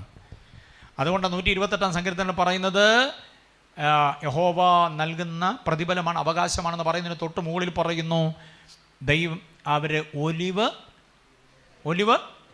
വൃക്ഷങ്ങൾ പോലെ എന്നല്ല, പിന്നെ തൈകൾ. ആ തൈകൾ പോലെ എന്ന് പറയാൻ കാരണം എന്താണെന്നറിയോ? സംരക്ഷിക്കപ്പെടണം, പാലിക്കപ്പെടണം, പരിചരിക്കപ്പെടണം. അതിനാ തൈകൾ എന്ന് പറഞ്ഞിരിക്കുന്നത്. തൈയുടെ മീതെ ചൂടൽ വരാൻ പാടില്ല. തൈയുടെ ചുവട്ടിൽ വെള്ളം വേണം, ലവണം വേണം, തക്ക സമയത്ത് അതെല്ലാം വേണം. അത് വളഞ്ഞു പോകരുത്, നിവരെ നിർത്തണം. കണ്ടിട്ടില്ലേ? റബ്ബർ തൈ കൊണ്ട് നട്ട് കഴിഞ്ഞാൽ ഉടമസ്ഥൻ്റെ പാദം അതിൻ്റെ ചുവട്ടിലുണ്ട് എപ്പോഴും, അല്ലേ? കൂടെ വന്ന് നോക്കും, കൂടെ അതിന് പരിചരണം കൊടുക്കുന്നു. വേറെ ഒന്നും വള്ളിപ്പടർപ്പ് അതേ കയറി പടരാൻ അനുവദിക്കുന്നില്ല. ഇത് തന്നെയാണ് നമ്മുടെ തലമുറ. തൈ എന്ന് പറയുന്നത് പാലിക്കപ്പെടണം. വേറെ ഒന്നും അതിനകത്ത് ചുറ്റിപ്പണഞ്ഞ് വളരരുത്. വേറൊന്നും അതിൻ്റെ മീതെ വളരാൻ പാടില്ല. പെണ്ണിൻ്റെയും ആണിൻ്റെയും തൈ അതിൻ്റെ മീതെ വരാൻ പാടില്ല. കണ്ടില്ലേ? അത്രയ്ക്ക് സംരക്ഷണം വേണം നമുക്ക്. അതങ്ങനെ പറഞ്ഞിരിക്കുന്നത്. ഓക്കെ, അപ്പോൾ ഇവിടെ പറഞ്ഞ വസ്തുത എന്തായിരുന്നു? മക്കളെ കർത്താവിൽ എന്തോ ചെയ്യണം? മാതാപിതാക്കളെ അനുസരിക്കണം. ഓക്കെ, അപ്പം ഭാര്യയോട്, ഭർത്താവിനോട്, പിന്നെ മകളോട്, പിന്നെ മകനോട്. ഇനി 4 വാക്യം വായിച്ച്. പിതാക്കന്മാരെ എന്ന് പറയുന്നതിനകത്ത് വേറൊരാളോടുണ്ട്. ആരാന്ന് പറ? പിതാക്കന്മാർ. മക്കളെ എന്ന് പറയുന്നതിനകത്ത് പെൺമക്കളും ആൺമക്കളും ഉണ്ടെങ്കിൽ പിതാക്കന്മാരെ എന്ന് പറയുന്നതിനകത്ത് ആരോടുണ്ട്? മാതാക്കളെ എന്നും കൂടെ ഉണ്ട്. അത് പറയാൻ എന്നാ മടി? വുമൻസ് ബോർഡ് അതിനകത്തുണ്ട്, മദർ ബോർഡ് അതിനകത്തുണ്ട്. മനസ്സിലായില്ലേ? മാതാക്കളെ എന്നും കൂടെ വിളിക്കുന്നുണ്ട്. പിതാക്കന്മാരെ എന്ന് മാത്രമല്ല. പിതാക്കന്മാരെ നിങ്ങളുടെ മക്കളെ കോപിപ്പിക്കരുത്, മാതാക്കളെ നിങ്ങളുടെ മക്കളെ കോപിപ്പിക്കരുത്. അവരെ സ്നേഹത്തോടെ പരിചരിക്കണം. അവർ കർത്താവിനുള്ളവരാണ്, കർത്താവ് തന്ന ദാനമാണ്, നിങ്ങളെ ഏൽപ്പിച്ചതാണ് ആ കുഞ്ഞിനെ. ഒരപ്പനും അമ്മയും കൂടെ, സൗന്ദര്യമുള്ള 2 ഫിലിം സ്റ്റാർ പോലിരിക്കുന്ന ഒരു യുവാവ് ഒരു യുവതിയും കൂടെ ഓട്ടിസം ബാധിച്ച ഒരു കുഞ്ഞുമായിട്ട് പാസ്റ്ററുടെ അരികിൽ വന്നു, ഒരു വൈദികൻ്റെ അരികിൽ വന്നു. അവർ പറഞ്ഞു, ഞങ്ങൾ കർത്താവിനെ അറിഞ്ഞ കാലം മുതൽ ദൈവസഭയ്ക്ക് വേണ്ടി ഇഷ്ടം പോലെ സാമ്പത്തികം കൊടുക്കാൻ ഒറ്റ യോഗം പോലും മുടക്കിയിട്ടില്ല. ഞങ്ങൾ പ്രണയവിവാഹമായിരുന്നു എന്നുള്ളത് ശരിയാണ്, പക്ഷേ അവിഹിതമായ ഒരു മാർഗത്തിലും ഞങ്ങൾ പോയിട്ടില്ല. എന്നിട്ട് കർത്താവ് ഞങ്ങൾക്കൊരു കുഞ്ഞിനെ തന്നപ്പോൾ ഈ ഓട്ടിസം ബാധിച്ച കുഞ്ഞിനെ എന്തിനാ തന്നേ? മറുപടി പറയൂ, ഞങ്ങൾക്കത് കേൾക്കാൻ ആഗ്രഹമുണ്ട്. ഞങ്ങളുടെ മനസ്സ് ഭയങ്കര വേദനിക്കപ്പെടുന്നു ഈ കുഞ്ഞിനെ കാണുമ്പോൾ. കർത്താവിന് വേണ്ടി ഇത്രയും നന്മ ചെയ്ത ഞങ്ങൾക്ക് എന്തിനാ ഒരു ഓട്ടിസം ബാധിച്ച കുഞ്ഞിനെ തന്നത്? ഞങ്ങൾക്ക് നേരിട്ടറിയാം, ഇടവകയിൽ പലരും അത്ര നന്മ ചെയ്തിട്ടുള്ളവരല്ല. അവരുടെ കുഞ്ഞുങ്ങളൊക്കെ സ്മാർട്ടായിട്ട് ഇതിൽ ഓടിക്കളിക്കുമ്പോൾ ഞങ്ങളുടെ കുഞ്ഞ് ഞങ്ങളുടെ കയ്യിലിരുന്ന് ഗോഷ്ഠി കാണിക്കുമ്പോൾ ഞങ്ങൾക്ക് വേദനയാണ്. പറയൂ, എന്താ ഞങ്ങൾക്കിങ്ങനെ കുഞ്ഞിനെ തന്ന്? ആ വൈദികൻ്റെ ബുദ്ധിപരമായ മറുപടിയാണ് ആ വായനയിൽ എന്നെ ഒത്തിരി ചിന്തിപ്പിച്ചത്. ആ സംഭവ വായനയിൽ അദ്ദേഹം പറഞ്ഞു, നിങ്ങൾ ദോഷം ചെയ്തിട്ടൊന്നുമല്ല, നിങ്ങൾക്കേതോ ശാപം ഉണ്ടായിരുന്ന കൊണ്ടൊന്നുമല്ല. ദൈവത്തിൻ്റെ കയ്യിൽ ഒരു ഓട്ടിസം ബാധിച്ച കുഞ്ഞുണ്ടായിരുന്നു. ആ കുഞ്ഞിനെ ആരുടെ കയ്യിൽ കൊടുത്താൽ ഈ കുഞ്ഞ് സംരക്ഷിക്കപ്പെടുമെന്ന് ദൈവം അന്വേഷിച്ചപ്പോൾ നിങ്ങളെയാണ് കണ്ടുകിട്ടിയത്. എത്ര പേർക്ക് മനസ്സിലായി അർത്ഥം? ദൈവത്തിൻ്റെ കയ്യിൽ ഒരു ഓട്ടിസം ബാധിച്ച കുഞ്ഞുണ്ടായിരുന്നു. ഇതിനെ ആരുടെ കയ്യിൽ കൊടുത്താൽ പൊന്നുപോലെ സംരക്ഷിക്കപ്പെടുമെന്ന് ദൈവം അന്വേഷിച്ചപ്പോൾ നിങ്ങളെ രണ്ടുപേരെയാണ് കിട്ടി. അതുകൊണ്ട് നിങ്ങൾക്ക് തന്നെ. വേറെ ആരുടെയെങ്കിലും കൈ കൊടുത്തിരുന്നേ അവരിതിനെ ഏതെങ്കിലും അനാഥശാല കൊണ്ട് കളഞ്ഞേനെ, എവിടെയെങ്കിലും കൊണ്ട് കളഞ്ഞേനെ. പലപ്പോഴും നമ്മുടെ കുഞ്ഞുങ്ങൾക്ക് ഇച്ചിരി ബുദ്ധി കുറവാണെങ്കിൽ ആ കുഞ്ഞിനെ പരിചരിക്കാൻ ദൈവം നമ്മുടെ കൈ തന്നു എന്ന് ചിന്തിച്ചാൽ മതി. എന്തെങ്കിലും വൈകല്യം ഒരു കുഞ്ഞാണോ, വൈകല്യമുള്ള കുഞ്ഞാണോ, അതിനെ ഓർത്ത് മനസ്താപപ്പെടുകയോ അപകർഷതാബോധം വേണ്ട. ഇങ്ങനൊരു കുഞ്ഞിനെ എൻ്റെ കയ്യിൽ തന്നത് ഞാനതിൻ്റെ കാവലാളാകുമെന്ന് ദൈവത്തിന് ഉറപ്പുള്ളത് കൊണ്ടാണ്. അങ്ങനെ ചിന്തിച്ചാൽ മതി, അപകർഷതാബോധമൊന്നും വേണ്ട. അപ്പം മാതാപിതാക്കളെ, കുഞ്ഞുങ്ങൾക്ക് മാർഗം കുറഞ്ഞെന്ന് പറഞ്ഞ് അവരുടെ നേരെ തുടുപ്പും കൊണ്ടൊന്നും ചാടല്ലേ ആൻറ്റി. ബാക്കി 4 മാർക്ക് എന്ത് എന്ന് പറഞ്ഞിട്ട് നീ കഴിച്ചാൽ മതിയെന്ന്. മാത്സിന് 46 മാർക്ക് വാങ്ങിച്ച കൊച്ചിൻ്റെ നേരെ തള്ള ഉറഞ്ഞു തുള്ളുക, ബാക്കി 4 മാർക്ക് എന്ത് ചെയ്യുന്നു? മനസ്സിലായോ? 50-ൽ എത്ര മാർക്ക് വാങ്ങിച്ചു? 46. എത്ര കൂടെ വേണം ഇനി? ആ 4 എന്ത് എന്ന് പറഞ്ഞിട്ട് നീ കഴിച്ചാൽ മതി. കഴിക്കാൻ തുടങ്ങിയ വട കൊച്ചിൻ്റെ കയ്യിൽ നിന്ന് തട്ടിപ്പറിച്ചെടുത്ത് കളഞ്ഞിട്ട് തള്ള ചായം കൂടെ തള്ളി മാറ്റിയിട്ട് പറയുക, അത് പറഞ്ഞിട്ട് നീ കഴിച്ചാൽ മതിയെന്ന്. കഴിക്കാൻ വന്നിരിക്കുമ്പോഴെല്ലാം ഉണ്ടാക്കി അനത്തി തന്നിട്ട് ഇപ്പം 4 മാർഗം കളഞ്ഞിട്ട് വന്നിരിക്കുന്നു, കാണണ്ട എനിക്ക് നിന്നെ എന്നും പറഞ്ഞു തല്ലാൻ തുടങ്ങുമ്പോൾ ഓടി അപ്പൻ്റെ അടുക്കൽ ചെന്ന് വട്ടം പിടിച്ച് അപ്പനെ, പപ്പ ക്ലാസ്സിൽ ഞാനാ ടോപ്പ്, 46 വേറെ ആർക്കും ഇല്ല പപ്പ, എനിക്ക് മാത്രമേ ഉള്ളൂ. ടീച്ചർ എന്നെ വെരി ഗുഡ് പറഞ്ഞ് എല്ലാവരുടെ മുമ്പിൽ എഴുന്നേപ്പിച്ച് നിർത്തി എന്നെ ആശംസിക്കുകയൊക്കെ ചെയ്തു, അഭിനന്ദനമൊക്കെ തന്നു. മമ്മി എന്നെ തല്ലുന്നു പപ്പ പ്ലീസ് എന്ന് പറഞ്ഞപ്പോൾ പപ്പ പറഞ്ഞു, മോൻ്റെ മമ്മിയല്ലേ, സാരമില്ല, 50-ൽ 50 വാങ്ങിക്കണമെന്നുള്ള മമ്മിയുടെ താല്പര്യമല്ലേ, സാരമില്ല, പോട്ടെ പോട്ടെ പോട്ടെ. അപ്പോഴത്തേക്ക് തുടുപ്പ് എടുത്തുകൊണ്ട് വന്നു കഴിഞ്ഞു. അവിടെ അപ്പൻ്റെ കയ്യിൽ പെട്ട കൊച്ചിനെ കസ്റ്റഡിയിൽ നിന്ന് എടുത്ത് തല്ലാൻ നിർവാഹമില്ലാത്തതുകൊണ്ട് ഈ ജീവികളുടെ അവസാനത്തെ ഒരു വാചകമുണ്ട്, ഓർമ്മയുണ്ടോ? കൊച്ച് നമ്മുടെ കസ്റ്റഡിയിൽ വന്നു കഴിഞ്ഞാൽ പിന്നെ തല്ലാൻ പറ്റത്തില്ലെങ്കിൽ ഇവർ ദേഷ്യം തീർക്കുന്ന അവസാനത്തെ നിങ്ങളുടെ അല്ലേ പിന്നെ അങ്ങനെയാണെന്നാ പറയുന്നത്. 4 മാർക്ക് കളഞ്ഞിട്ട് വന്നത് ആരുടെ ആയതുകൊണ്ടാണ്? കഴിഞ്ഞ പ്രാവശ്യത്തെ പരീക്ഷയ്ക്ക് 50 മാർക്ക് വാങ്ങിച്ചപ്പോൾ ഇതേ തള്ള തന്നെ പറഞ്ഞ എൻ്റെ അല്ലേ എനിക്കറിയാം വാങ്ങിക്കുമെന്ന്. ഇപ്പം 4 മാർക്ക് കളഞ്ഞപ്പോൾ ആരുടെയായി? നിങ്ങൾ ആ പുള്ളിയുടെ ആദ്യത്തെ കുടിയിലേ അല്ല, ഇവർ രണ്ടും കൂടെ ഉള്ള കുടിയിലെയാ. പക്ഷെ 4 മാർക്ക് പോയപ്പോൾ ഏത് കുടിയിലേ ആയി? നിങ്ങളുടെ അല്ലേ എന്നാ. ആ കൊച്ചടുത്ത പ്രാവശ്യം വാങ്ങിച്ചോളൂ നീ പോ എന്ന് പറഞ്ഞു വിട്ടു. പക്ഷെ കുഞ്ഞിനോട് സംശയം ബാക്കി. പപ്പ 46 മാർക്ക് വാങ്ങിച്ചിട്ട് മമ്മിക്ക് 4 മാർക്കിനോട് എന്തോ ഇത്ര വലിയ താല്പര്യം? പുള്ളിക്കാരി അങ്ങ് പോയെന്ന് ഉറപ്പ് വരുത്തിയപ്പോൾ പുള്ളി ചെവി പറഞ്ഞു കൊടുത്തു, അതൊരു രഹസ്യം മോനെ. എന്താ പപ്പ? മോളിങ്ങനെ കാതോർത്ത് എന്നപ്പോൾ പറഞ്ഞു, മമ്മിക്ക് മാത്സിന് ആകെ കിട്ടിയതായി 4 മാർക്ക്, അത് എന്ത് ചെയ്യുന്നായി ചോദ്യം. നമ്മൾ എത്ര വാങ്ങിച്ചെന്നൊക്കെ നമുക്കറിയാമല്ലോ. നമ്മുടെ SSLC ബുക്ക് കൃപയാൽ ഇന്ന് വരെ പിള്ളേരെ കാണിച്ചിട്ടില്ല. ഉണ്ടോ? എവിടോ കൊണ്ടുവന്ന് പാത്ത് വെച്ചിരിക്കുകയാണ് നമ്മൾ.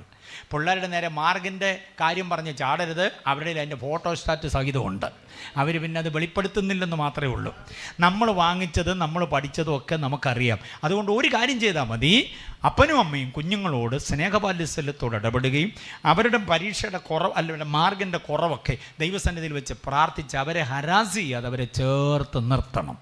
അതുകൊണ്ടാണ് പറയുന്നത് പിതാക്കന്മാരെ പിന്നെ മാതാക്കളെ എന്നും പറയുന്നു. അടുത്ത ആരെക്കുറിച്ചാണെന്നറിയാം? 5-ാം വാക്യം, ദാസന്മാരെ. അവിടെ 2 പേരുണ്ട്. ദാസന്മാരുടെ കൂട്ടത്തിൽ ആരുമുണ്ട്? തൊഴിലിടത്ത് നന്നായി വിശ്വസ്തത പുലർത്തണം. നമുക്ക് കിട്ടുന്ന വേതനത്തിനനുസരിച്ച് എന്തോ ഇതോണം. ദൈവമക്കളായതുകൊണ്ട് അല്പം കൂടെ കൂടുതൽ പണം തോണം അവിടെ. മനസ്സിലായോ? ജോലിക്ക് കൃത്യസമയത്ത് ഇറങ്ങണം, കൃത്യസമയത്ത് കയറാവും. അല്പം 5 മിനിറ്റ് കൂടെ കൂടുതൽ നിൽക്കേണ്ടി വന്നാലും ഒട്ടും മുമ്പേ കയറി പോകരുത്. ഇത് താമസിച്ചേ വരുള്ളൂ, താമസിച്ച് വന്നാലും നേരത്തെ കയറി പോകും. അതൊന്നും ദാസന്മാരുടെ ഔചിത്യമല്ല, ആത്മീയതയല്ലത്. കൊടികുത്തം മാത്രം തൊഴിലെടുത്ത് പോകുന്ന കുറേ തൊഴിലാളികളുണ്ട്, അറിയാം. പൂട്ടിക്കെട്ടി എല്ലാം പൂട്ടുക എന്നുള്ളതാണ്. കേരളത്തിൽ എത്ര വ്യവസായ സ്ഥാപനങ്ങളാണ് പൂട്ടിയെന്നറിയാമോ? തൊഴിലാളിക്ക് മാന്യമായി ജീവിക്കാനുള്ള സകല സംവിധാനമുള്ള നാടാണിത്. പക്ഷേ ആരെങ്കിലും ഒരുത്തൻ എന്തെങ്കിലും ഒരു പരിപാടി തുടങ്ങിയാൽ അതിനെന്തോ ചെയ്യുക? കൊടികുത്തുക, പൂട്ടുക. ഇതാണ്. കുറേ പാർട്ടിയും അതിൻ്റെ നേതാക്കന്മാരും ഒക്കെ ഉണ്ട്. ആകപ്പാടെ കുടുംബങ്ങൾ പട്ടിണിയായി പോവുക. എത്ര കമ്പനികളാണ് കേരളത്തിൽ നിന്ന് കെട്ടുകെട്ടി തമിഴ്നാട്ടിലും ആന്ധ്രയിലും ഒക്കെ പോയെന്നറിയാം. കിറ്റക്സ് അടക്കം എത്ര പറയാനുണ്ട് ഒത്തിരി. ഞാൻ പറയുന്നില്ല, നമുക്കറിയാം ആ സംഭവം. തൊഴിലിടങ്ങളിൽ വിശ്വസ്തത പുലർത്തണം. കൂലിപ്പണിക്കാരനാണോ? എല്ലാവരും കൂലിപ്പണിയാണ് ചെയ്യുന്നത്. കൂലി കിട്ടുന്ന പണി എല്ലാവരും ചെയ്യുന്നുണ്ടല്ലോ. കളക്ടർക്കും എന്തോ കിട്ടുന്നത് കൂലിയാണ്. പക്ഷേ പുള്ളിയെ കൂലിപ്പണിക്കാരെന്ന് വിളിക്കത്തില്ല, ശമ്പളക്കാരനെന്ന് വിളിക്കുന്നത്. തൂമ്പ പണിക്കാരന് കിട്ടുന്നത് കൂലിയും കളക്ടർക്ക് കിട്ടുന്നത് എന്തുവാ? സാലറിയും. അതുകൊണ്ട് കൂലിപ്പണിക്കാരനെന്ന് പറഞ്ഞാൽ വെയിൽ കൊള്ളുന്നവനെ കൂലിപ്പണിക്കാരൻ, റോഡിൽ പണിയുന്നവൻ, പാടത്ത് പണിയുന്നവനൊക്കെ കൂലിപ്പണിക്കിറങ്ങിയ പോലും എന്തോ പാലിച്ചോണം, അത് ഓർത്തോണം. അപ്പം രണ്ടു കൂട്ടരോടും പറയുന്നു, വിശ്വസ്തരാഗ്, അതിനൊടുവിൽ എന്തോ തരാം? അമിതബലം. അപ്പം അമിതബലം വേണമെങ്കിൽ നല്ല ഭാര്യ, നല്ല ഭർത്താവ്, നല്ല മകൾ, നല്ല മകൻ, നല്ല പിതാവ്, നല്ല മാതാവ്, നല്ല ദാസൻ, നല്ല ദാസി. ഒടുവിൽ പറയുന്നു 9 വാക്യം നോക്കി, 6:9 നോക്കിക്കേ. യജമാനന്മാരെന്ന് പറയുമ്പോൾ ആരുണ്ട് കൂട്ടത്തിൽ? യജമാനത്തിമാരുമുണ്ട്. എൻ്റെ കീഴിൽ കുറേ ജോലിക്കാരുണ്ടെന്ന് പറഞ്ഞ് അഹന്ത കാണിക്കരുത്, അഹങ്കാരം കാണിക്കരുത്. മനസ്സിലായില്ലേ? ഞാൻ നേതാവാണ്, എൻ്റെ പിന്നാലെ എൻ്റെ കീഴിലുള്ളവരായി ഇവർ എന്ന അഹന്ത വേണ്ട. സമശിഷ്ടങ്ങളാണെന്നുള്ള ആ അവസ്ഥയോടുകൂടെ ആത്മീയതലത്തിൽ പോലും ഉണ്ട്. ഞാൻ ഏരിയ പാസ്റ്ററാണ്, ഞാൻ സെൻട്രൽ പാസ്റ്റർ, ഞാൻ ഓവർസിയറാണ്, ഞാൻ പ്രസിഡന്റ്, ചെയർമാൻ. നോ, അതൊന്നും വേണ്ട. നാം യജമാനനാണെങ്കിൽ നമ്മളോടൊപ്പം ഉള്ള അവരില്ലെങ്കിൽ നമ്മുടെ യജമാനത്വം ആരോടാ? അങ്ങനെ ഉണ്ടോ? ഒരു ലീഡർ ആകണമെങ്കിൽ ആ ടീമിൽ ആര് വേണം? കുറേ ആളുകൾ വേണ്ടേ? സബോർഡിനേറ്റേഴ്സ് വേണം. എങ്കിലേ. അപ്പോൾ അവരുള്ളത് കൊണ്ടാണ് നമ്മൾ ആരായത്? യെസ്, ലീഡറായത്. അതുകൊണ്ട് അവരില്ലെങ്കിൽ ഞാൻ ആരല്ല? ലീഡർ അല്ലെന്നുള്ള ബോധ്യത്തോടെ വേണം അവരോട് ഇടപെടാൻ. അത് ഇല്ലെങ്കിൽ നമുക്കൊരു പ്രയോജനമില്ല. വണ്ടിയിൽ ഒറ്റ യാത്രക്കാരനും ഇല്ലെങ്കിൽ ഡ്രൈവർക്ക് എന്തോ പണി? ടിക്കറ്റ് എടുക്കാൻ ഒറ്റ മനുഷ്യനും ഇല്ലെങ്കിൽ കണ്ടക്ടർക്ക് എന്തോ ഗുണം എന്തുവാ എന്ന് പറഞ്ഞതുപോലെ നമ്മുടെ കൂടെ ഉള്ളവർ ഒത്തിരി പേരുള്ളത് കൊണ്ടാണ് നമ്മൾ ഷൈൻ ചെയ്യുന്നത്. അവരില്ലെങ്കിൽ നമ്മൾ ആരുമല്ല. അതുകൊണ്ട് എല്ലാവരോടും എന്തോ ഇതോണം ഇടപെടണം. ഈ 10 കൂട്ടം ആരൊക്കെയാ? ഭാര്യ, ഭർത്താവ്, മകൾ, മകൻ, പിന്നെ പിതാവ്, മാതാവ്, ദാസൻ, ദാസി, യജമാനൻ, യജമാനത്തി. ഇവരെല്ലാവരും വേണ്ടും പോലെ ക്രമീകരിക്കപ്പെട്ടതിനോടുവിൽ എന്തോ തരാം?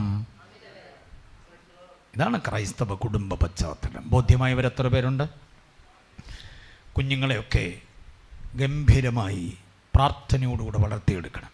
പാസ്റ്റേഴ്സിനോട് ഒരു കാര്യം പറയാം, ഇനി സമയമില്ലല്ലോ, എങ്കിലും ഒരു വാക്യം നിങ്ങളുടെ ശ്രദ്ധയിലേക്ക് കോറിയിടാൻ തരാം.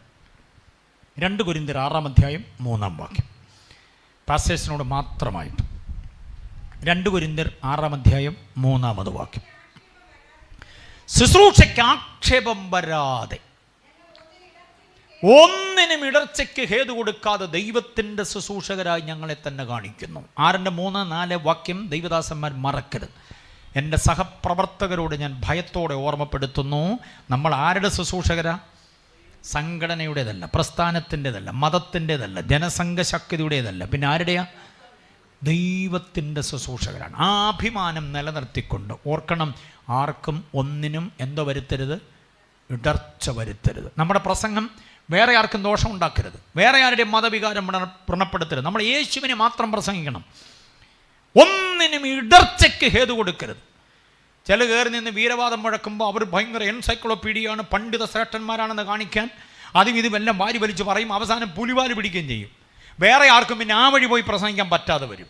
അതൊന്നും വരുത്താതെ ഇടർച്ചയ്ക്ക് എന്തോ വരുത്തരുത്? ഹേതു വരുത്തരുത്. അതിന് പ്രത്യേക പ്രയോഗം, എന്നെ ഭയപ്പെടുന്നൊരു പ്രയോഗം, ശുശ്രൂഷയ്ക്ക് എന്തോ വരുത്തരുത്?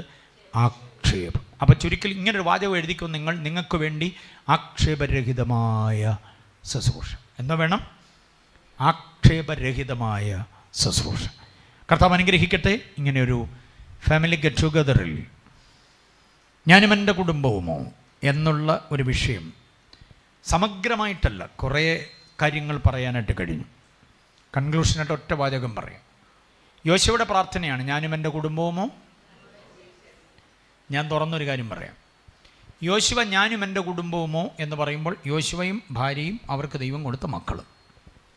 അതിനേക്കാൾ ഗംഭീരമായൊരു പ്രാർത്ഥനയാണ് എസ്രായുടെ പ്രാർത്ഥന. ഞങ്ങൾക്കെന്ന് പറഞ്ഞാൽ ഞാനും എൻ്റെ ഭാര്യയും ഞങ്ങളുടെ മക്കൾക്കും, ഞങ്ങളുടെ കുഞ്ഞു കുട്ടികൾക്കും എന്ന് പറഞ്ഞാൽ ഞങ്ങളുടെ മക്കൾക്കും ഞങ്ങളുടെ മക്കളുടെ മക്കൾക്കും. എസ്രായുടെ പ്രാർത്ഥനയിലെ ദീർഘവീക്ഷണം കണ്ടോ? ഞങ്ങൾക്ക് മാത്രമല്ല, പിന്നെ ആർക്കാ? ഞങ്ങളുടെ കുഞ്ഞ് കുട്ടികൾക്ക് എന്ന് പറഞ്ഞാൽ നമ്മൾ പ്രാർത്ഥിക്കുന്നു, കർത്താവേ ഞങ്ങൾക്ക് എന്ന് പറഞ്ഞാൽ എനിക്കും എൻ്റെ ഭാര്യയ്ക്കും മക്കൾക്കും. അവരുടെ കുടുംബത്തിനും അവർക്ക് ജനിക്കുന്ന മക്കൾക്കും ആ മക്കളുടെ മക്കൾക്കും 2-3-4 തലമുറ മുമ്പോട്ട് വിശാലമായി കണ്ടുകൊണ്ട് പ്രാർത്ഥിക്കുന്ന എസ്രായുടെ പ്രാർത്ഥനയും യോശുവയുടെ പ്രാർത്ഥനയും സമഞ്ജസമായി സമ്മേളിപ്പിച്ചുകൊണ്ട് നമ്മുടെ കുടുംബജീവിതത്തെ പടുത്തുയർത്താൻ കർത്താവ് കൃപ ചെയ്യട്ടെ. കണ്ണുകളടയ്ക്കാം, എല്ലാ കണ്ണുകളുമാണ്. ഒടുവിൽ അധ്യക്ഷൻ ഇതിനെ ഉപസംഹരിക്കും. എന്നാൽ അതിനു മുൻപ് ഒരു വാക്ക് ഞാൻ നിങ്ങൾക്ക് വേണ്ടി പ്രാർത്ഥിച്ചുകൊണ്ട് ഈ സെഷൻ അവസാനിപ്പിക്കും. എല്ലാ കണ്ണുകളും അടയട്ടെ, ഹൃദയങ്ങൾ ദൈവസന്നിധിയിൽ ഏകാഗ്രമാകട്ടെ. ഒരു പാട്ടിൻ്റെ അകമ്പടി ഇല്ലാതെ തന്നെ ഈ കേട്ട വചനത്തിന് മുൻപാകെ നമ്മുടെ കുടുംബത്തെ വഹിച്ച് സ്തോത്രം ചെയ്യാൻ എത്ര പേർക്ക് കഴിയും? എല്ലാവരും അല്പസമയം സ്തോത്രം ചെയ്താട്ടെ. നമ്മുടെ കർത്താവിൻ്റെ വല്ലഭത്വമാർന്ന കൃപ നമ്മുടെ കുടുംബത്തിൻ്റെ മേൽ ഇറങ്ങി വരട്ടെ. നമ്മുടെ ഭവനം വലുതാകാം ചെറുതാകാം, നമ്മുടെ കുഞ്ഞുങ്ങൾ സമ്പന്നരാകാം, അല്ലെങ്കിൽ വിദ്യ പഠിക്കുന്നതേ ഉള്ളാകാം, പക്ഷേ ദൈവത്തിൻ്റെ കൃപ അവരുടെ മേലുണ്ടാകണം. ദൈവദാസന്മാർക്കൊരു വലിയ റിസ്ക് ഉണ്ട്. പക്ഷേ മോൻ എവിടെയായി, മോൾ എവിടെയായി എന്ന് ചോദിക്കുന്ന ചോദ്യത്തിന് അഭിമാനത്തോടെ മറുപടി പറയാൻ നമുക്ക് കഴിയണം. പെന്തക്കോസ്തിൽ ഏറിയ വർഷങ്ങൾ പ്രാർത്ഥിച്ചും പ്രവചിച്ചും അന്യഭാഷ പറഞ്ഞും ഇരിക്കുന്ന മമ്മിമാരെല്ലാം ശ്രദ്ധിക്കണം. മോൾ എവിടെ, മോൻ എവിടെ എന്നൊരു ചോദ്യത്തിന് മുമ്പിൽ ചളുങ്ങി നിൽക്കേണ്ടി വരരുത്. ദൈവം അനുഗ്രഹിച്ച എൻ്റെ കുഞ്ഞുങ്ങളൊക്കെ കൃപയിലാണെന്ന് പറയാൻ കഴിയണം. ദാമ്പത്യ ജീവിതത്തെ ആർക്കും ആക്ഷേപിക്കാനിടയാക്കരുത്. ദൈവകൃപയിൽ സമ്പൂർണ്ണമായി സമർപ്പിച്ചു കൊടുത്തുകൊണ്ട് അല്പസമയം ഒരുമിച്ച് കർത്താവിനെ ഒന്ന് മഹത്വപ്പെടുത്തിക്കാട്ടെ. അഭിഷക്തമായിരിക്കുന്ന ഒരു കുടുംബം, അനുഗ്രഹിതമായൊരു കുടുംബജീവിതം കർത്താവ് നമുക്ക് നൽകേണ്ടതിന് മാതാപിതാക്കളോടുള്ള നമ്മുടെ ബന്ധങ്ങൾ, മക്കളോടുള്ള നമ്മുടെ സുതാര്യത, സഹോദര ബന്ധങ്ങളിലുള്ള സുതാര്യത എല്ലാം കർത്താവ് നമുക്ക് നിലനിർത്തി തരേണ്ടതിന് അല്പസമയം ഒരുമിച്ച് കരമടിച്ച് കർത്താവിനെ ഒന്ന് സ്തുതിച്ചു തുടങ്ങിക്കാട്ടെ. ഓ റബന ഹദന ദരദല ദിഗമന ഹംദര ബൗഡാര ഗജാരദന ബരബ ശംധരാദന യേശുവിൻ്റെ നാമത്തിൽ